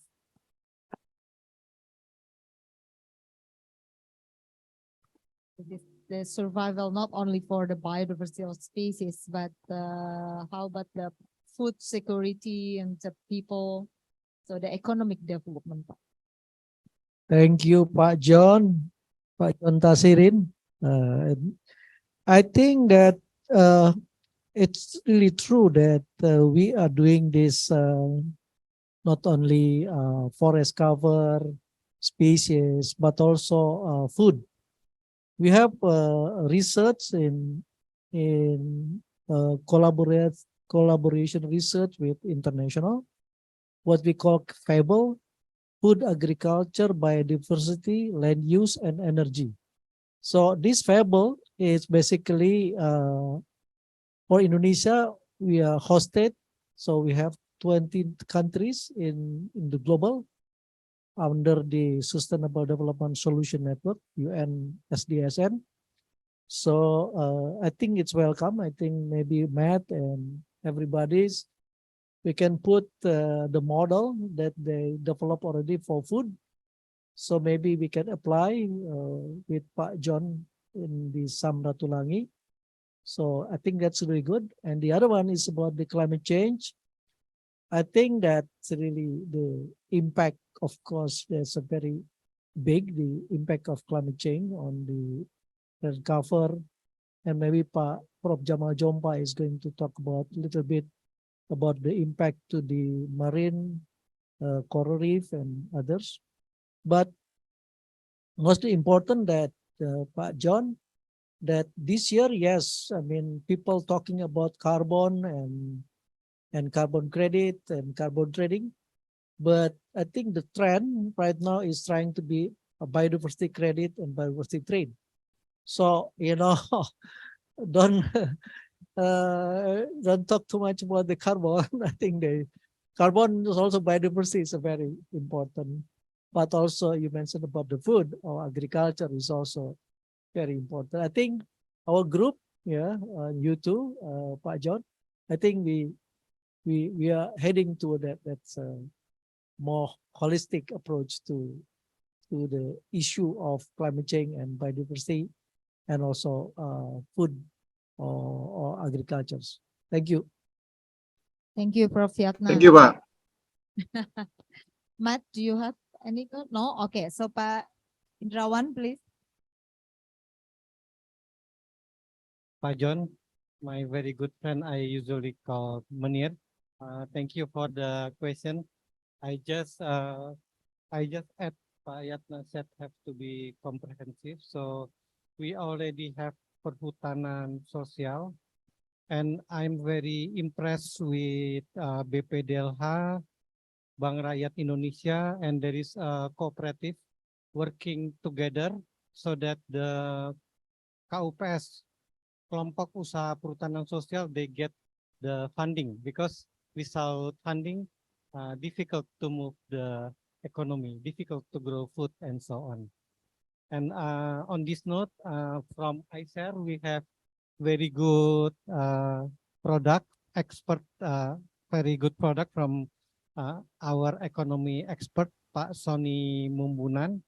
You may want to search for basic income, ya Pak ya? Basic income report from Pak Sony Mumbunan from ISER. It gives very good idea. And also, Pak John, thank you so much about species. Maybe I'm still a biologist, so I try to mention species. You are very right. We need a multi-purpose species. In Southwest Sulawesi, corn is very dangerous.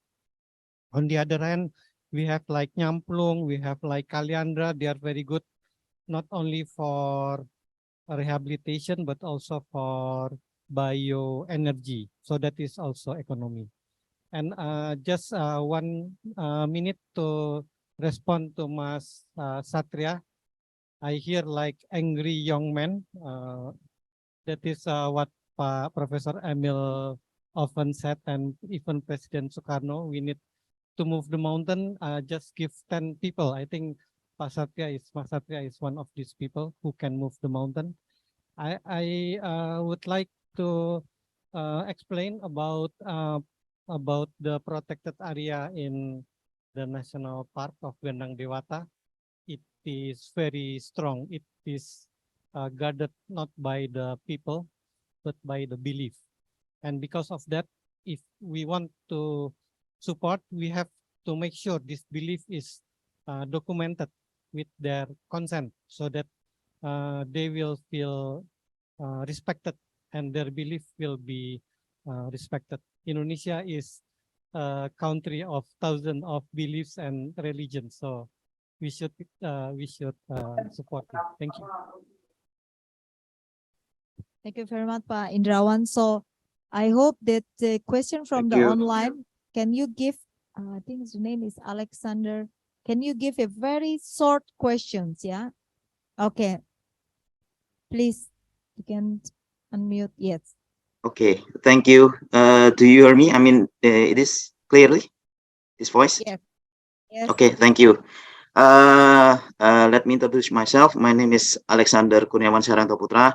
I'm from Universitas Sulawesi Barat, which is in the part of the topic about the Sulawesi Barat. So I would like ask to Mr. Indrawan about the Danau Dewata National Park.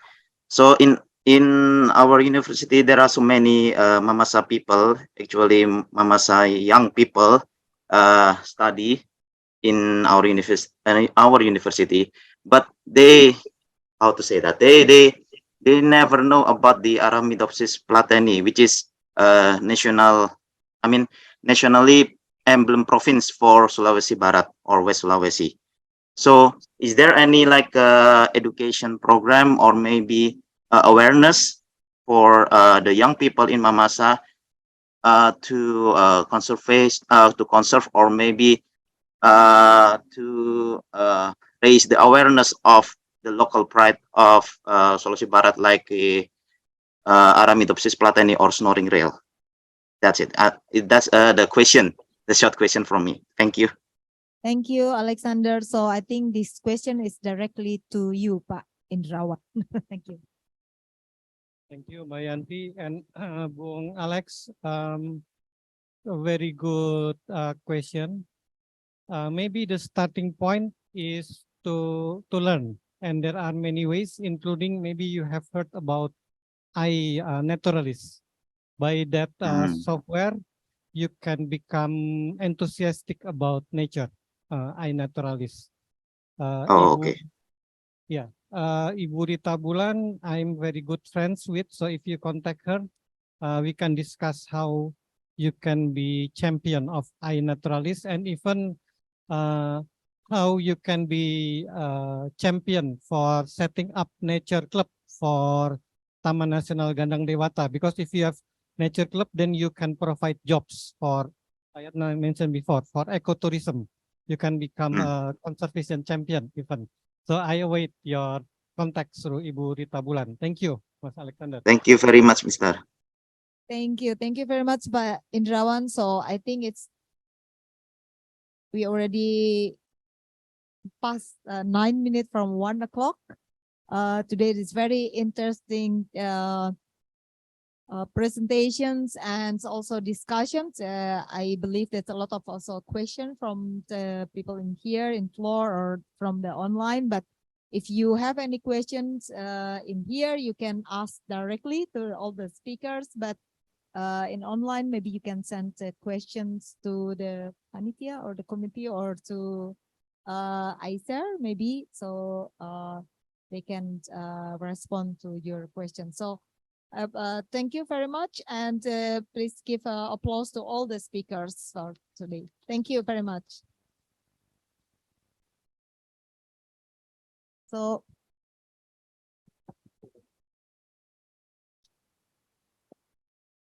okay, once again, let's give a big round of applause for our speakers and moderator. Thank you, Mr. Dave, Pak Indrawan, Ibu Kusmayanti, on behalf of Bapak Supriyanto, Ibu Asri Dwi Yahreni, and Ibu Ria Saryanti. Thank you very much for conducting the second session.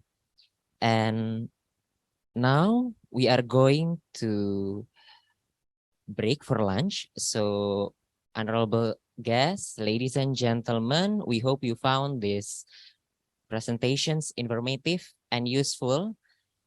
And the third session will start promptly at 2 p.m. And of course, we already serve lunch outside this area. So please enjoy while we have lunch for today. Thank you.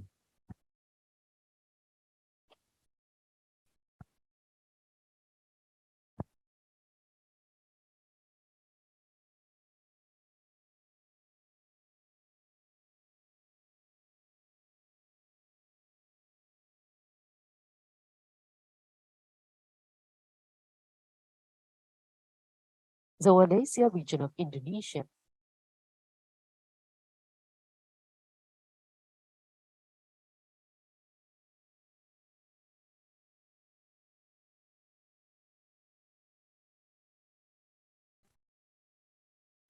is the meeting point of Asian and Australian wildlife.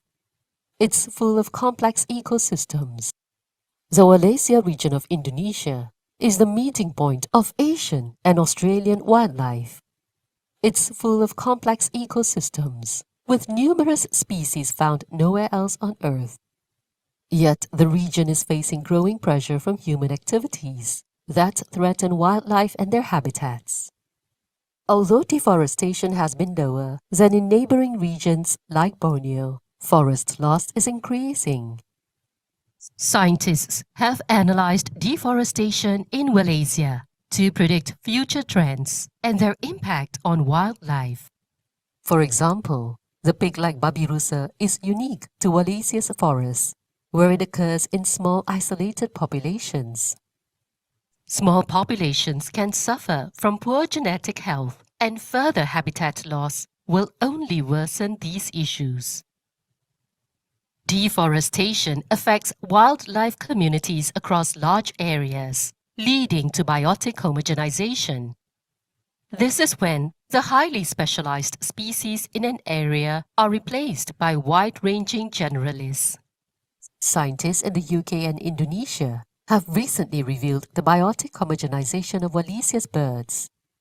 The process is happening across the region and is much worse in areas with little forest remaining. This is worrying because many birds disperse seeds and pollinate plants, so their loss can have knock-on consequences for forest ecosystems. We should work together to reduce deforestation, as healthy forests are beneficial to both people and wildlife. For more information,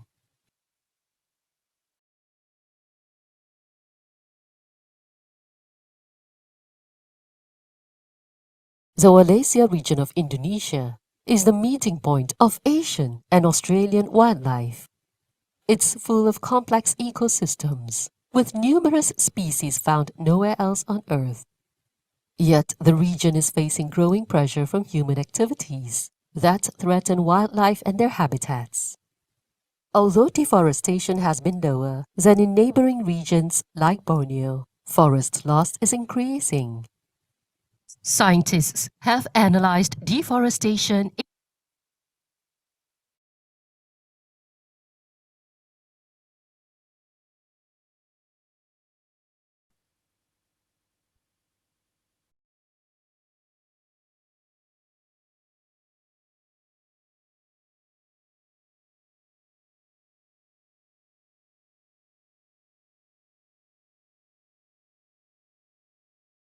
region of Indonesia is the meeting point of Asian and Australian wildlife. It's full of complex ecosystems, with numerous species found nowhere else on Earth. Yet the region is facing growing pressure from human activities that threaten wildlife and their habitats. Although deforestation has been lower than in neighboring regions like Borneo, forest loss is increasing. Scientists have analyzed deforestation in Wallacea to predict future trends and their impact on wildlife. For example, the pig-like babirusa is unique to Wallacea's forests, where it occurs in small isolated populations. Small populations can suffer from poor genetic health, and further habitat loss will only worsen these issues. Deforestation affects wildlife communities across large areas, leading to biotic homogenization. This is when the highly specialized species in an area are replaced by wide-ranging generalists. Scientists in the UK and Indonesia have recently revealed the biotic homogenization of Wallacea's birds. The process is happening across the region and is much worse in areas with little forest remaining. This is worrying because many birds disperse seeds and pollinate plants, so their loss can have knock-on consequences for forest ecosystems. We should work together to reduce deforestation, as healthy forests are beneficial to both people and wildlife. For more information,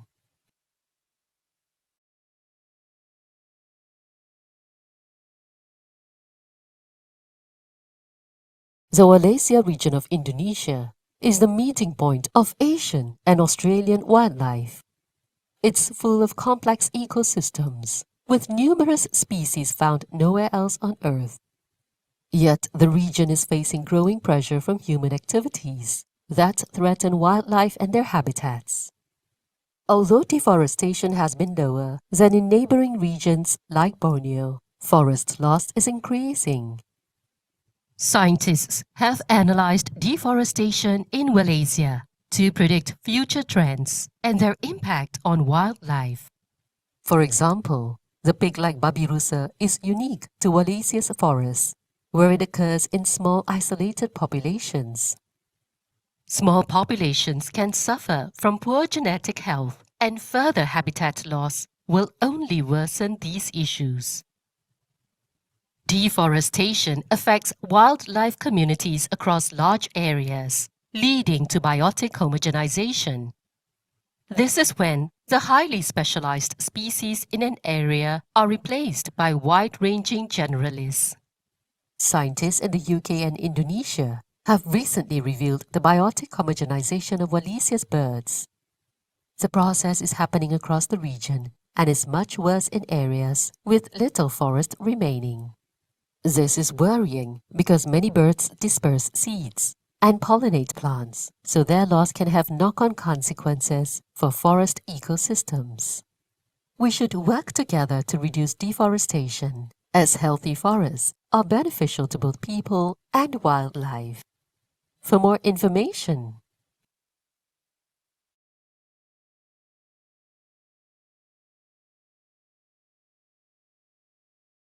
the Wallacea region of Indonesia is the meeting point of Asian and Australian wildlife.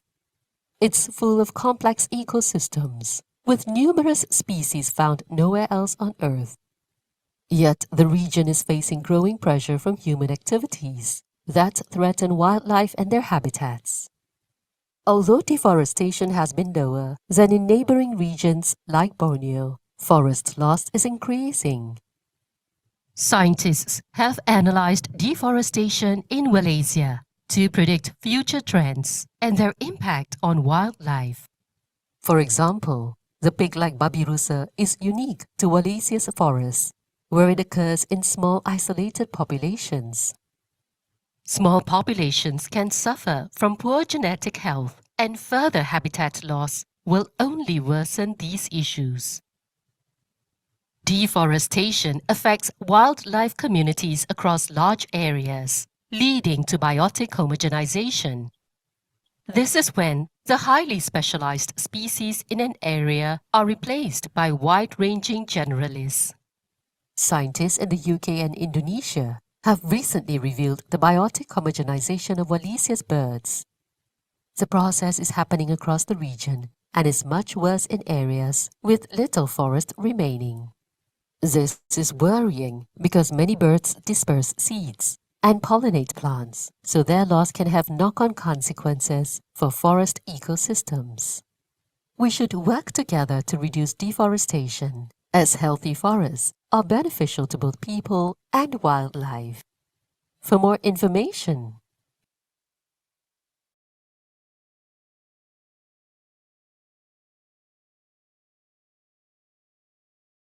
the Wallacea region of Indonesia is the meeting point of Asian and Australian wildlife. It's full of complex ecosystems with numerous species found nowhere else on Earth. Yet the region is facing growing pressure from human activities that threaten wildlife and their habitats. Although deforestation has been lower than in neighboring regions like Borneo, forest loss is increasing. Scientists have analyzed deforestation in Wallacea to predict future trends and their impact on wildlife. For example, the pig-like babirusa is unique to Wallacea's forests, where it occurs in small isolated populations. Small populations can suffer from poor genetic health, and further habitat loss will only worsen these issues. Deforestation affects wildlife communities across large areas, leading to biotic homogenization. This is when the highly specialized species in an area are replaced by wide-ranging generalists. Scientists in the UK and Indonesia have recently revealed the biotic homogenization of Wallacea's birds. The process is happening across the region and is much worse in areas with little forest remaining. This is worrying because many birds disperse seeds and pollinate plants, so their loss can have knock-on consequences for forest ecosystems. We should work together to reduce deforestation, as healthy forests are beneficial to both people and wildlife. For more information,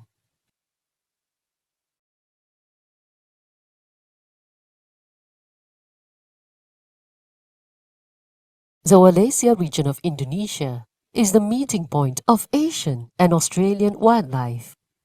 It's full of complex ecosystems, with numerous species found nowhere else on Earth.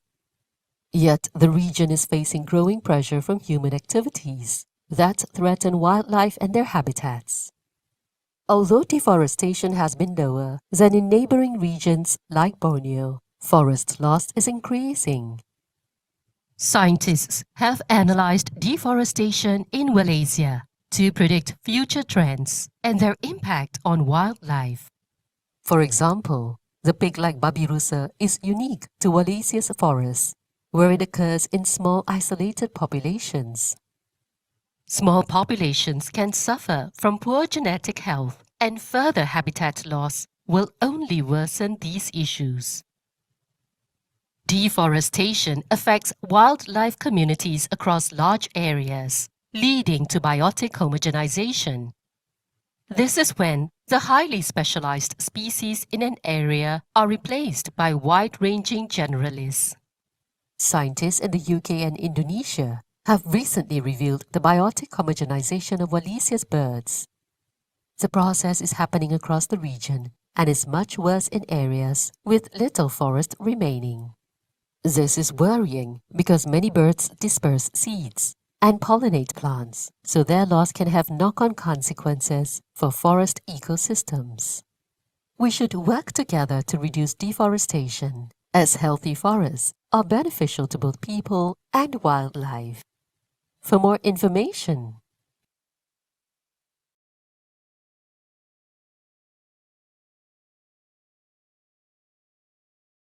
the Wallacea region of Indonesia is the meeting point of Asian and Australian wildlife.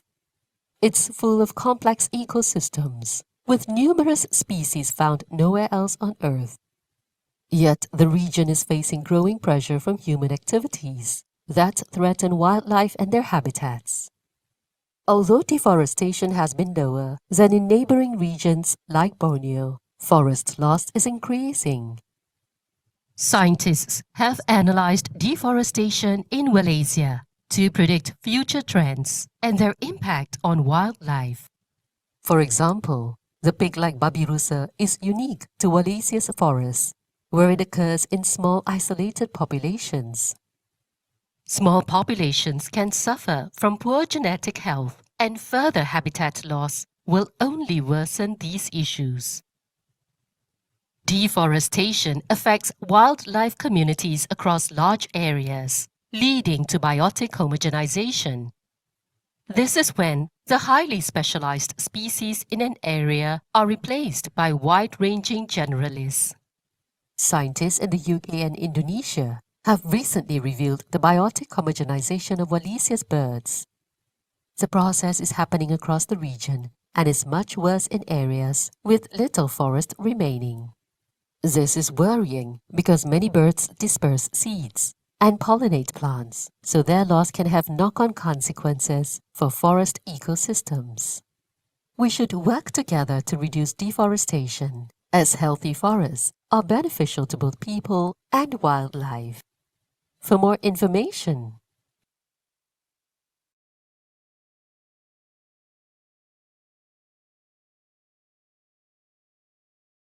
the Wallacea region of Indonesia is the meeting point of Asian and Australian wildlife. It's full of complex ecosystems, with numerous species found nowhere else on Earth. Yet the region is facing growing pressure from human activities that threaten wildlife and their habitats. Although deforestation has been lower than in neighboring regions like Borneo, forest loss is increasing. Scientists have analyzed deforestation in Wallacea to predict future trends and their impact on wildlife. For example, the pig-like babirusa is unique to Wallacea's forests, where it occurs in small isolated populations. Small populations can suffer from poor genetic health, and further habitat loss will only worsen these issues. Deforestation affects wildlife communities across large areas, leading to biotic homogenization. This is when the highly specialized species in an area are replaced by wide-ranging generalists. Scientists in the UK and Indonesia have recently revealed the biotic homogenization of Wallacea's birds. The process is happening across the region and is much worse in areas with little forest remaining. This is worrying because many birds disperse seeds and pollinate plants, so their loss can have knock-on consequences for forest ecosystems. We should work together to reduce deforestation, as healthy forests are beneficial to both people and wildlife. For more information,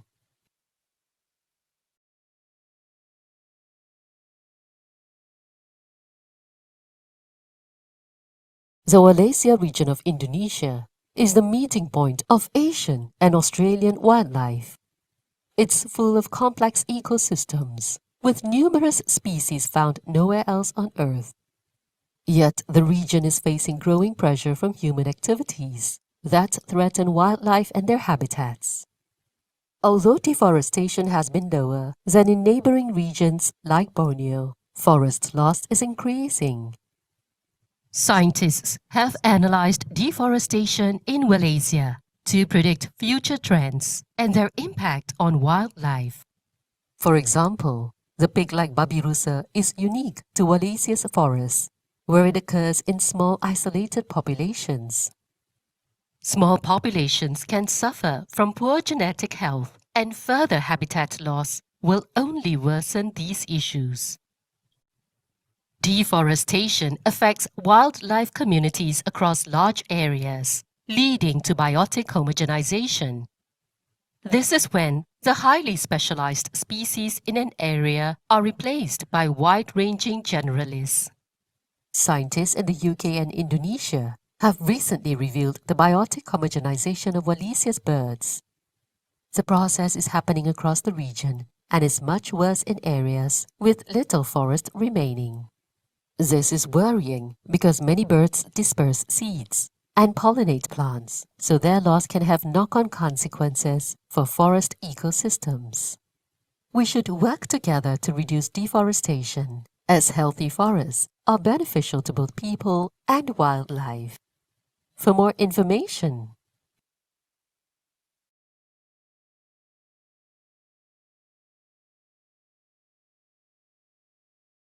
the Wallacea region of Indonesia is the meeting point of Asian and Australian wildlife. It's full of complex ecosystems, with numerous species found nowhere else on Earth. Yet the region is facing growing pressure from human activities that threaten wildlife and their habitats. Although deforestation has been lower than in neighboring regions like Borneo, forest loss is increasing. Scientists have analyzed deforestation in Wallacea to predict future trends and their impact on wildlife. For example, the pig-like babirusa is unique to Wallacea's forests, where it occurs in small isolated populations. Small populations can suffer from poor genetic health, and further habitat loss will only worsen these issues.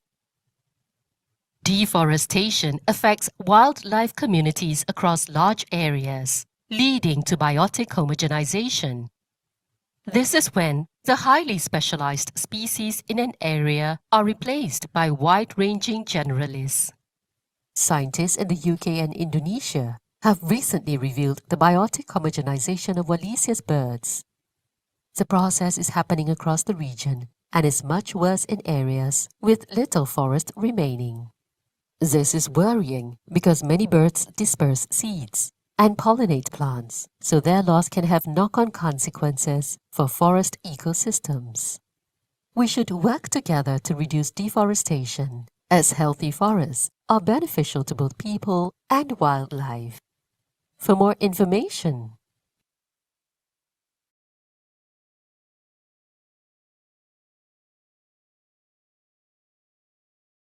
the Wallacea region of Indonesia is the meeting point of Asian and Australian wildlife. It's full of complex ecosystems with numerous species found nowhere else on Earth. Yet the region is facing growing pressure from human activities that threaten wildlife and their habitats. Although deforestation has been lower than in neighboring regions like Borneo, forest loss is increasing. Scientists have analyzed deforestation in Wallacea to predict future trends and their impact on wildlife. For example, the pig-like babirusa is unique to Wallacea's forests, where it occurs in small isolated populations. Small populations can suffer from poor genetic health, and further habitat loss will only worsen these issues. Deforestation affects wildlife communities across large areas, leading to biotic homogenization. This is when the highly specialized species in an area are replaced by wide-ranging generalists. Scientists in the UK and Indonesia have recently revealed the biotic homogenization of Wallacea's birds. The process is happening across the region and is much worse in areas with little forest remaining. This is worrying because many birds disperse seeds and pollinate plants, so their loss can have knock-on consequences for forest ecosystems. We should work together to reduce deforestation, as healthy forests are beneficial to both people and wildlife. For more information,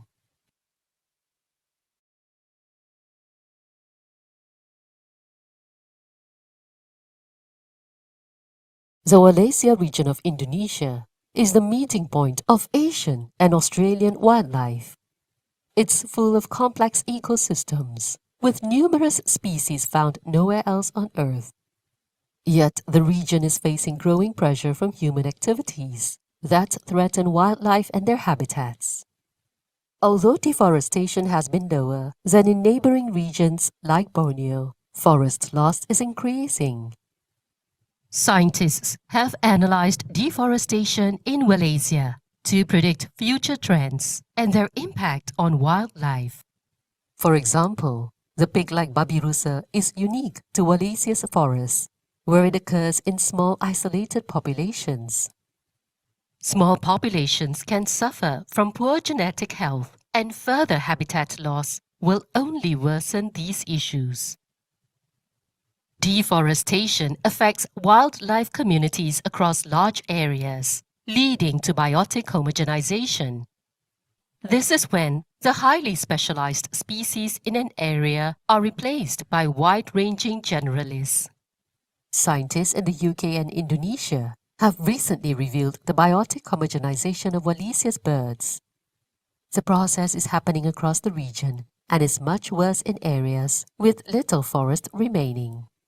This is worrying because many birds disperse seeds and pollinate plants, so their loss can have knock-on consequences for forest ecosystems.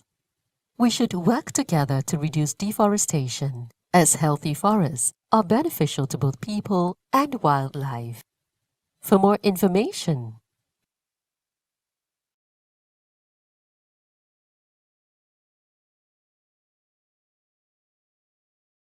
the Wallacea region of Indonesia is the meeting point of Asian and Australian wildlife.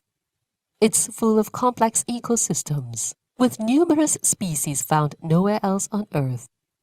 Yet the region is facing growing pressure from human activities that threaten wildlife and their habitats. Although deforestation has been lower than in neighboring regions like Borneo, forest loss is increasing. Scientists have analyzed deforestation in Wallacea to predict future trends and their impact on wildlife. For example, the pig-like babirusa is unique to Wallacea's forests, where it occurs in small isolated populations.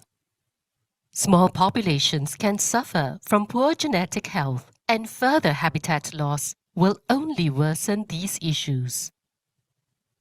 Deforestation affects wildlife communities across large areas, leading to biotic homogenization.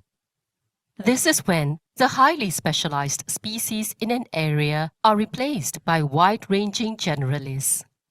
Scientists in the UK and Indonesia have recently revealed the biotic homogenization of Wallacea's birds. The process is happening across the region and is much worse in areas with little forest remaining. This is worrying because many birds disperse seeds and pollinate plants, so their loss can have knock-on consequences for forest ecosystems. We should work together to reduce deforestation, as healthy forests are beneficial to both people and wildlife. For more information,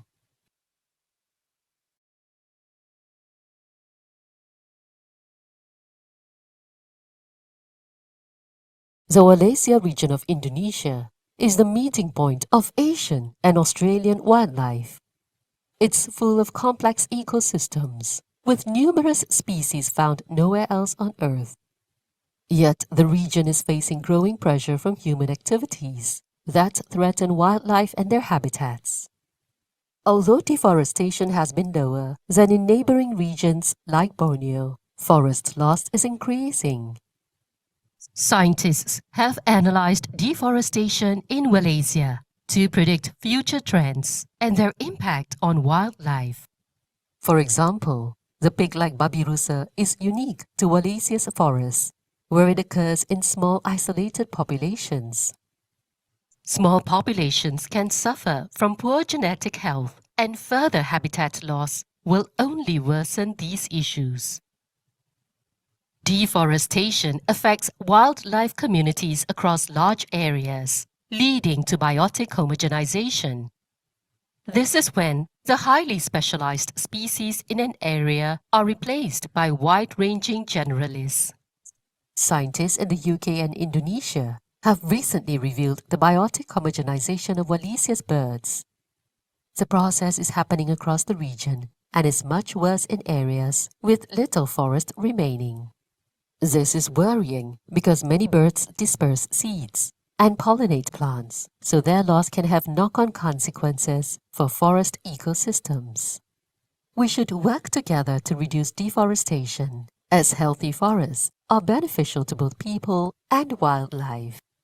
For more information,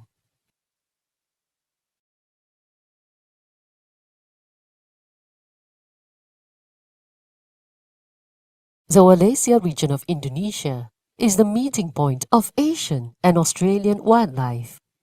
It's full of complex ecosystems, with numerous species found nowhere else on Earth. Yet the region is facing growing pressure from human activities that threaten wildlife and their habitats. Although deforestation has been lower than in neighboring regions like Borneo, forest loss is increasing. Scientists have analyzed deforestation in Wallacea to predict future trends and their impact on wildlife. For example, the pig-like babirusa is unique to Wallacea's forests, where it occurs in small isolated populations. Small populations can suffer from poor genetic health, and further habitat loss will only worsen these issues. Deforestation affects wildlife communities across large areas, leading to biotic homogenization. This is when the highly specialized species in an area are replaced by wide-ranging generalists. Scientists in the UK and Indonesia have recently revealed the biotic homogenization of Wallacea's birds. The process is happening across the region and is much worse in areas with little forest remaining. This is worrying because many birds disperse seeds and pollinate plants, so their loss can have knock-on consequences for forest ecosystems. We should work together to reduce deforestation, as healthy forests are beneficial to both people and wildlife. For more information,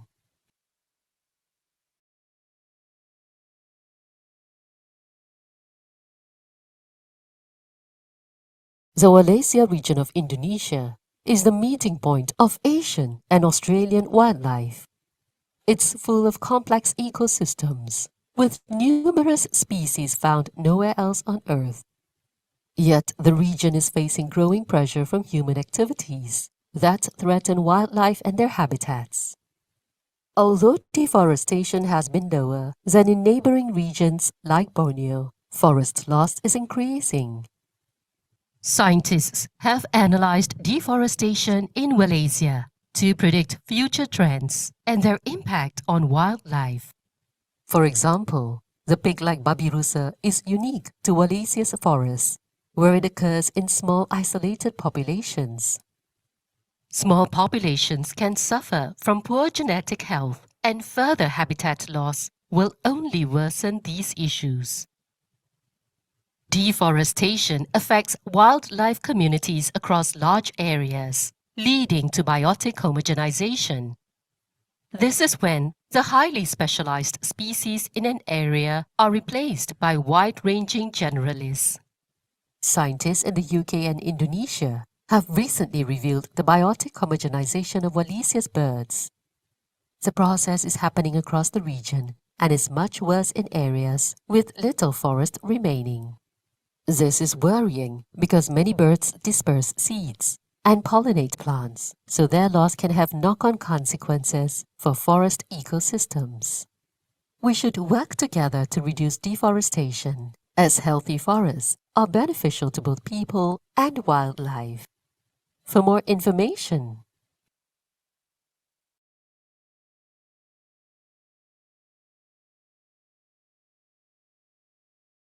the Wallacea region of Indonesia is the meeting point of Asian and Australian wildlife. It's full of complex ecosystems, with numerous species found nowhere else on Earth. Yet the region is facing growing pressure from human activities that threaten wildlife and their habitats. Although deforestation has been lower than in neighboring regions like Borneo, forest loss is increasing. Scientists have analyzed deforestation in Wallacea to predict future trends and their impact on wildlife. For example, the pig-like babirusa is unique to Wallacea's forests, where it occurs in small isolated populations. Small populations can suffer from poor genetic health, and further habitat loss will only worsen these issues. Deforestation affects wildlife communities across large areas, leading to biotic homogenization. This is when the highly specialized species in an area are replaced by wide-ranging generalists. Scientists in the UK and Indonesia have recently revealed the biotic homogenization of Wallacea's birds. The process is happening across the region and is much worse in areas with little forest remaining. This is worrying because many birds disperse seeds and pollinate plants, so their loss can have knock-on consequences for forest ecosystems. We should work together to reduce deforestation, as healthy forests are beneficial to both people and wildlife. For more information,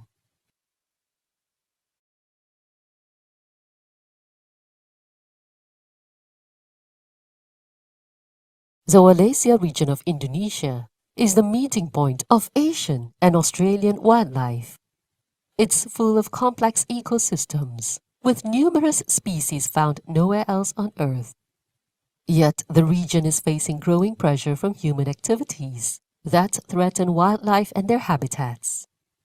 Although deforestation has been lower than in neighboring regions like Borneo, forest loss is increasing.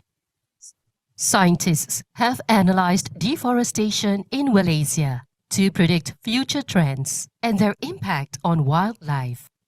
For example, The pig-like babirusa is unique to Wallacea's forests, where it occurs in small isolated populations. Small populations can suffer from poor genetic health, and further habitat loss will only worsen these issues. Deforestation affects wildlife communities across large areas, leading to biotic homogenization. This is when the highly specialized species in an area are replaced by wide-ranging generalists. Scientists in the UK and Indonesia have recently revealed the biotic homogenization of Wallacea's birds. The process is happening across the region and is much worse in areas with little forest remaining. This is worrying because many birds disperse seeds and pollinate plants, so their loss can have knock-on consequences for forest ecosystems. We should work together to reduce deforestation, as healthy forests are beneficial to both people and wildlife. For more information,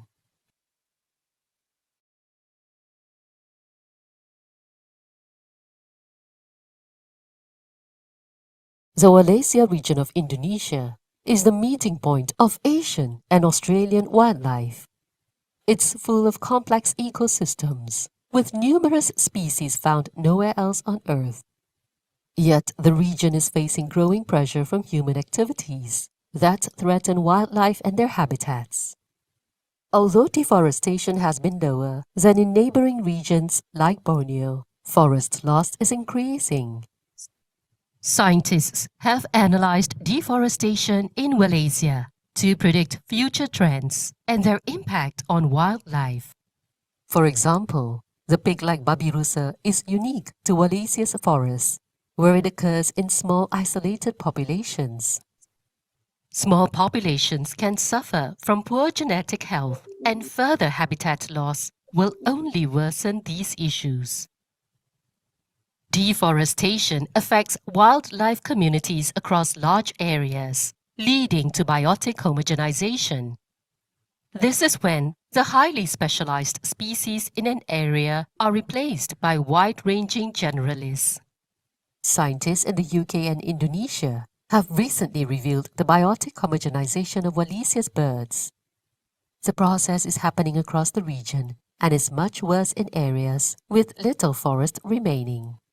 This is worrying because many birds disperse seeds and pollinate plants, so their loss can have knock-on consequences for forest ecosystems. We should work together to reduce deforestation, as healthy forests are beneficial to both people and wildlife. For more information,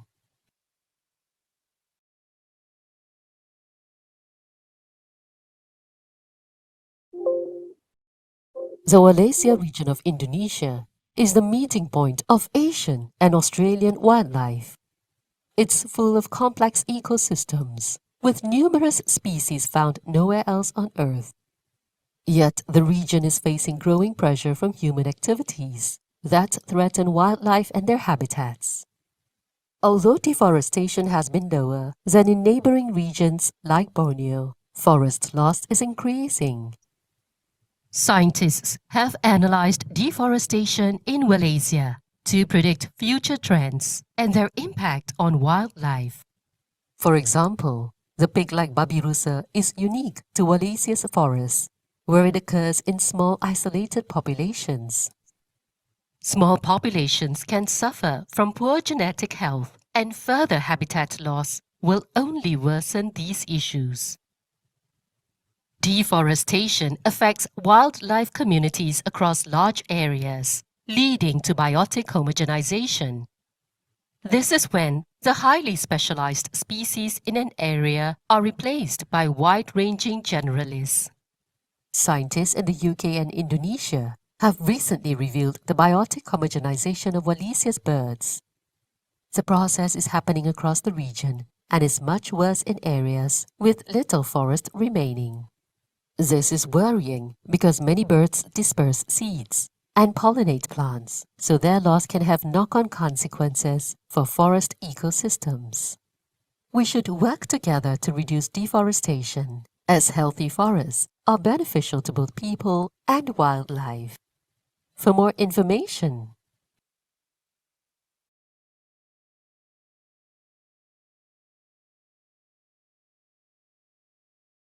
the Wallacea region of Indonesia is the meeting point of Asian and Australian wildlife. It's full of complex ecosystems with numerous species found nowhere else on Earth. Yet the region is facing growing pressure from human activities that threaten wildlife and their habitats. Although deforestation has been lower than in neighboring regions like Borneo, forest loss is increasing. Scientists have analyzed deforestation in Wallacea to predict future trends and their impact on wildlife. For example, the pig-like babirusa is unique to Wallacea's forests, where it occurs in small isolated populations. Small populations can suffer from poor genetic health, and further habitat loss will only worsen these issues. Deforestation affects wildlife communities across large areas, leading to biotic homogenization. This is when the highly specialized species in an area are replaced by wide-ranging generalists. Scientists in the UK and Indonesia have recently revealed the biotic homogenization of Wallacea's birds. The process is happening across the region and is much worse in areas with little forest remaining. This is worrying because many birds disperse seeds and pollinate plants, so their loss can have knock-on consequences for forest ecosystems. We should work together to reduce deforestation, as healthy forests are beneficial to both people and wildlife. For more information,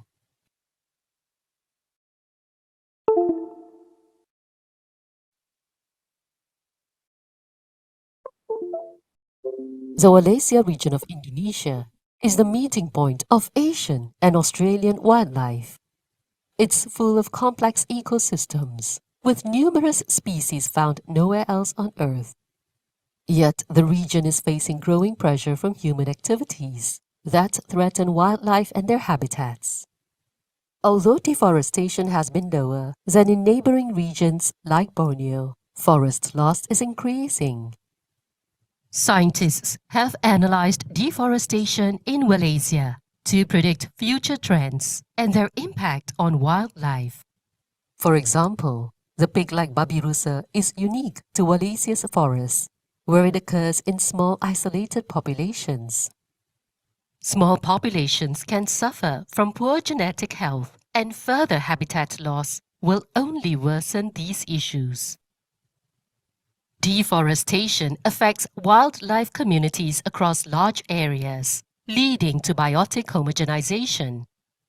This is when the highly specialized species in an area are replaced by wide-ranging generalists. Scientists in the UK and Indonesia have recently revealed the biotic homogenization of Wallacea's birds. The process is happening across the region and is much worse in areas with little forest remaining.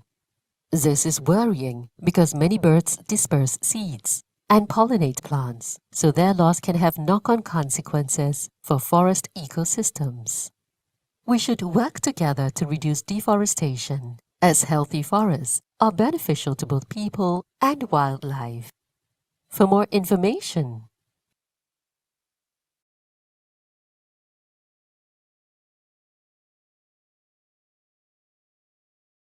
the Wallacea region of Indonesia is the meeting point of Asian and Australian wildlife. It's full of complex ecosystems with numerous species found nowhere else on Earth. Yet the region is facing growing pressure from human activities that threaten wildlife and their habitats.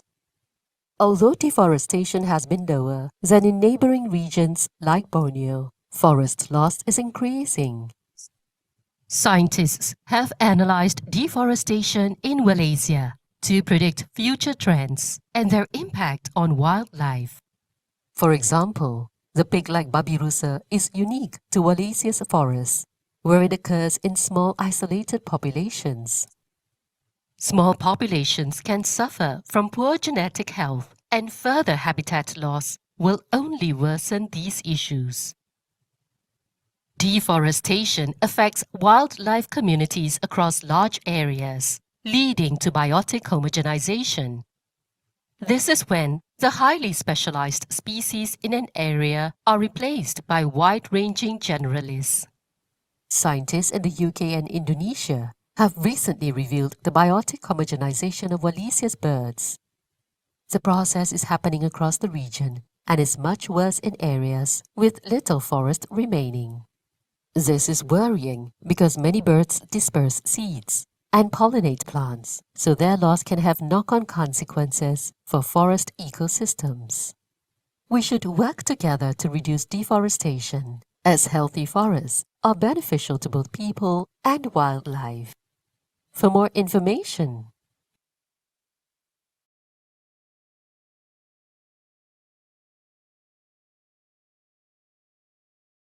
the Wallacea region of Indonesia is the meeting point of Asian and Australian wildlife.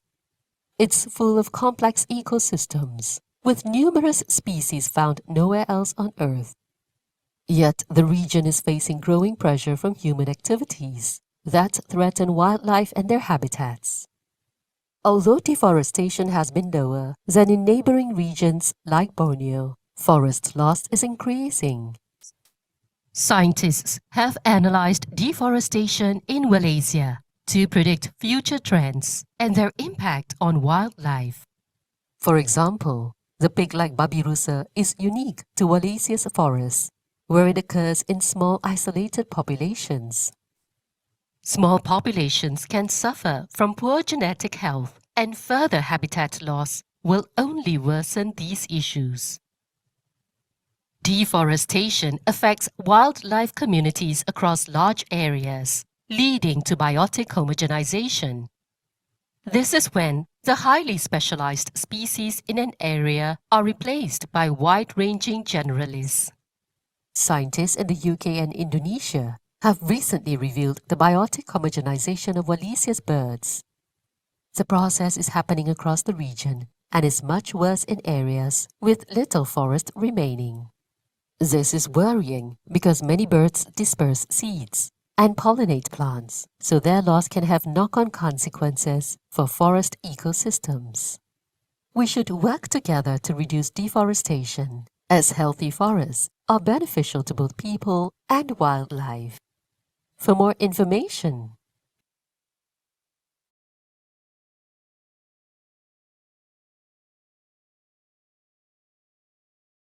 the Wallacea region of Indonesia is the meeting point of Asian and Australian wildlife.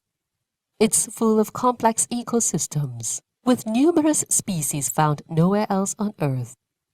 Yet the region is facing growing pressure from human activities that threaten wildlife and their habitats.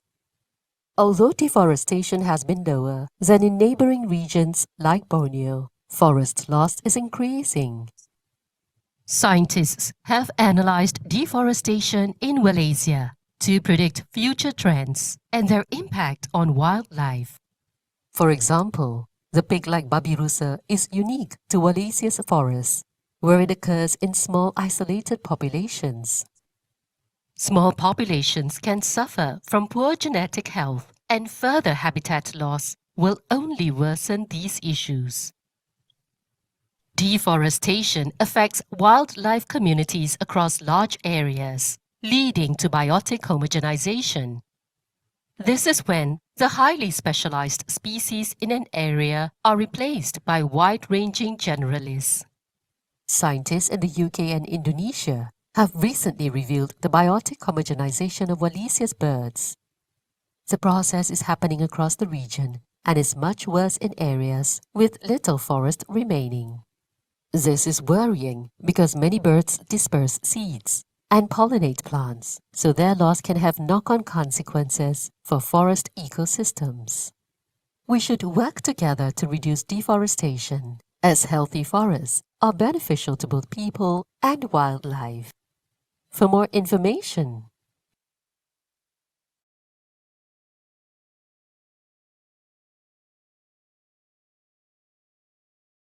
the Wallacea region of Indonesia is the meeting point of Asian and Australian wildlife.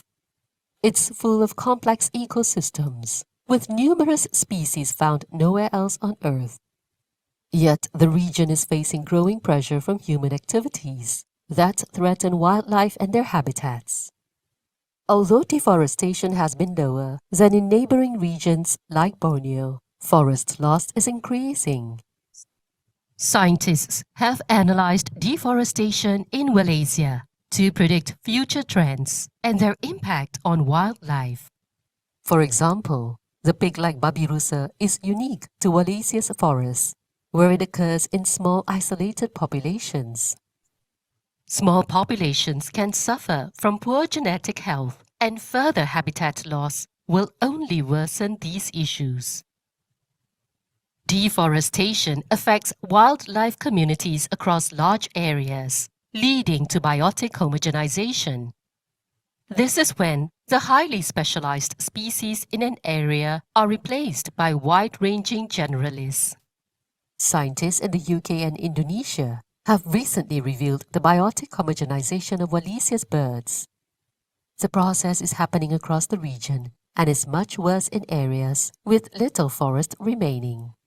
This is worrying because many birds disperse seeds and pollinate plants, so their loss can have knock-on consequences for forest ecosystems. We should work together to reduce deforestation, as healthy forests are beneficial to both people and wildlife. For more information,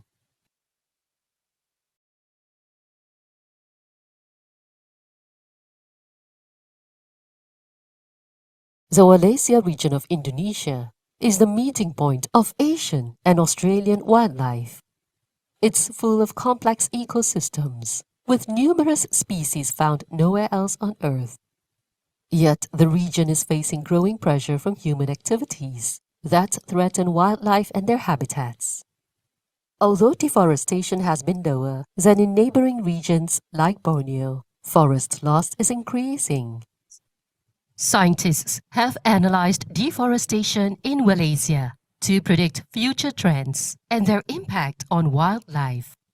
For example, the pig-like babirusa is unique to Wallacea's forests, where it occurs in small isolated populations. Small populations can suffer from poor genetic health, and further habitat loss will only worsen these issues. Deforestation affects wildlife communities across large areas, leading to biotic homogenization. This is when the highly specialized species in an area are replaced by wide-ranging generalists. Scientists in the UK and Indonesia have recently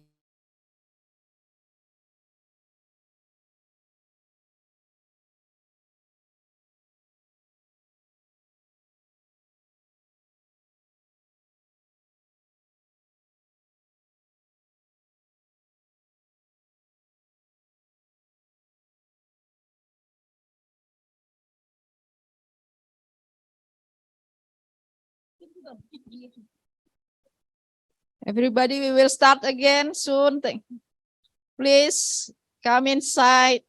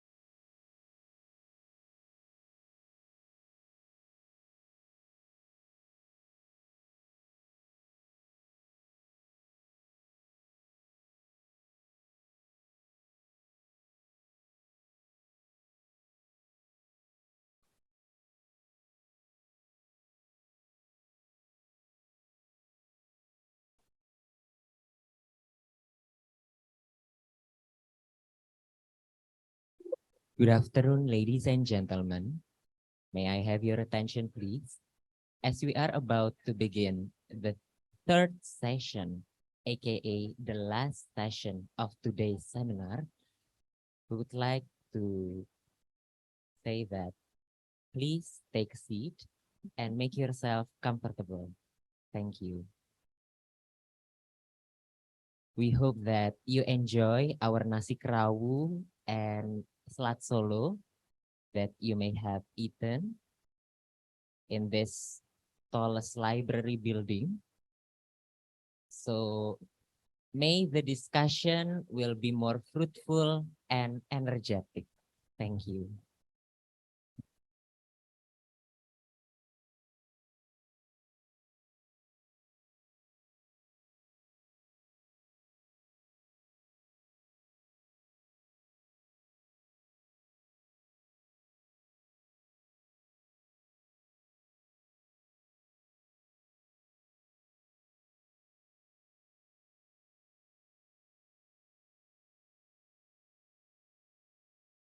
I think the first one it is already. Yeah. I worked with Kamal. I worked on the Marine Wallacea project. Oh, okay. Yeah. He's a marine biologist. Yeah. Oh, yeah.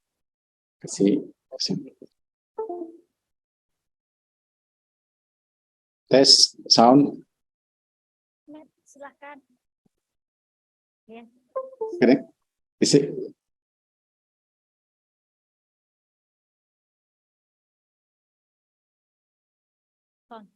Pak JJ udah. Hello. I'm here. Kedengaran? Oh itu. Can you hear me? Iya Prof. Sudah Okay. terdengar tapi belum kelihatan gambarnya. Sedang disiapkan. Oh, maksudnya karena saya punya laptop salah atau belum disetting? Dari kami Prof. Oh, siap. Thank Ya. you. Ini belum dibuka, baru mau akan dibuka. Berapa menit lagi, Mbak? 2 menit. Oke, thank you.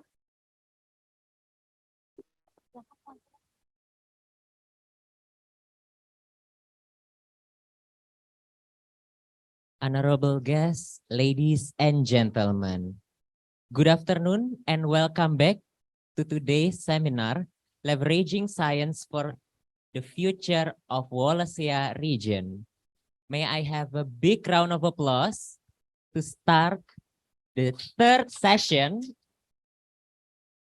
Thank you very much. Before that, we would like to extend our warm welcome to Prof. Jamaluddin Jompa, the Rector of Universitas Hasanuddin. Thank you for coming virtually on today's event.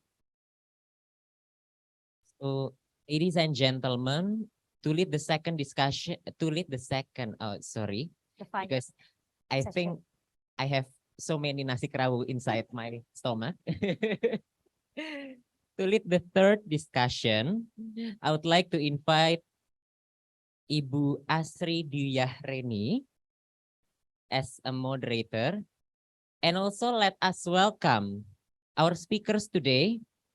There are Ibu Dwi Amalia from RCCC-UI, Prof. Jamaluddin Jompa from Universitas Hasanuddin, Mr. Matt Strubik and Michaela Loh from Kent University, and Mr. Dominic Wenzel from Kent University. Please join me again with a big round of applause. Ibu Asri, you may take your stage. Thank you. Good afternoon, everyone. You see me again before as a presenter. Now I have to be a moderator. Thanks to Ibu Nurul. Give me another task. I would like to invite Professor Jamaluddin Jompa as our first speaker for this afternoon. I think the place is yours, Professor.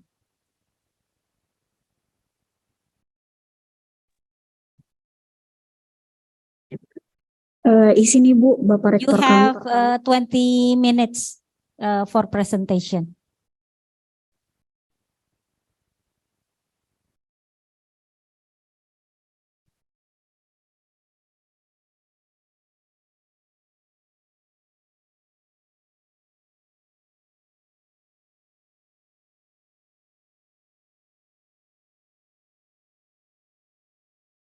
Hello?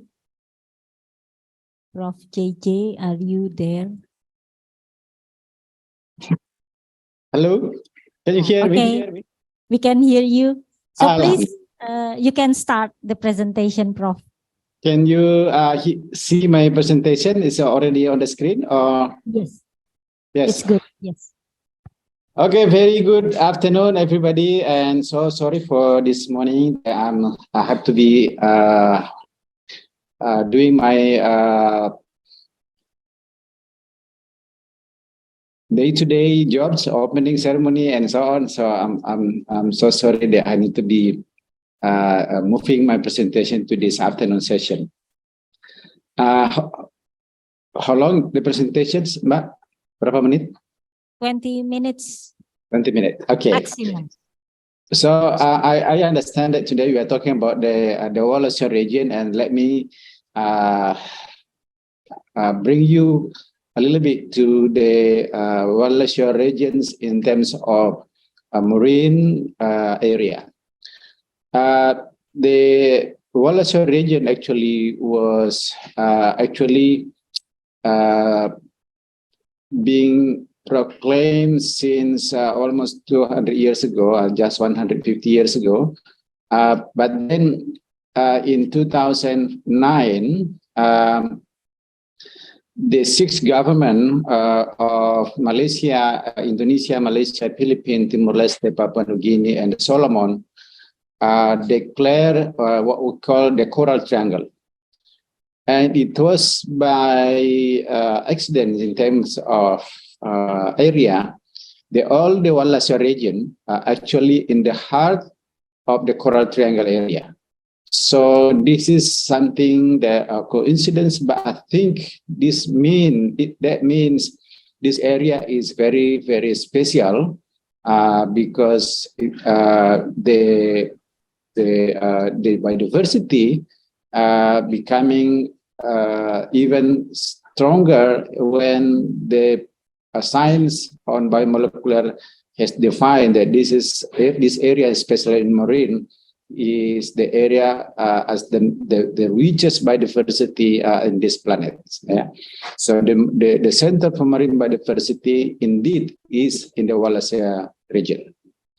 So, but of course, we do have a lot of challenge as also in lands. But I think for marine area, we also have some opportunity that I would like to underline. I do hope that I got some time to describe it. I think I'm being very optimistic that I put my slides too many things today. Next, I would like to make it quick. The reason next why I'm saying this is a good opportunity for me to also describe this area in terms of urgency, because it is indeed, we are talking about the global. It's not only the Wallacea region, but it is the global biodiversity hotspot. When we say biodiversity, people will refer to Amazon, Congo Basin, and now I think we start introducing Coral Triangle. And when we say Coral Triangle, it is actually Wallacea region. Next. So this is just the illustration about the diversity in terms of hard coral species, the sclerotian coral species, but also actually overlap with so many other species that has the same or similar pattern, all concentrated in the eastern part of Indonesia and around the Wallacea region and the Coral Triangle area. Next. So statistically, this is we can check the numbers in terms of number. Although the size is okay, that's okay. I just move to the next one. If you compare to the Caribbean, for example, a number of fish species, automatically we can say this is a lot higher, because in the Caribbean only 700 species, while in the Coral Triangle is 3,000 species. So when people describe about diversity, marine biodiversity, coral biodiversity, usually people will refer to Great Barrier Reef. but you can see the number in terms of the species richness for coral reef species. It's actually double in the coral triangle. So we're really talking about something very, very significant area, although we don't really conduct a lot of specific study on marine Wallacea regions, but in the last few decades, I think we are starting to explore this, but then becoming also enriching or strengthening the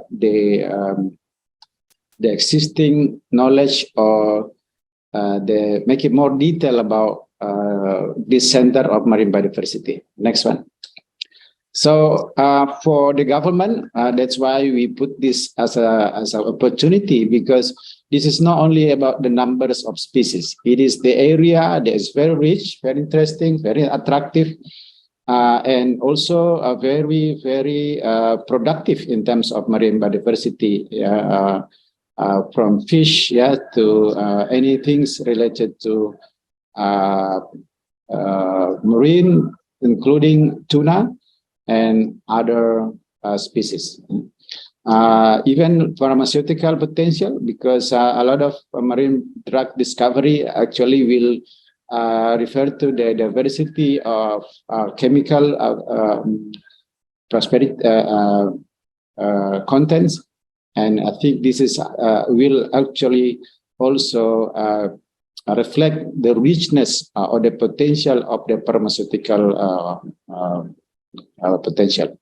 Next.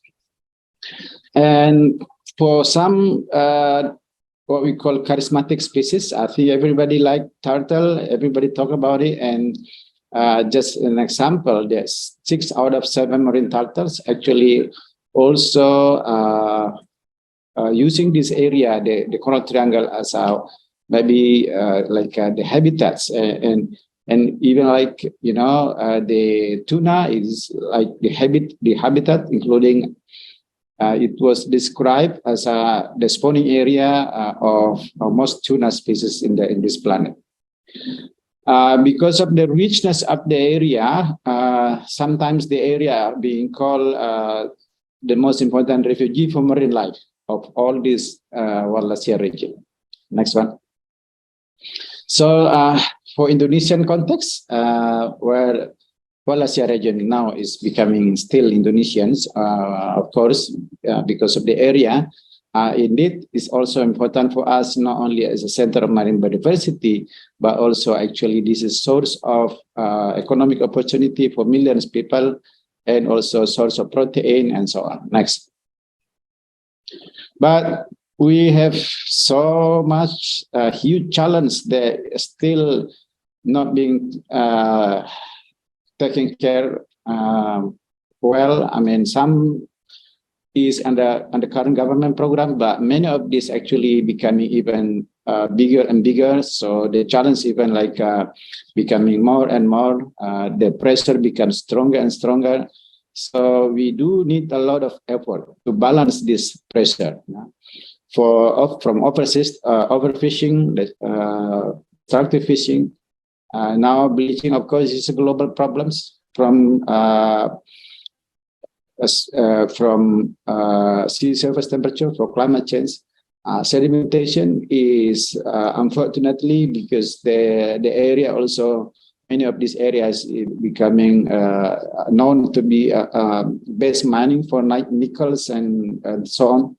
So indeed, it is something that in one hand is very potential, but on the other hand also is quite what you call threatened by so many drivers. Next one. So the problems now, actually, we can say 85% or 80% actually still local threat, as I described. But there is other, maybe about 15, not only 5%. This is about global thermal and climate change.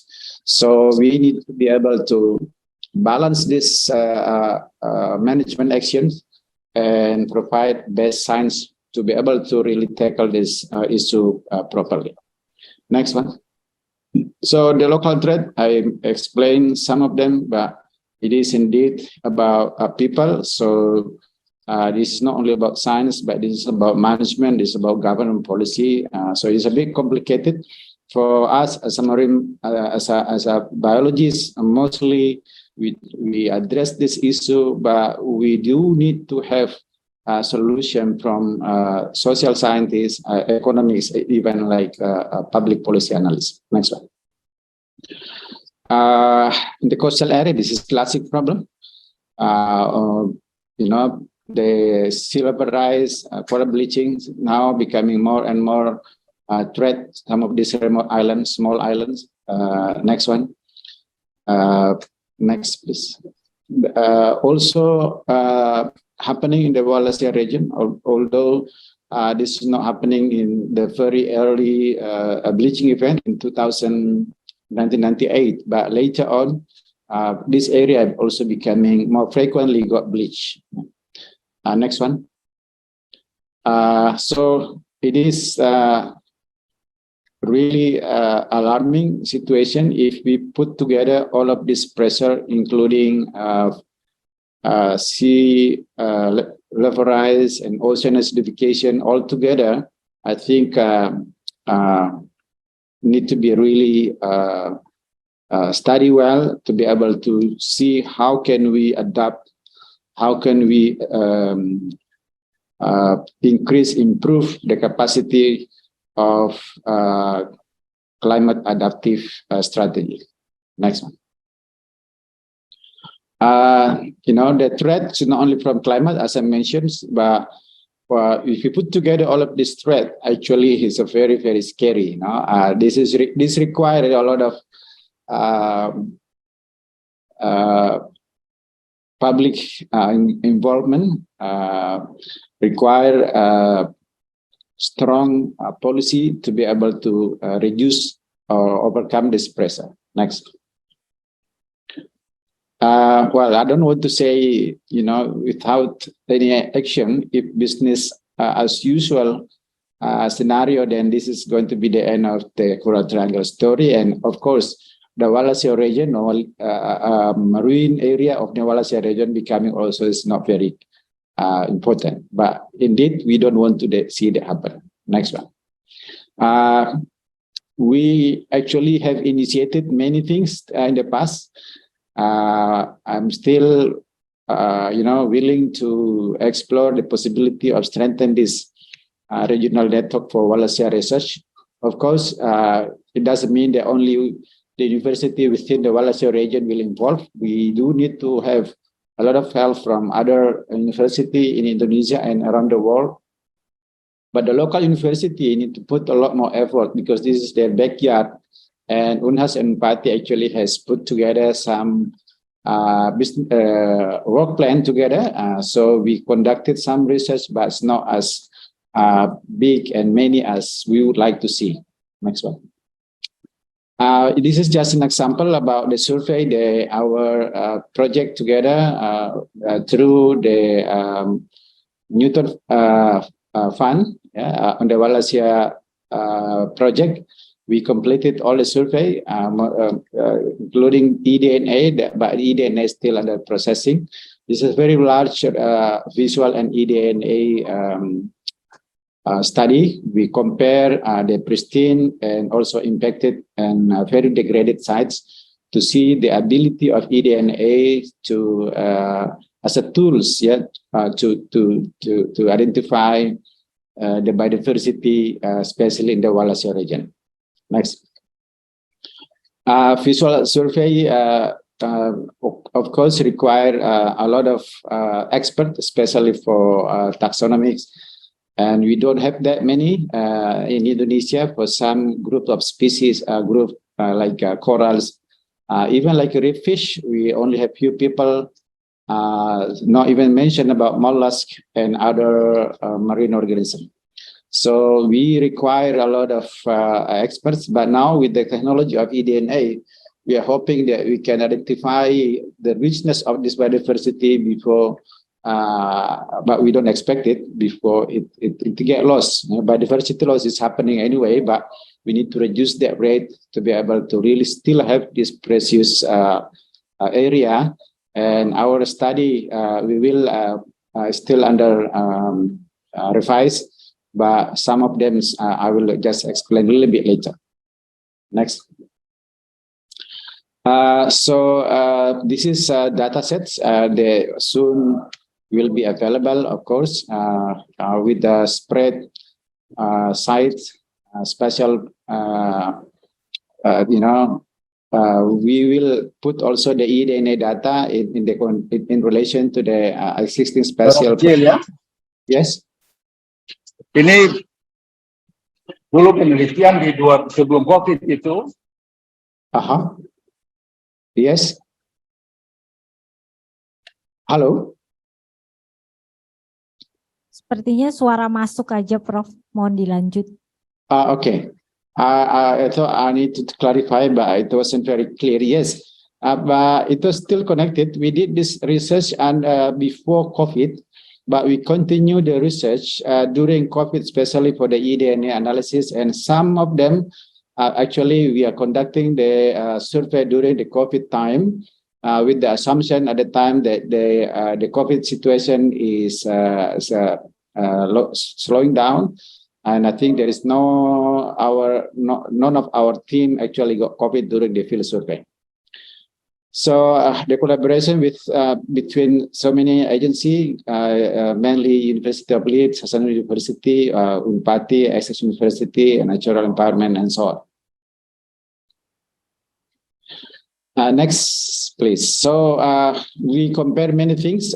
This is just some of the data that my friends, my colleagues, Gino Limon, has compiled, but I think I'm run out of time. Next one, but it is very clear indication that the good trips tend to have a lot better fish populations, number of fish, number of species, biomass, and so on, and especially those area in the remote area is very clear that those far from the mainland, far from human, relatively better. But of course, we have challenged them because they also reflect that it's not easy to manage. But at least in terms of water quality, of course, it's a lot better because there is much less sedimentation and so on. So the data here is already published, and we can access this later on. Next one. I just wanted to emphasize again that even like coral disease that we do not have in the past, and we thought, there is no such coral disease in such a good area like in Wallacea regions. But when we conducted this study, we have a lot of species, surprisingly, that we found in the area in the Wallacea regions at the very intense scale. This is just an illustration. You see in the picture some of these black bean disease that are really killing corals very quickly, especially on the species of Ophasis areas. Next one. I'm just making it faster, but just to get you illustrations that we found out that management tools that quite work is actually marine protected area. So if you compare all of this area, the outside and inside protected area, it is very clear that we do have quite strong, especially in Sika, significant number of coral with the disease found outside the NPA area. But this is something that we would like to justify future, next one, to be able to really promote tools to be able to protect some of our precious species. Next one. Next. Just next one. This is my picture with the USA. Stop at a time to show them how coral disease really spreading out in the Spermonde area.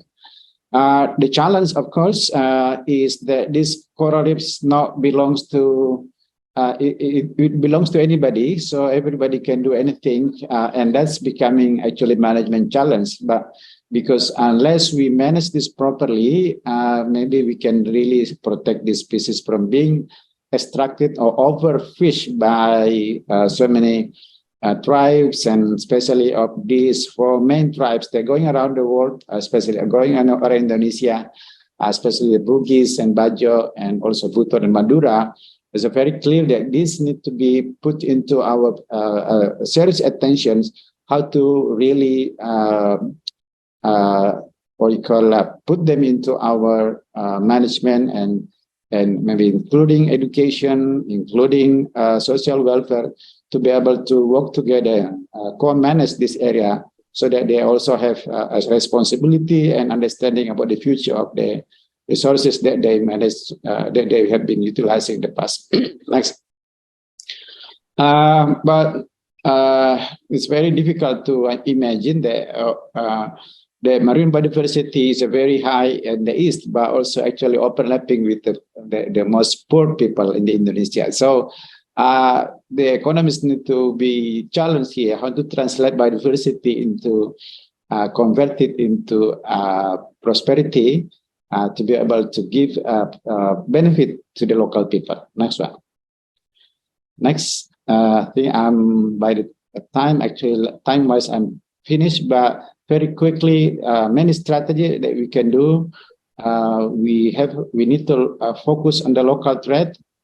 We need to provide MPA, integrated coastal management, and altogether we need to really put the strategy how to make the this reef resilience for climate change. Next one. Just next, we need to put the management and science together. Otherwise, then we cannot really manage this very huge area without appropriate and enough science and data. Next one. Next, I don't have time left to do this, but the scientists and management need to work together. We have actually have a good example in the past. We have this coral reef management project that require a lot of science to be able to manage the reefs through a very long time, and involving so huge number of stakeholders, including locals. Next. Very good. Next, we still have remaining core map data and also area. Next one. But I don't have time to describe it. Next. Very good. This is the last slide I like to explain that without proper management in the Pulau Liukan Tangaya, this is one of the very beautiful species, the Pomacontus. This is angelfish, but you can see that in the area, they're very easy to access, like in the Liukan Pabiring in the left, almost no left. But in the middle, this is Liukan Tangaya, which is a bit far from on the Makassar Strait, a relatively remote area. We still have a lot of population of this fish. But even in the marine protected area like Takabonerate, but have a lot of access from fishermen, the population also depleted. That means this is really require science, require regulation to be able to put this species still, among the beautiful reefs that maybe will have benefit, especially for the tourism. I think that's all for my part this moment. This is very difficult to explain shortly, but we need to be able to work together to provide much stronger management based on available science. Thank you so much and have a good day. Thank you. Thank you, Prof. Jamaluddin Jompa. After this whole morning until lunch, we discussed about terrestrial forests. Prof. Jamaluddin remind us that there are vast and important sea forests, the coral reefs in Wallacea region, which is sadly have the same problem and threats as the terrestrial forests. I would like to ask Prof. Jamaluddin, will you stay until the end of the discussion this afternoon, or you have to go somewhere again? Yeah, I have to go again. So I'm really sorry, but if someone really desperate to ask questions, I'm ready to answer. But in 10 minutes, I really need to be in different place again. Okay. in the morning session, we have the discussion at the end, but since Prof. Jamaluddin has to go again, if anyone has any question or comments or anything, maybe one or two, because Prof. Jamal only have 10 minutes. Oh yeah, there's someone from online. Miss Martina, please, you can ask the question or comments. Okay, thank you very much for the opportunity. Yeah, thank you. Really appreciate Prof. Jamaluddin for the presentation. This is just a little bit of comment, but also I would like to know your opinion about this matter. It seems that there is a great gap in knowledge and understanding about the importance of biodiversity between group of scientists and non-scientists. This includes, of course, a wide community, including government in many cases. Yeah, so I think the effort should come more from the scientists toward the non-scientists rather than non-scientists to the scientists. Just wondering about your opinion about this. Do you agree about that? And what would be the necessary things to be done if effort should come from the group of scientists to the other group? So that's the question. Thank you. So my name is Martina Langi and I'm from Unsrat, Samratulangi University, Manado. Thank you. Thank you, Ibu Martina. I think Prof. Jamaluddin can directly answer the question, please. Yeah, thank you, Bu Martina. I have so many friends who are scientists also in Samratulangi University. Is Pak Luki still there?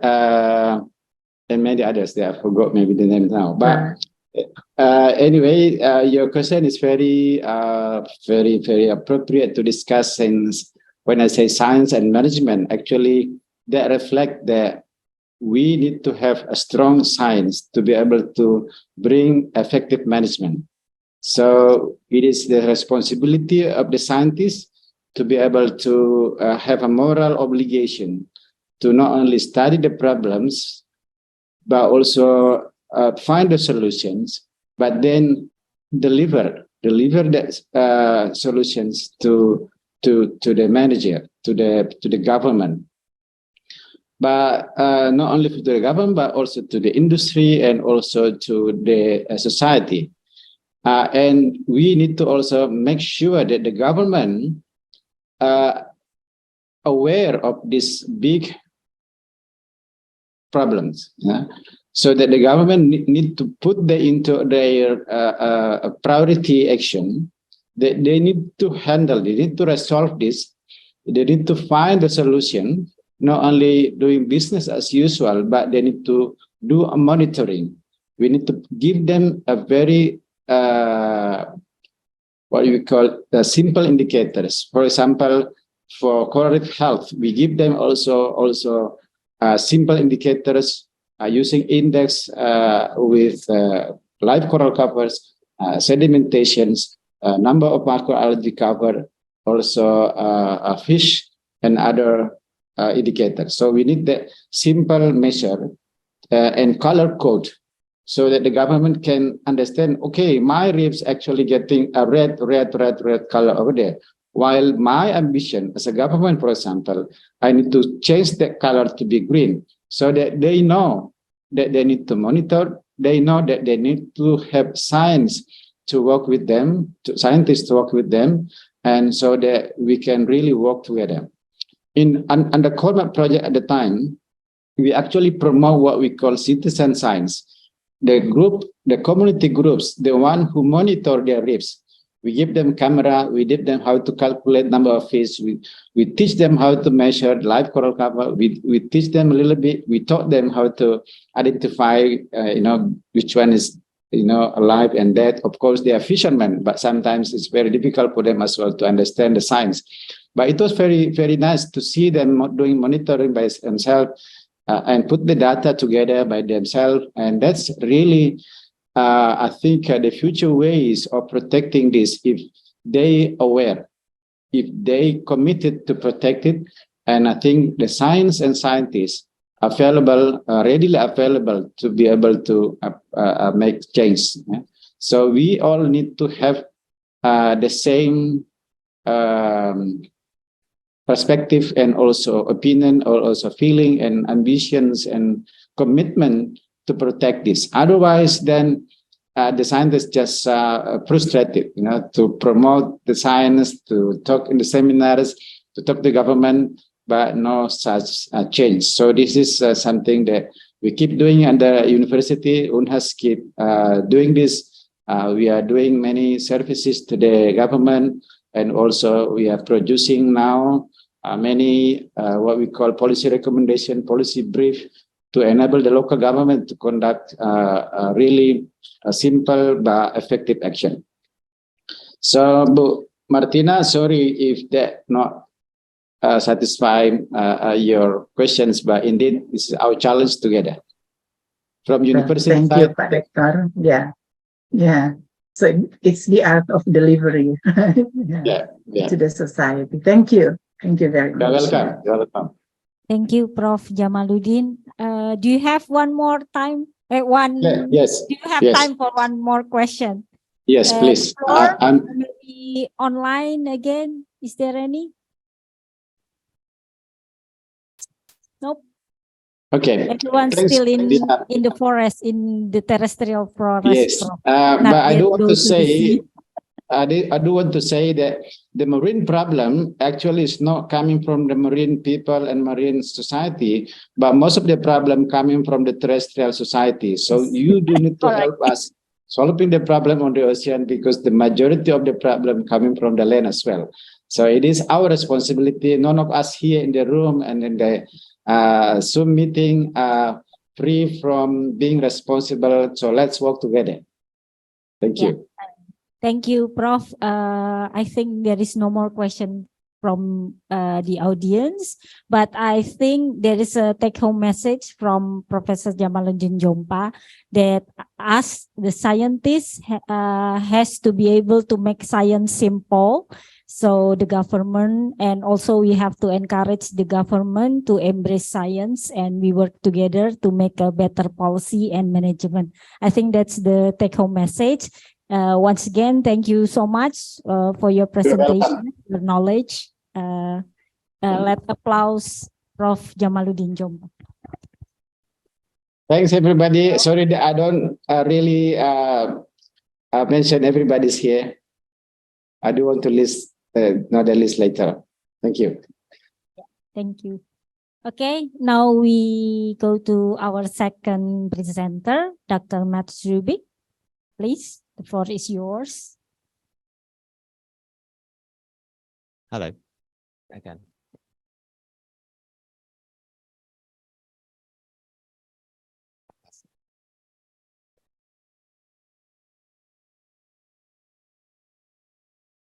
So we're back in the terrestrial zone, and we're about 7 minutes into my jet lag zone. And I've got possibly one of the most complicated analyses to explain. Only second to Dominic.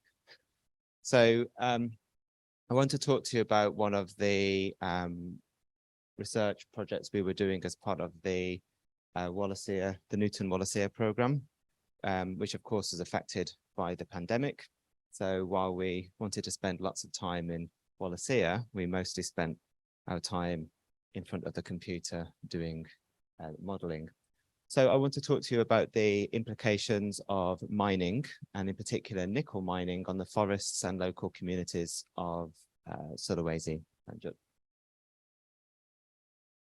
So I firstly want to thank our amazing team. So this research was led by Michaela Lowe, who's a PhD student in University of Kent, and she's working closely with Courtney Morgans, Trudy Santika, and Maria Voigt in the UK, and Sonny Mumbanan, Nurawanani, and Pat Yatna here as well in UI. And we are slowly updating the Newton Fund website, and I can direct you to the URL for that later on. Andrew.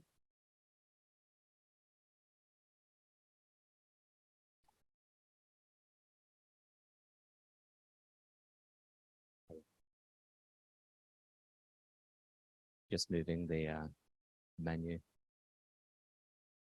Atau ke bawah mungkin. It's going to block something anyway. Okay, so nickel is fundamental to the world moving to a more sustainable society. So as countries move towards net zero, they are going to need more nickel. And that's because to electrify transportation sectors and to produce more sustainable construction, we need more nickel. Nickel is the fundamental component that makes our rechargeable batteries work. So any electrification requires more nickel. And this creates a conundrum or a challenge for sustainability, because our efforts to address some of the sustainable development goals for responsible consumption and for climate mitigation and action could also create problems for protecting the well-being and health of local communities and also life on land. So this is nickel. It doesn't look very attractive for being such an important metal. So this is nickel here. And globally, there is around 3 million metric tons of this stuff produced every year. And the US Geological Survey expects that that will more than double, the demand for that will more than double by 2040 to meet the demands for the electrification of the transport sector. At the moment, most nickel production goes towards steel, goes towards construction, so around 77%, and only 9% of it is used in batteries. But by 2040, the demand for electrification sector will increase to about 61%. So the world is going to need a lot more nickel. And it turns out that Indonesia is the world's #1 producer of nickel. So more than, or almost a third of all the world's nickel, 1 million metric tons of this stuff, is produced from Indonesia. Oh, yep. So yeah, and most of that comes from the Wallacea region. So this graph here is from a recent review that we produced under the Wallacea program, and it shows the production of the biggest mining products in Indonesia 10 years before and 10 years after the new mining laws came into place around 2010.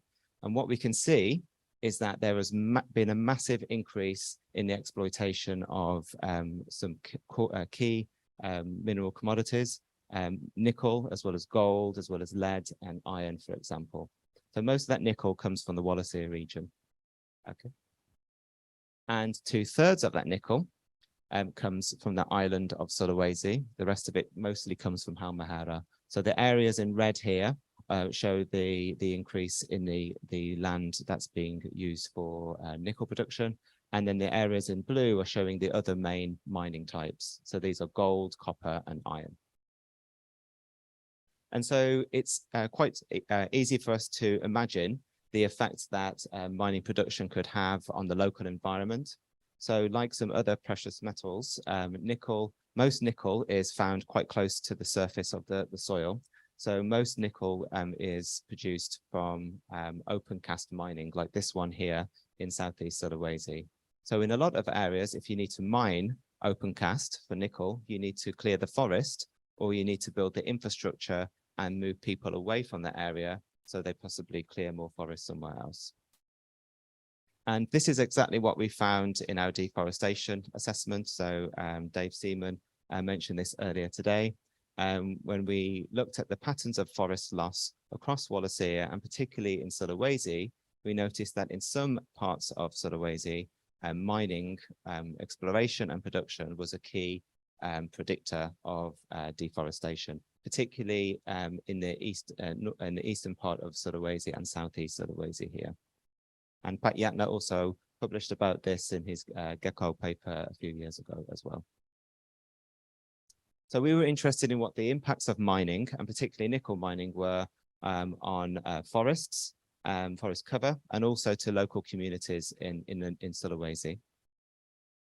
And we know from other mining studies elsewhere in the world that the evidence is not quite clear. So, for example, a recent global analysis or tropical analysis showed that industrial mining is a significant driver of deforestation, and these authors used statistical matching techniques. But when other people zoomed into just one country and looked at just one commodity, so they looked at Zambia and copper mining, they found that there was no actual influence of copper mining on deforestation. From the local community perspective, local studies in Burkina Faso showed that gold mining increased household expenditure, so it improved the incomes of local people. But elsewhere in sub-Saharan Africa, for example, mining was also related to poor nutritional diversity in nearby communities. So there's a mixed picture about what the impacts of mining can be. And in part, for the human part of the equation, it's because people are using different measures of poverty or of well-being. So we wanted to know what the impacts of nickel mining were on forests in Sulawesi since the new mining law came into effect in 2010. And we used spatial data of forests, and we used statistical matching techniques. We also wanted to look at the impacts of mining on local communities, on their well-being and poverty. So we used census data for that and the same statistical matching techniques. And then we wanted to compare the outcomes from nickel mining to other mining products in Sulawesi as well. So we have separate analyses for nickel mining and other mines, and other mines include gold, copper, and iron together. So we use the forest cover change data set that Dave introduced you to earlier today. So this is the Hansen data set, global forest change. We can get annual data on deforestation and forest cover at 30-meter resolution. It's quite similar to the definitions used by the Ministry of Environment and Forestry here. And it's got quite simple outcomes. So forests can either be gained or lost or stay the same, very simple. And we can visualize this on their website. It's very simple to see. Next one. But the human side is very complicated because well-being and poverty means many different things to many different people. So the Sustainable Development Goals recognize that poverty is more than the lack of income and resources. It also includes malnutrition, access to education and healthcare, for example, also access to decision-making. And well-being is defined as the state of being comfortable, healthy, and happy in society. And well-being comes from the capability of people to function in society. So poverty arises when well-being breaks down. So when we start to lose our well-being, we then become poor and deprived. Okay. And so this is what it recognizes is that poverty is multidimensional. There are lots of different dimensions. So we need a multidimensional indicator. So we've created one using the PODES data, the Potensi Desa data set from BPS. And this is a national census done every 3 to 4 years. And in Sulawesi, that is in 10,845 villages. And we have 3 census points from 2011, 2014, and 2018. And we took 18 questions from the census that we could track across those years. And we used those as indicators across 6 different dimensions of well-being. So these indicators included living standards, such as access to drinking water, sanitation and cooking fuel, to access to education for primary or secondary education, but also environmental measures of well-being. So the propensity of air pollution incidents or natural disasters, for example. And you can see these indicators mapped here for Sulawesi. So the redder the villages, the more deprived those communities are of these well-being indicators. Okay. And it's really important to recognize that across just those 8 years, the overall trend in Sulawesi was that villages lost a small amount of forest, but they also had improved in poverty. So poverty was alleviated a little bit across Sulawesi. So in the background, on average, villages lost around 15 hectares of forest. They were 36% forested in 2011 and 34% forested in 2018. But well-being improved by 4%, especially living standards in cross Sulawesi improved by about 40%. But there were also some declines in the other aspects of well-being. Okay. So we used an impact evaluation framework. So we used spatial statistical matching. And this is really important because the location of mines and the outcomes of mines are not a random process. So you don't put mines anywhere, you only put them in particular places. So when we compare mines to non-mines, we need to do it in a spatially informative way. And this is what we call a counterfactual analysis. It's a spatial analysis of what would have happened in the absence of mining. And we do that through spatial matching. So we have 4 main steps. Firstly, we begin with all the villages in the study. So we worked with 7,600 villages. These are unmatched. We then split the villages into 2 groups. They were either control mines that had no mining for the last 20 years, or they were treated villages. So they were mined between 2008 and 2018. So here they are. And then we used statistical matching to match the villages that were similar according to a whole bunch of environmental and social attributes. Okay, so we only compare those control and treated villages, so the control villages and the mining villages that are spatially matched. And then we can compare forest cover or well-being. If you're interested in the mathematics behind it, the equations are here, but I expect you're not interested in that at this stage. Okay, so these are the layers that go into the spatial analysis. We start with all the villages of Indonesia, of Sulawesi. So these are 7,600 villages at the desa level. So this is an administration map of Sulawesi. We then obviously have the mining layer. So this is a mining concession layer from the Ministry of Energy and Mineral Resources. We then have the baseline environmental conditions. So we have maps of rainfall, elevation, and slope, the land systems of Sulawesi and the forest zones of Sulawesi. So these are all things that could inform mining. And then we measure the outcomes. So either the forest cover in these 3 time periods or the well-being in these 3 time periods. Okay.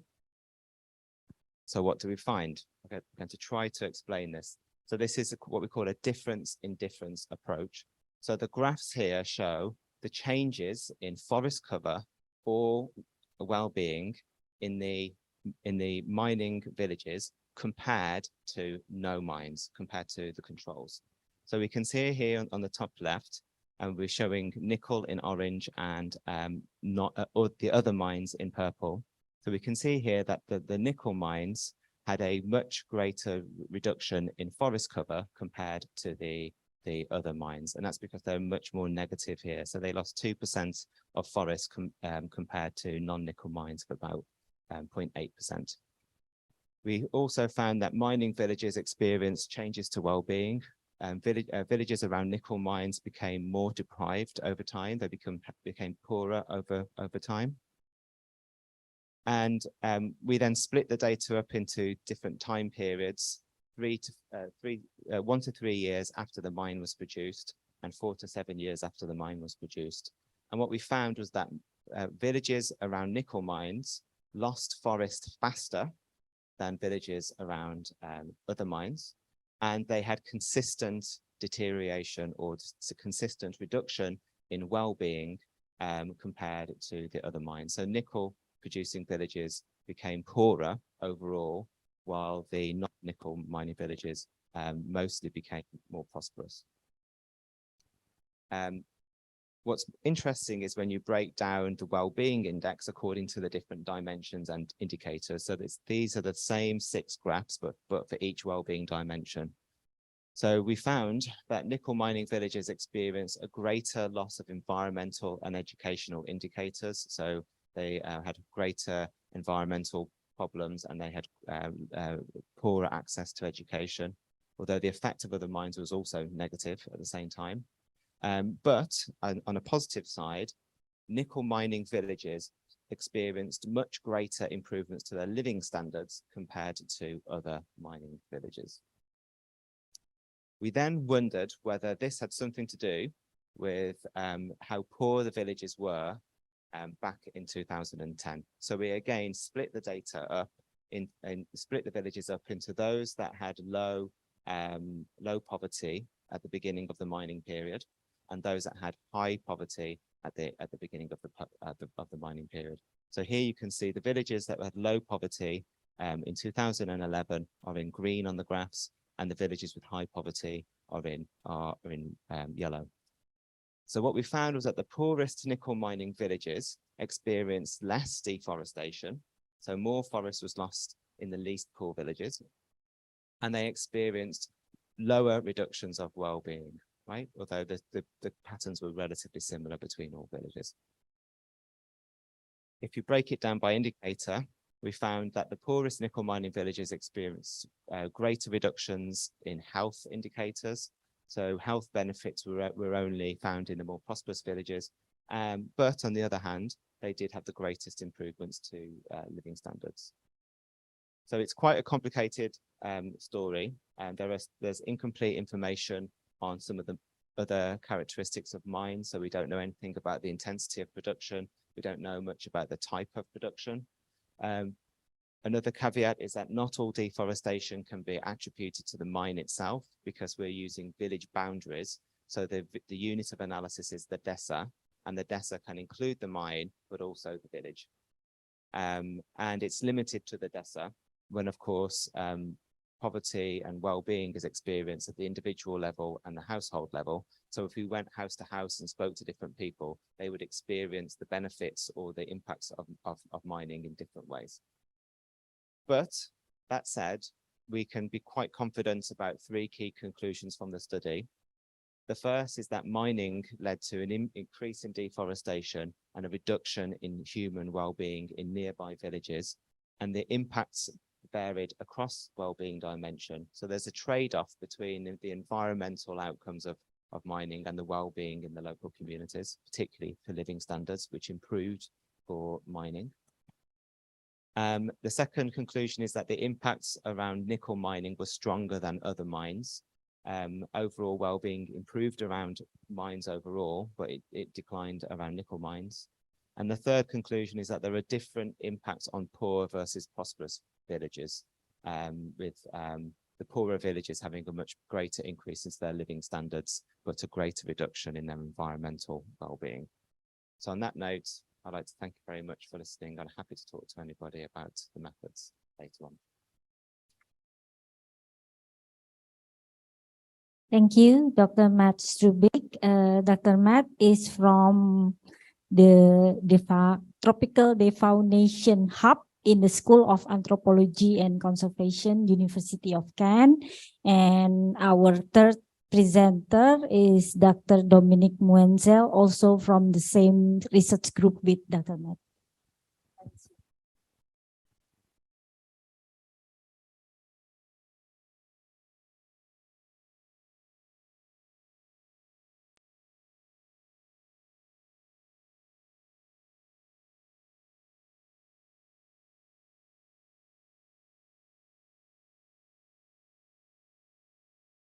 Okay, hello everyone. I'm Dominic Munsell. I'm from the University of Kent, and I'll be talking about achieving conservation and poverty alleviation goals in Wallacea through social forestry. So since 2014, the government of Indonesia has embarked on a quite ambitious goal to allocate state-owned forests to indigenous and local communities, with a goal of allocating 12.7 million hectares. And the objective is to reduce poverty, improve community welfare, and protect forests from degradation and land conversion. So essentially, communities are given resource rights and management responsibilities for forests around the village. Now, the uptake of social forestry to date has been quite geographically uneven. There has been more in the western side of Indonesia, in Java and Sumatra, than in eastern Indonesia. So the Ministry of Environment and Forestry releases this thing called PIAPS map. It's an indicative map of social forestry. And essentially, it's got 3 different categories of social forestry. So it tells you in which areas social forestry has already been implemented, in which areas social forestry has been proposed, so schemes have been proposed, and in which area social forestry could in theory be implemented but has not yet been implemented. So this is areas that are available for social forestry. And here across the Wallacea region, we can see that the total amount that has been implemented differs quite greatly. So more has been implemented in Sulawesi than in Maluku or Nusa Tenggara. But in terms of proportion, there's still, because of the landmass and the size of Sulawesi, there's actually still the most that's available is in Sulawesi. So you can see that only around 20%, or in other regions, 10% of the available area has been implemented. So there's still a lot of opportunity for additional schemes to be implemented in other areas.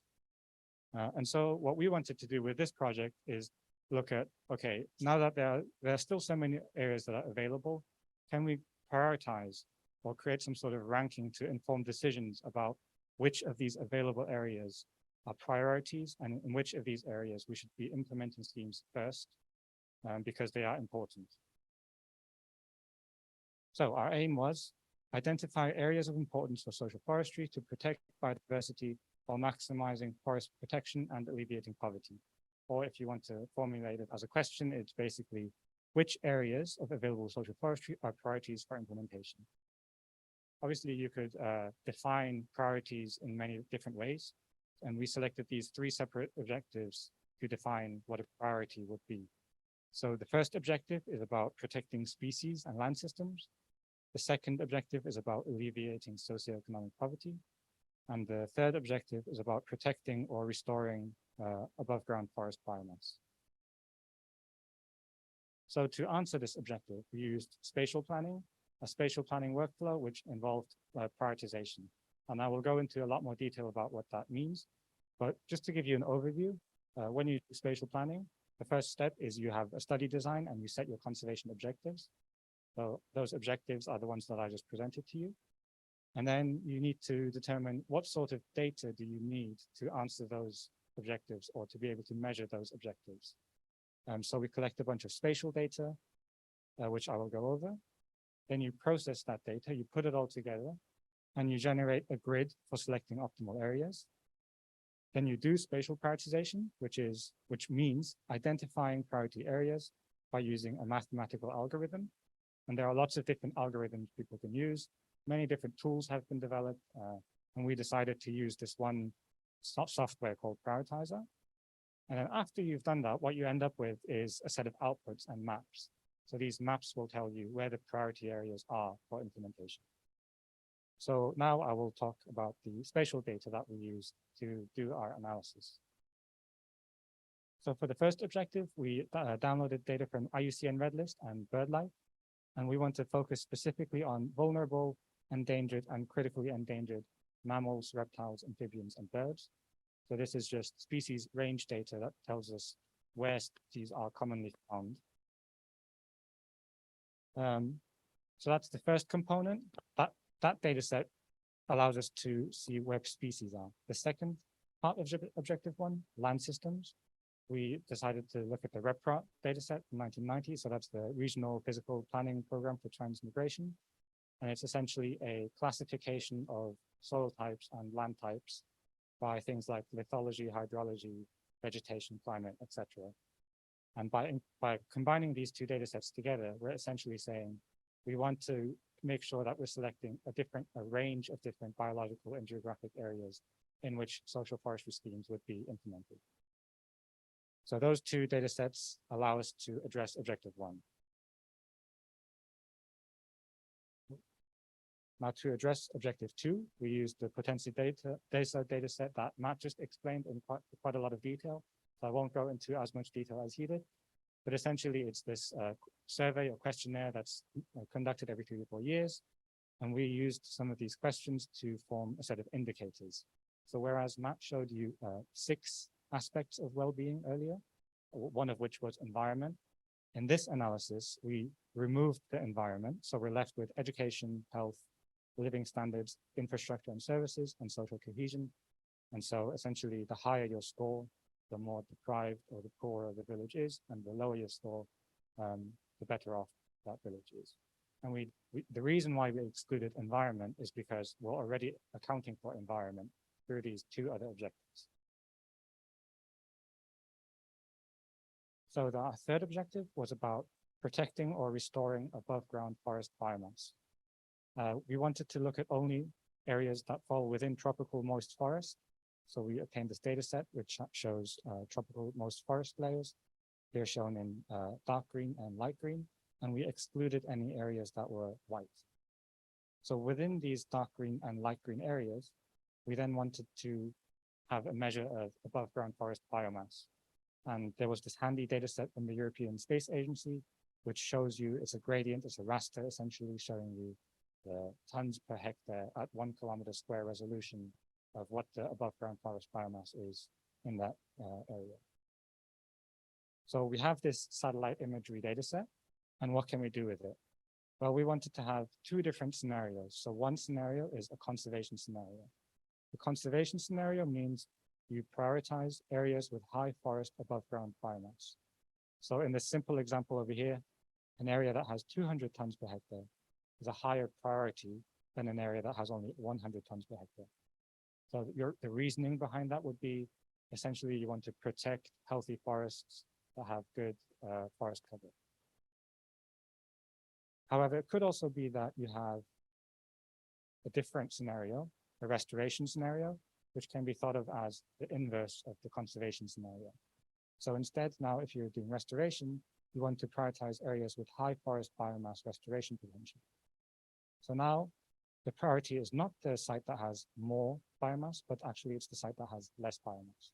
Because by doing tree planting or restoration interventions, you can improve the health of that forest and bring it up to better condition.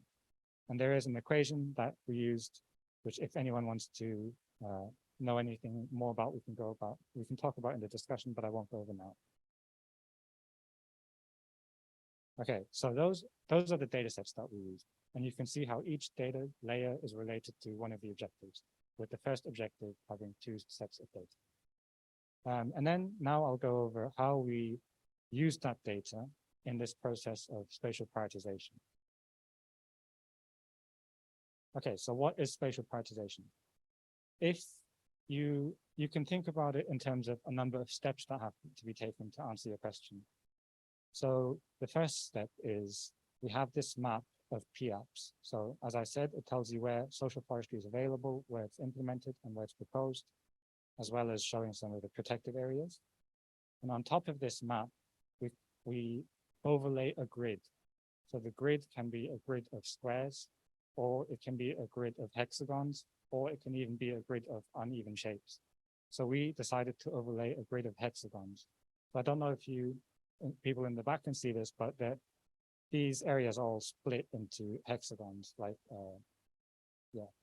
beehive, I guess. So for each of the 11 provinces across the Wallacea region, we overlaid these grids, and resulting in 91,652 hexagons. And why do we do this? Well, each hexagon is a unit of selection.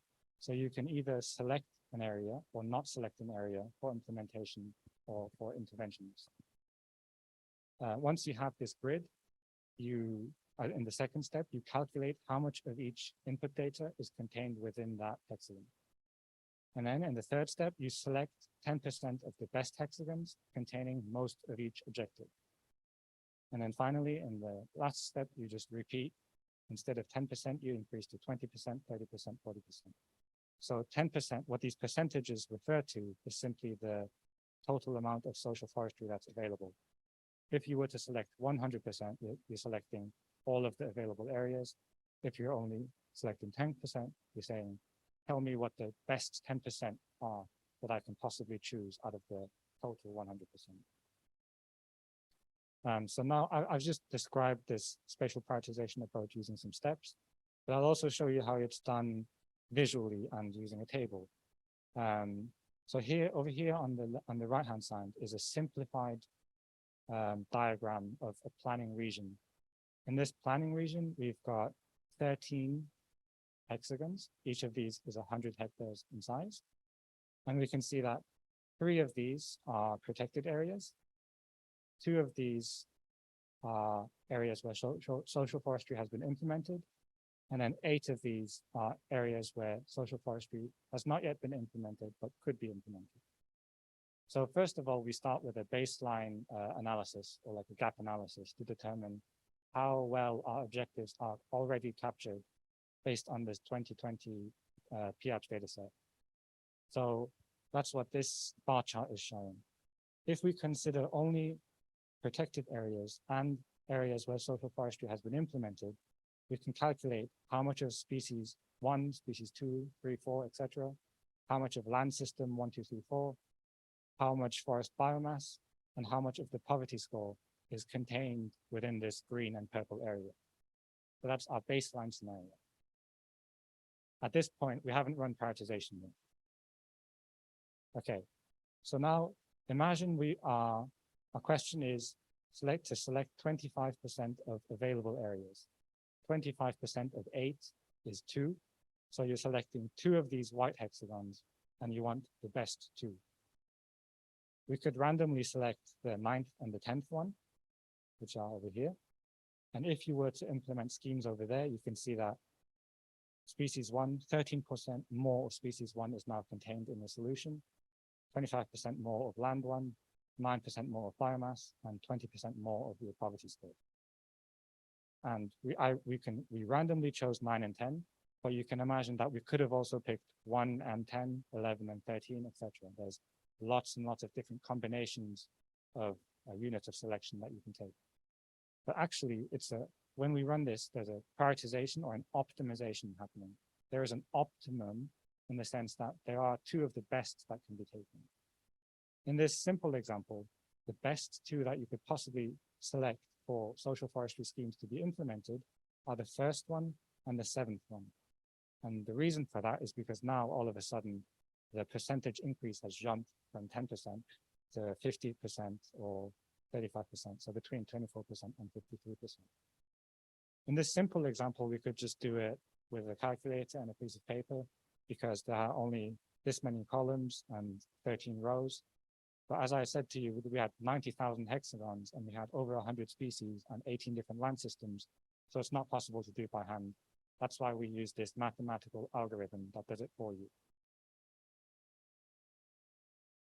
Okay, so I've explained our objectives, the input data, and the steps that are involved in spatial prioritization. And now I'll show you what the outputs actually look like. So this is what the output map looks like.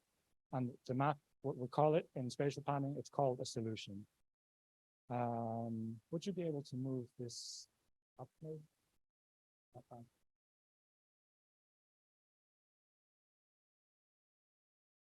Yeah, thank you.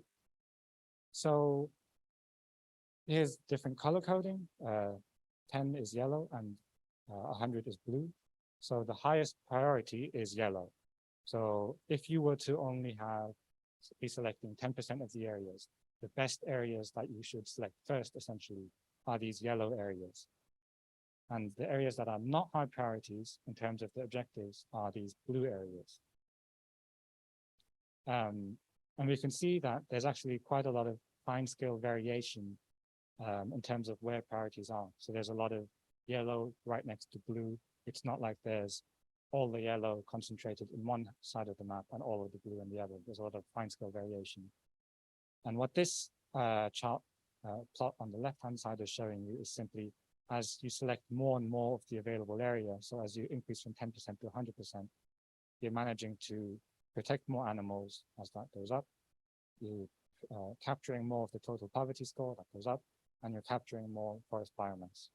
And there you can see also that there are differences between the Nusa Tenggara, Maluku Islands, and Sulawesi. So this is for the conservation scenario, and instead,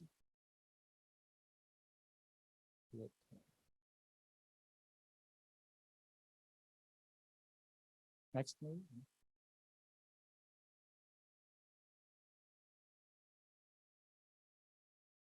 Thank you.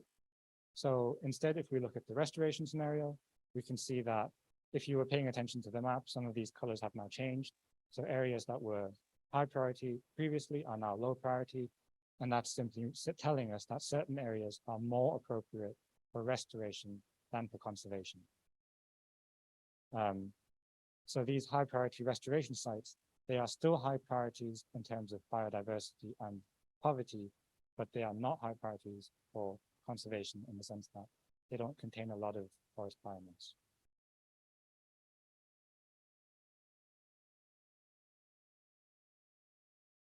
So I've just taken you through the basic prioritization or spatial planning approach that one can use. However, there are also modifications to this spatial planning that can be taken. So one of the things that can be done is by implementing some parameters. One of the parameters is weighting different objectives. So in the basic implementation that I just showed you, each of these three objectives is weighed equally. You're saying each of these three objectives are equally important. However, for a given budget, objectives can be weighed more towards poverty alleviation or forest biomass. So these are called boomerang plots because they look like boomerangs. And in the center of the boomerang plot is when you have equal weighting. So when you have equal weighting, you have that amount of forest biomass conserved and that amount of total poverty exposed. If instead you increase the weighting of, say, the second objective, then your solution has greater total poverty score, but the trade-off is that it now has less forest biomass conserved. So you can weigh your objectives differently, keeping in mind that there's a trade-off involved when you do that. You can also increase the forest weighting. So now you've increased the weighting of objective 3 relative to the 2 other objectives. And you can see that you can capture greater forest biomass with a trade-off of achieving less total poverty score. And each of these, so boomerangs consists of individual solutions or dots on this dot plot. And for each of these dots, you can generate a map showing you the priority ranking. And these priority rankings can be done for each of these 10% increments. Another thing that one can do, one of the other parameters, is spatial clustering of solutions. And what spatial clustering essentially means is that the size of selected social forestry areas can be modified to create more or less clustered solutions. So here, once again, we have a map of our baseline. So this is just the status in 2020. We have protected areas and we have areas where social forestry has been implemented. In the basic implementation that I just walked you guys through, we didn't use any clustering. What does that mean? If you don't use any clustering, then the areas that are selected, here I'm just showing the top 10%, they are scattered. They're quite small and they can be scattered quite far apart. So there are some solutions here, there's another solution there, and then there's another solution there. And you can see that the average size of each of these individual patches is quite low. Now, it could be that that's not desirable from an implementation perspective because of edge effects or whatever reason, and it could be that you want more clustered selection of clustered solutions. So you can increase this clustering parameter, and you can see that the more you increase this clustering, the more the solutions get clustered together. So if you compare where these yellow shapes are over here, compared to where these yellow shapes are over here, here they're much bigger and they're closer together. You bunch them all together. And by doing that, the individual size of them has also increased. So to summarize, today I showed you the results for Wallacea, but we've actually run this analysis across the entirety of Indonesia.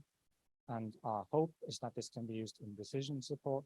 So for allocating, basically for selecting priority areas for social forestry schemes. And we're also currently involved in the Darwin Initiative project, working with communities in Aceh and Bengkulu, where we're engaging in forest restoration and financing schemes. And we're hoping to release this as a sort of interactive web application that anyone can access by just through an internet browser to make it accessible And yeah, thank you to all of our colleagues without whom this wouldn't have been possible. Here's my email if you have any comments or questions.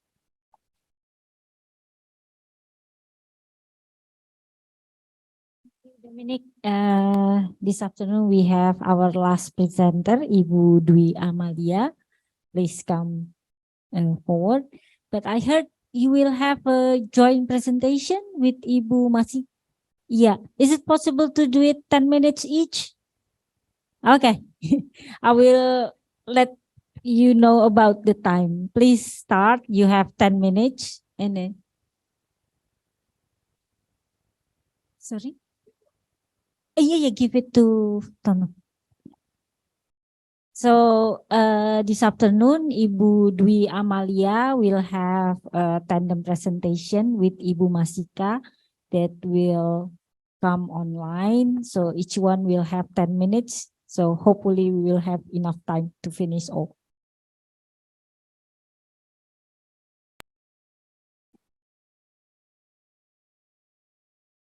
Thank you, everyone. Good afternoon, everyone. My name is Dwi Amalia, and I'm presenting a bit of different perspective from what we're here in this room. We're talking about the socio-ecological risk from overseas investment in Wallacea. So,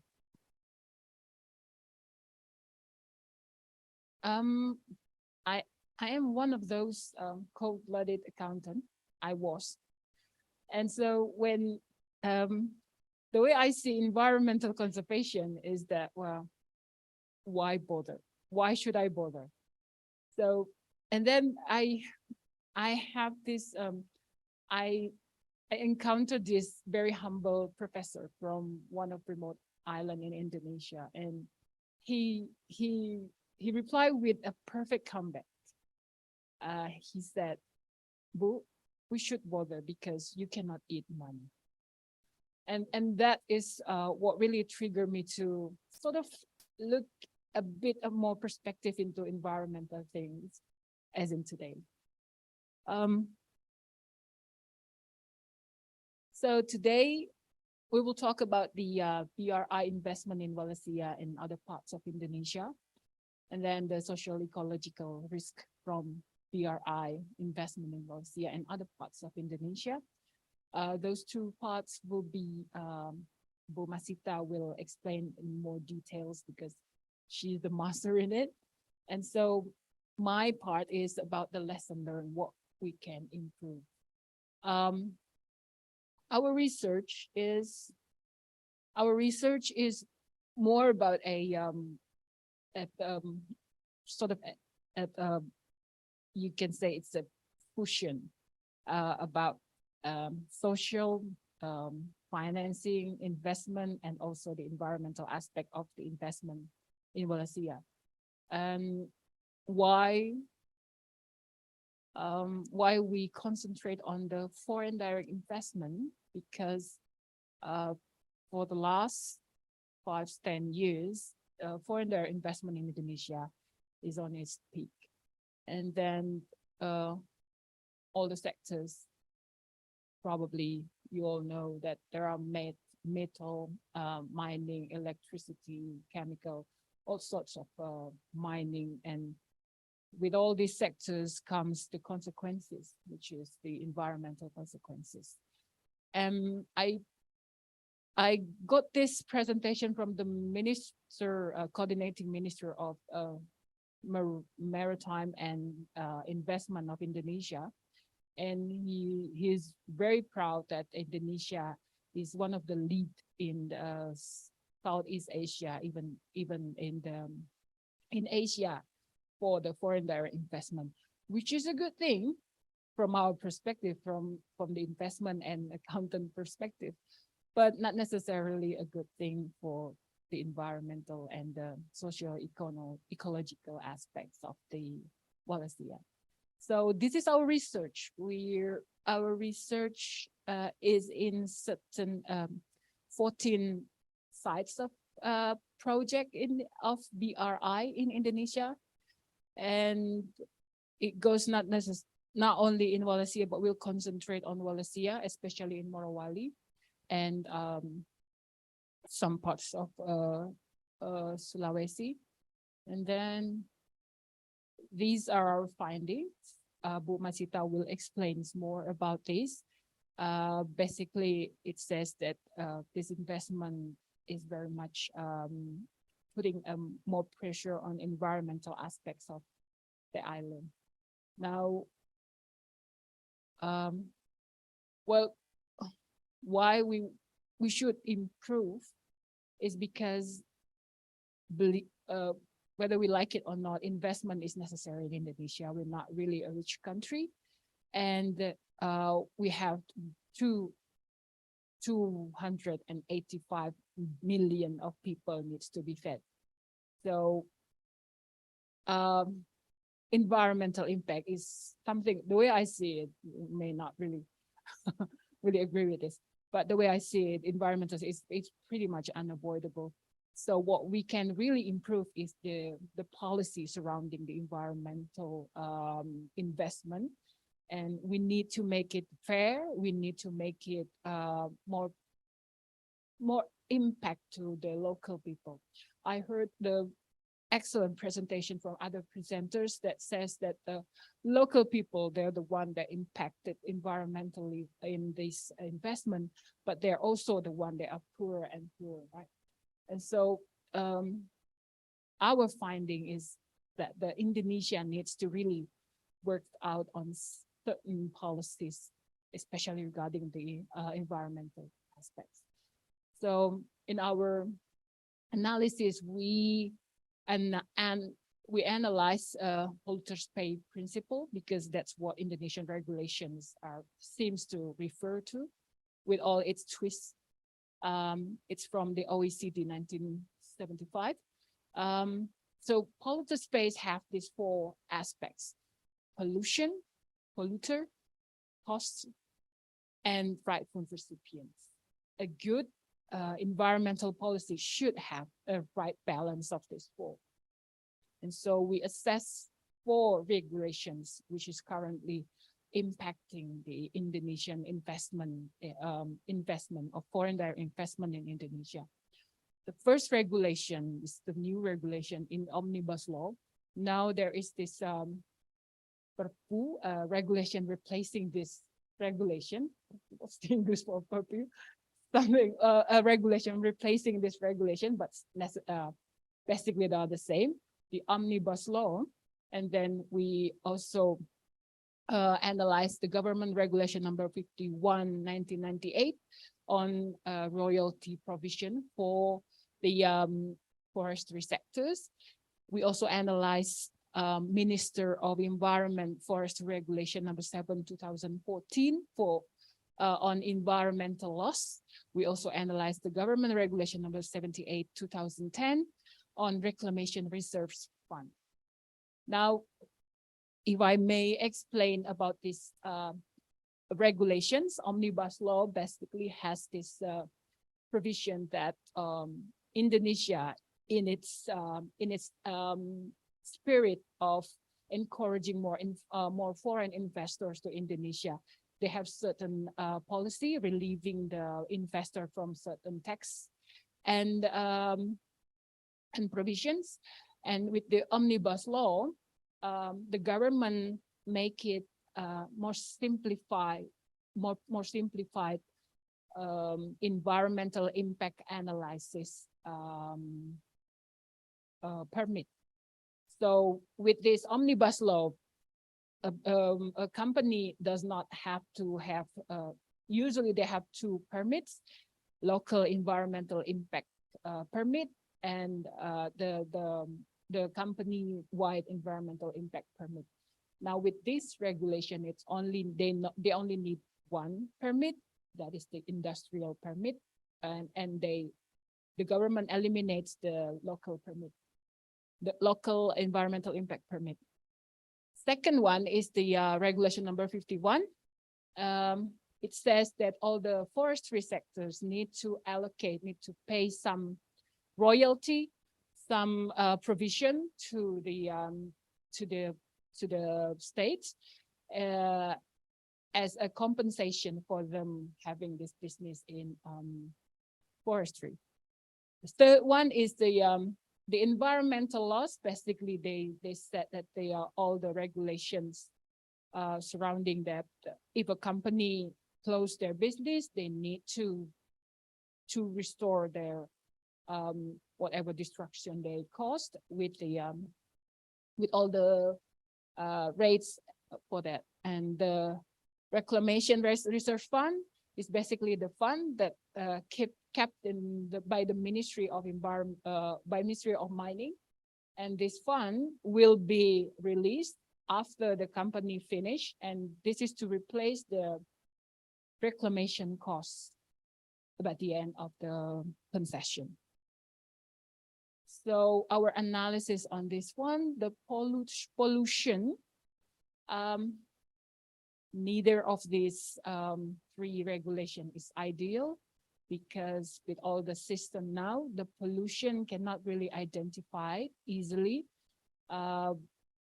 And the polluters, again, we cannot, with the current regulation, government will have a hard time to trace back the beneficial ownerships of the companies.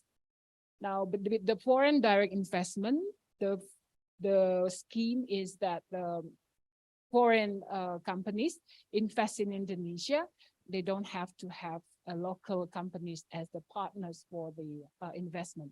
With this kind of arrangement, the polluters who will be responsible for this is only the local partner of this foreign direct investment, which is only small. And more likely than not, whenever they have to pay all those compensation, which is quite big, they will set themselves into bankruptcy to avoid the obligations. So with the current regulation, it's very hard to trace back the polluters. With the payment, the calculation of the payment for the royalty provision, both royalty reclamation provision, the calculation is up to the companies. The government in the regulation suggests that the companies have their own calculation and submit it to the government. With that kind of mechanism, you can say that it is expected that they lower their reservation fund and their royalty.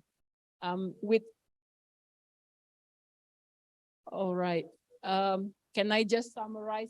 It's not really that many to go. The rightful recipient, it's all the same. The mechanism is very complicated. By the end of the day, the local people's poorer and poorer because it is not their right to receive the recipient. It's the government, and the government can corrupt, and the corruption makes all the compensation even less beneficial. I think that's all. Our recommendation is to improve this the three regulation to more synchronize each other, and then we enhance transparency and accountability and facilitate public awareness and participation on this. Thank you very much.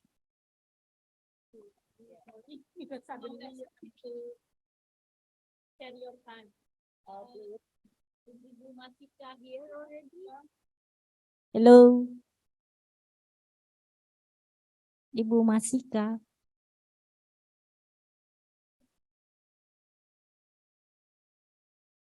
Hello, everyone. Oh, okay. I'm Do you have your presentation with the committee, or are you going to share it yourself? I will share it by myself. Okay. I think I already share screens, right? Yeah, you can start now. You have about 10 minutes time to finish Yeah. all your presentation. The time is Okay. yours. Thank you so much. So I will be in a hurry to wrap up my presentation. So hello, everyone. My name is Masita Dwimandidi Manesa. I'm an assistant professor in the Geography Department, University of Indonesia, and also the researchers in the RCC teams. So with Ms. Dwi, I collaborate in evaluating the spatial assessments, the spatial environmental assessment for the several selected project of Belt and Road Initiative project in Indonesia. So this is our teams. We have a very huge teams, include Prof. Jatna. And to make it quick, let me go to the outline of this presentation. So as we know that the project, the investment project, we have a lot of investment project and we cannot evaluate one by one. So we just selected several important projects and try to evaluate how the spatial environmental impacts on each of those Chinese investment in Indonesia. So this is just the quick introduction on why we want to do this research about the Chinese investment in Indonesia. So this is the selected project that been invested here in Indonesia. We classified the project into 4 types of project, which is the project related to the road and railways, to the coal-fired power plants, to the hydropower plants, and numbers of industrial complex across Indonesia. And all these selected project is representing all the area of Indonesia, but not only the Wallacea, but all the entire Indonesia region in general. So we observe 5 components of environmental parameter, which is the vegetation and carbons, the land cover, the forest, the biodiversity, the air pollutions, and the existence of indigenous communities that close to the developed project site. And this is just a schematic assessment flow works. We including the spatial data and also the social data, the remote sensing data, and numbers of spatial data set to measure the air pollution, to measure the time series vegetation loss, to measure the terrestrial carbon, and to measure the species densities, and of course to measure the distance to the primary forest. We comparative did the environmental assessment for all those selected project site, and we do some quick assessments. So this is the vegetation index time series. We took a very long time series of multispectral image and extracting the vegetation index. This vegetation index provide the information if the area have a forest or have a vegetation or doesn't have the vegetation. So in using this data, we can see when the project is start to do the land clearing. So as we can see in here, several projects have already done the land clearings in the beginning of 2010s, and several of the projects, as we can see from the forest covers or from the vegetation covers, it's not yet been started. So by using this kind of time series, we can quickly understand if the investment is successful or not, if the investment have been started or not, because we indicate if the investment already been started, then the land clearing should be start to happen in those selected projects. And if we would like to compare between the vegetation loss measured by the vegetation index from the remote sensing data and the information of the mean carbon densities also produced from the modeling of remote sensing data, we can see the impact of each developed project to the environment. As we can see in here that the hydropower plants, most of hydropower plants is performs in a very high amount of carbon densities area. So that's based on those data, we can see how much the loss that might happen after the project is been very well developed in each of the project area. And this is the air pollution. We try to measure the air pollution obtained from the center of the project area and do the distance analysis. Just want to see the impact if close to the project, the pollution is getting increased or not getting increased. Actually, I make some kind of web map, quick analysis just to visualize, and everyone can do it by themselves to see actually how the distribution of air pollution that happened across the selected BRA project that we evaluate here. Of course, as we know that all those projects related to the coal-fired power plant and the industrial areas emit numbers of NO2 in this case. So yeah, it's very related to the increasement of the pollution in the area. And this is one interesting site. I think 2 interesting sites that we select which is the Python's coal fire plants and the Morowali Industrial Park. As we can see here, this is the center of the Morowali Industrial Park, and we can see gradually in the center of the industrial project, the emitted NO2 is a very high, and then gradually smaller across the distance. But we can see how the impact might appear from the from the industrial areas. And then, yeah, this is the collaborating. We try to extract all those biodiversities, the species data from the Indonesian government and also from the global database, and try to build with our biologist teams selected species like the indicator species, the key species that can be representing the conditions, the spatial species densities of our selected project. So we get these numbers of species, and we try to evaluate the threatened species density based on the appearance of the species in the maps as a map spatial one. And if we try to evaluate the between the mean distance of each project to the primary forest and their mean score of the threatened species density, we can see in here that yeah, it's very some data is we can understand the relation, and some data have some kind of bias, especially the Jakarta data, the Jakarta-Bandung Railway, because we have a very high intensities of species density across surrounding of Jakarta, not because the Jakarta have a very good species density, but just because a lot of measurement been done across the area. So that's why the species densities in the Jakarta-Bandung Railway have a very high numbers, but actually it's not represent the actual condition just for this case. While for the other case, like the Likupang is a very nice, we find a lot of endangered species that we selected from our key species that will be giving a very big effects to the environment if the area is being overexploited in the near futures. So next.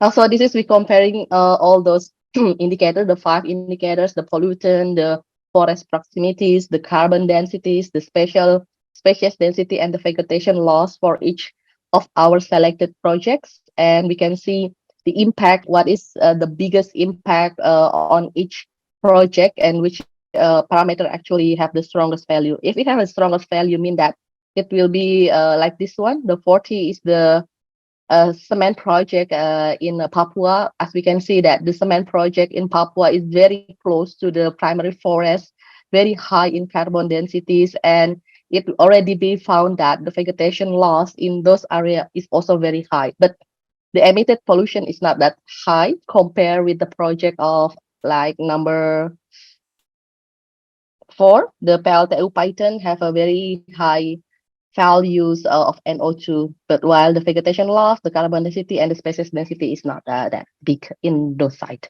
So this is, we can see that overall the impact of environment on each evaluated project site have a very different values.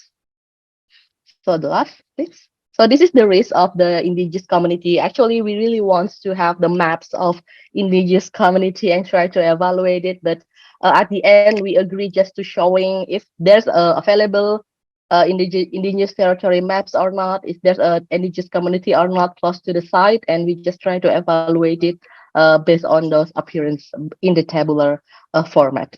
So this is our site. Not all of the project have indigenous communities, but numbers of it have a very close to the indigenous communities. So this is just a quick one.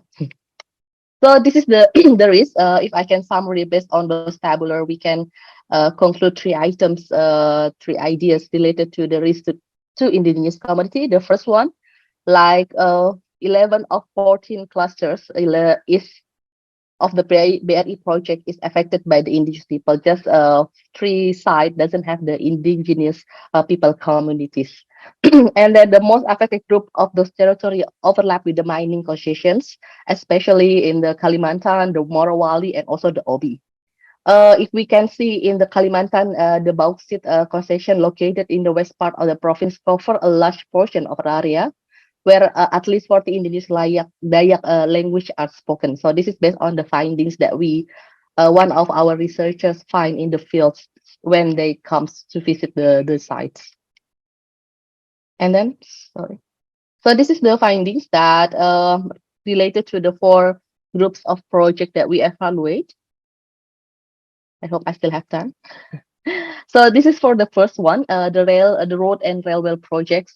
We issues the issue of the investment schemes. Initial project is B2B, but due to the pandemic, the investment scheme is changing to the government. Indonesian government take over the investments in the Bandung railway. While the Samarinda Balikpapan toll road is built very close to the tropical forest, and this opening should be taken in more details. And while related to the power plants, we find out that the pythons, I'm very sorry, we have a very noisy background here. The python is the biggest coal power plant in Indonesia that support not only Java Island, but also the Bali Islands. And the spread of the NO2 from pythons we measured is as equal as one of the polluted cities. So one coal power plant emitted CO2 is almost equal with a cities of Bandung NO2 emitted. So it's a very big emitted of greenhouse gases from the python areas.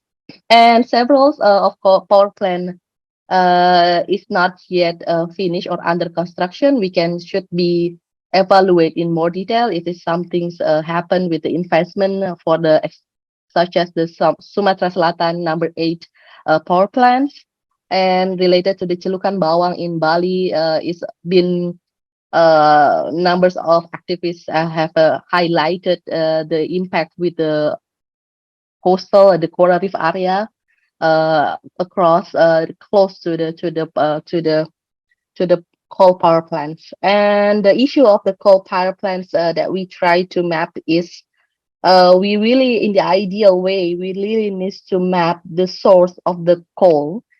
That in the beginning of this research, we really want to showing the distribution change from the Kalimantan or from other areas where the coal is coming from. Because Java doesn't have the coal areas, but the python in Java Islands is consume a lot of coal as a input for the electricity. And for the hydropower plant, this is a very blue energy that's been initiated by our government, but actually it's not that nice either to the environment, as we can see that especially the Kayak hydropower plants will be inundating 2 villages when Dayak Kenya people have been settled since 1922. Of course, this kind of dams will bring a negative effects to the natural habitats in the surrounding areas, the aquatics, and the people lifestyle that totally rely on the river itself. By they create several dams across the river. Last, I guess. This is the industrial. We evaluate numbers of industrial area, and as we can see in here, even the government already initiate this industrial area to get high of investment. Based on our observation, not all of these industrial area have been operated. Numbers of it still in the early development stage, like the Tanah Kuning, the Ketapang, while the other like Morowali and Obi is the most obviously the biggest and well-operated mining industry in Indonesia that been invested by the BRI projects. Last, this is my summaries related to the findings of the spatial assessment. The biodiversity hotspot of Indonesia is one of the most diverse, and those investments should be taken clearly on how much the impact to the environment. This investment will be treat not only the environments, but also the local people, the livelihoods. And that's why I guess the cost of remediation should be evaluated very well. That's why we give the presentation on how Indonesian government calculate the cost of remediation for each projects. And we also find that related to the hydropower plants that been called as a blue energy, the renewable energy project is not as clean as its name, since it still be giving a negative impact based on our assessment, not just the environmental, but also the social impact. And the last one is about the regulation overviews that already been presented by Ibu Dwi in the first presentation, need also be highlighted to protect the environment from the investment that we needed in this country. So that's all my presentation. Thank you very much. I hope it's not more than 10 minutes. Thank Thank you, you. Ibu Masika. Thank you, Ibu Dwi. Very interesting afternoon. We discussed from the presentation, we discussed a lot about the relation between environment with policy, social, economic. I think that's the most important thing. So in the agenda, we have to wrap up at 4 o'clock, but it's 5 more minutes from now. So I guess we have to say a little bit longer, maybe 10 to 15 minutes. Any questions from the floor here? Bapak Satrio, and maybe from the online participants, is there any? Not yet. Not yet, Bu Nurul. No. Okay. One more from the floor, maybe. Yeah, Ibu Lutfia. Please, Pak Satrio, and then Ibu.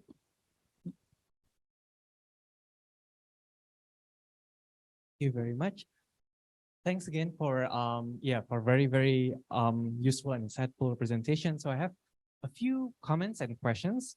I guess for Matt, well, I guess you put the caveats there, and which is great because exactly sort of like the caveats was what I was asking also. But I was wondering, in terms of the scale, because I'm, well, I guess I'm not so sure about nickel mining, but for some other types of metals, I mean, they are like artisanal minings, and you can actually distinguish between like large scale and small scale mining from remote sensing technology. So I was wondering if you plan to do that also, because I think that would be useful actually to distinguish between distinguish the impacts between the types of or like scale of mining. And then somewhat related to presentation by Ibu Dwi and Ibu Masita, I know like a big concern that a lot of civil society members of the community have raised about nickel mining in Sulawesi, in Southeast Sulawesi, Central Sulawesi is Chinese investment. There's a lot of like Chinese workers also. So I guess I was wondering if you, as part of your research, you look into sort of like the impacts of sort of like these Chinese investment, Chinese workers, because I mean, I guess like the livelihood impacts, for example, if they are employed by the concessionaires, there might be some impacts. But if the concessionaires, for example, only employ foreign workers, of course, you see sort of like a lot of like negative impacts as well. So I was wondering if you look into this issue, and maybe moving on to Ibu Dwi and Ibu Masita's presentations, I was wondering, so you look into sort of like regulations, Indonesian government's regulatory and policy frameworks, but we know also from the business community nowadays there are this sort of like shift toward ESG principles, being accountable, like how financial institutions who are funding, yes, I mean, we're talking about FDI, but I assume, I mean, there are a lot of financial institutions that need to meet their ESG target, that need to pay attention to what kind of projects being built in Wallacea and beyond. So I guess what I was wondering if you can talk a little bit about sort of like these kind of like non-state driven sort of like efforts toward achieving ESG. And also, since we are talking about BRI, I think a lot of people have voiced concerns about Belt and Road Initiative, Chinese investment. I was wondering, can we actually, as Indonesian government and stakeholders, negotiate with China regarding this Chinese funded sort of like projects about like how they should be rolled out in Indonesia to mitigate some of the impacts that have been discussed by Ibu Dwi and Ibu Masita. So I was wondering, from the kind of like G2G perspectives about this BRI, is there anything that the Indonesian government can diplomatically discuss with China?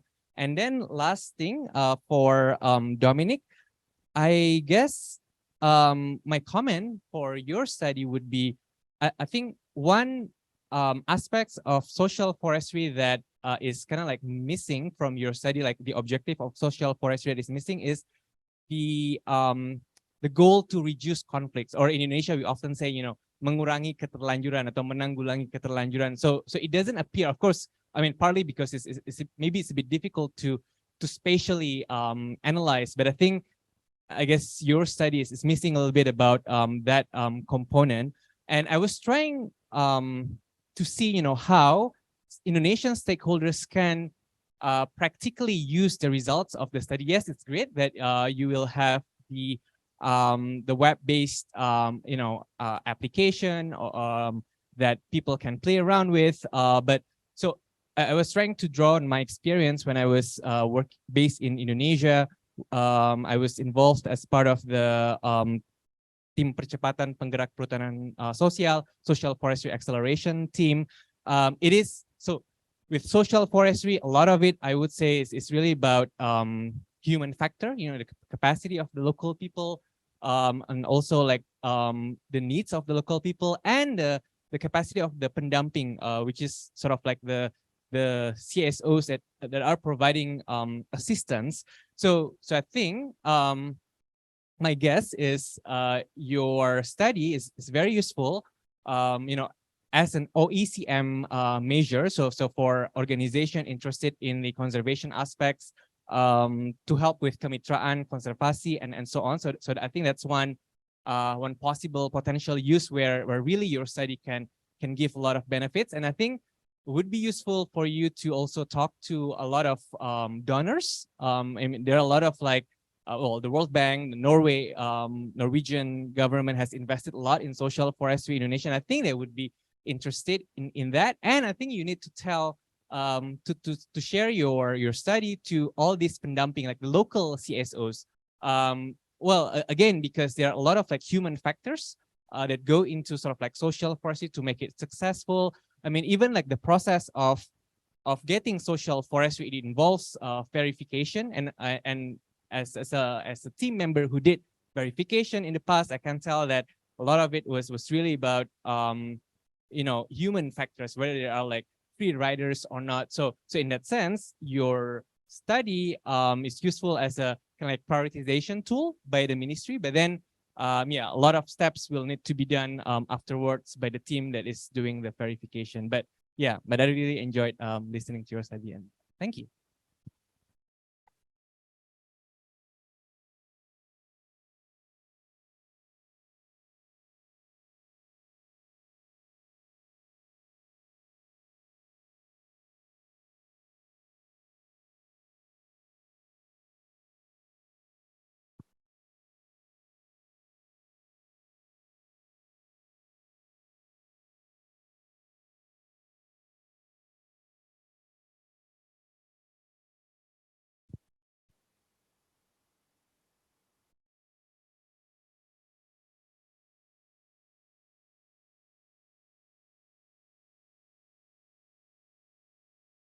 Okay, I'm glad I've got a pen because I was writing down all the questions.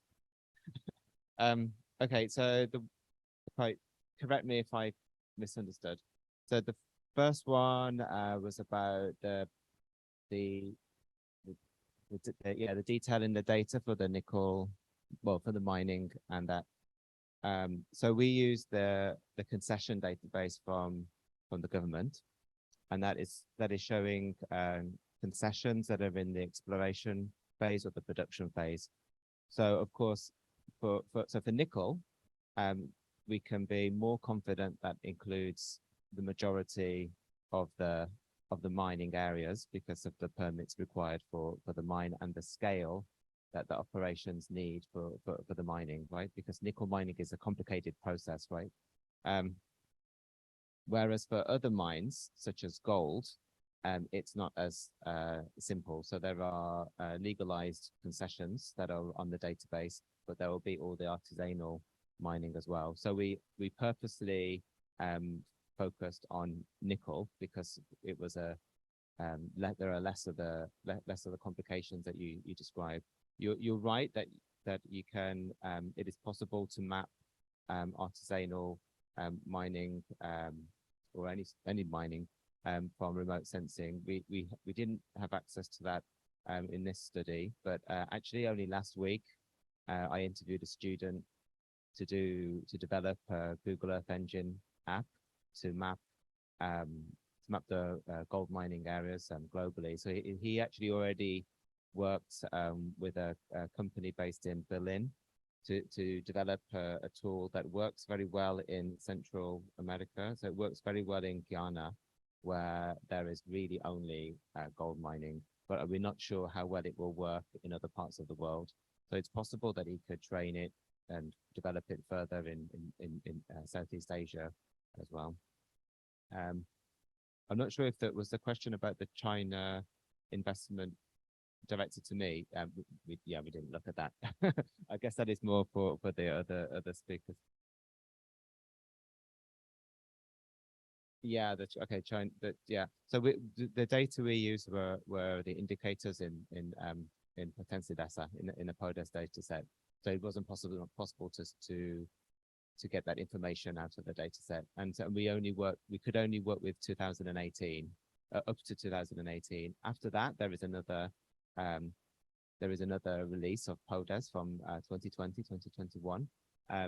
We're still in the process of getting that data. It takes that there are more questions and possibly more questions related to that question in that data set, but it always takes some time to process the database because there's lots of inconsistencies between the years, lots of boundary changes, lots of changes to the questions. And that, like, for example, for Wallacea, it took about 6 months to fix all those changes and realign all the data, all the boundaries.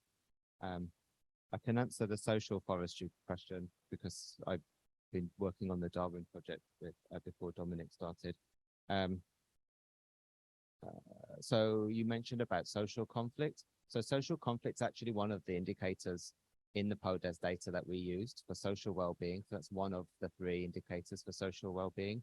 So this is, but remember, it is the limitations of PODES, which is that it's asked that the database is at the DESA level. So the Kepala DESA reports to BPS with the questionnaire. So he or she report the number of social conflict within the village. So it's community conflict within the village. But we do find that certainly when we look in other parts of Indonesia, so we use the same indicators to assess to look at the impact of oil palm and certification, and we find that the social conflict indicator does change over time, and we do see an effect of social conflict with other things. We didn't see it so much with mining, but we did see it with we did detect changes in social conflict with other activities. And then the last question, I think for me, you mentioned about the application of the tool.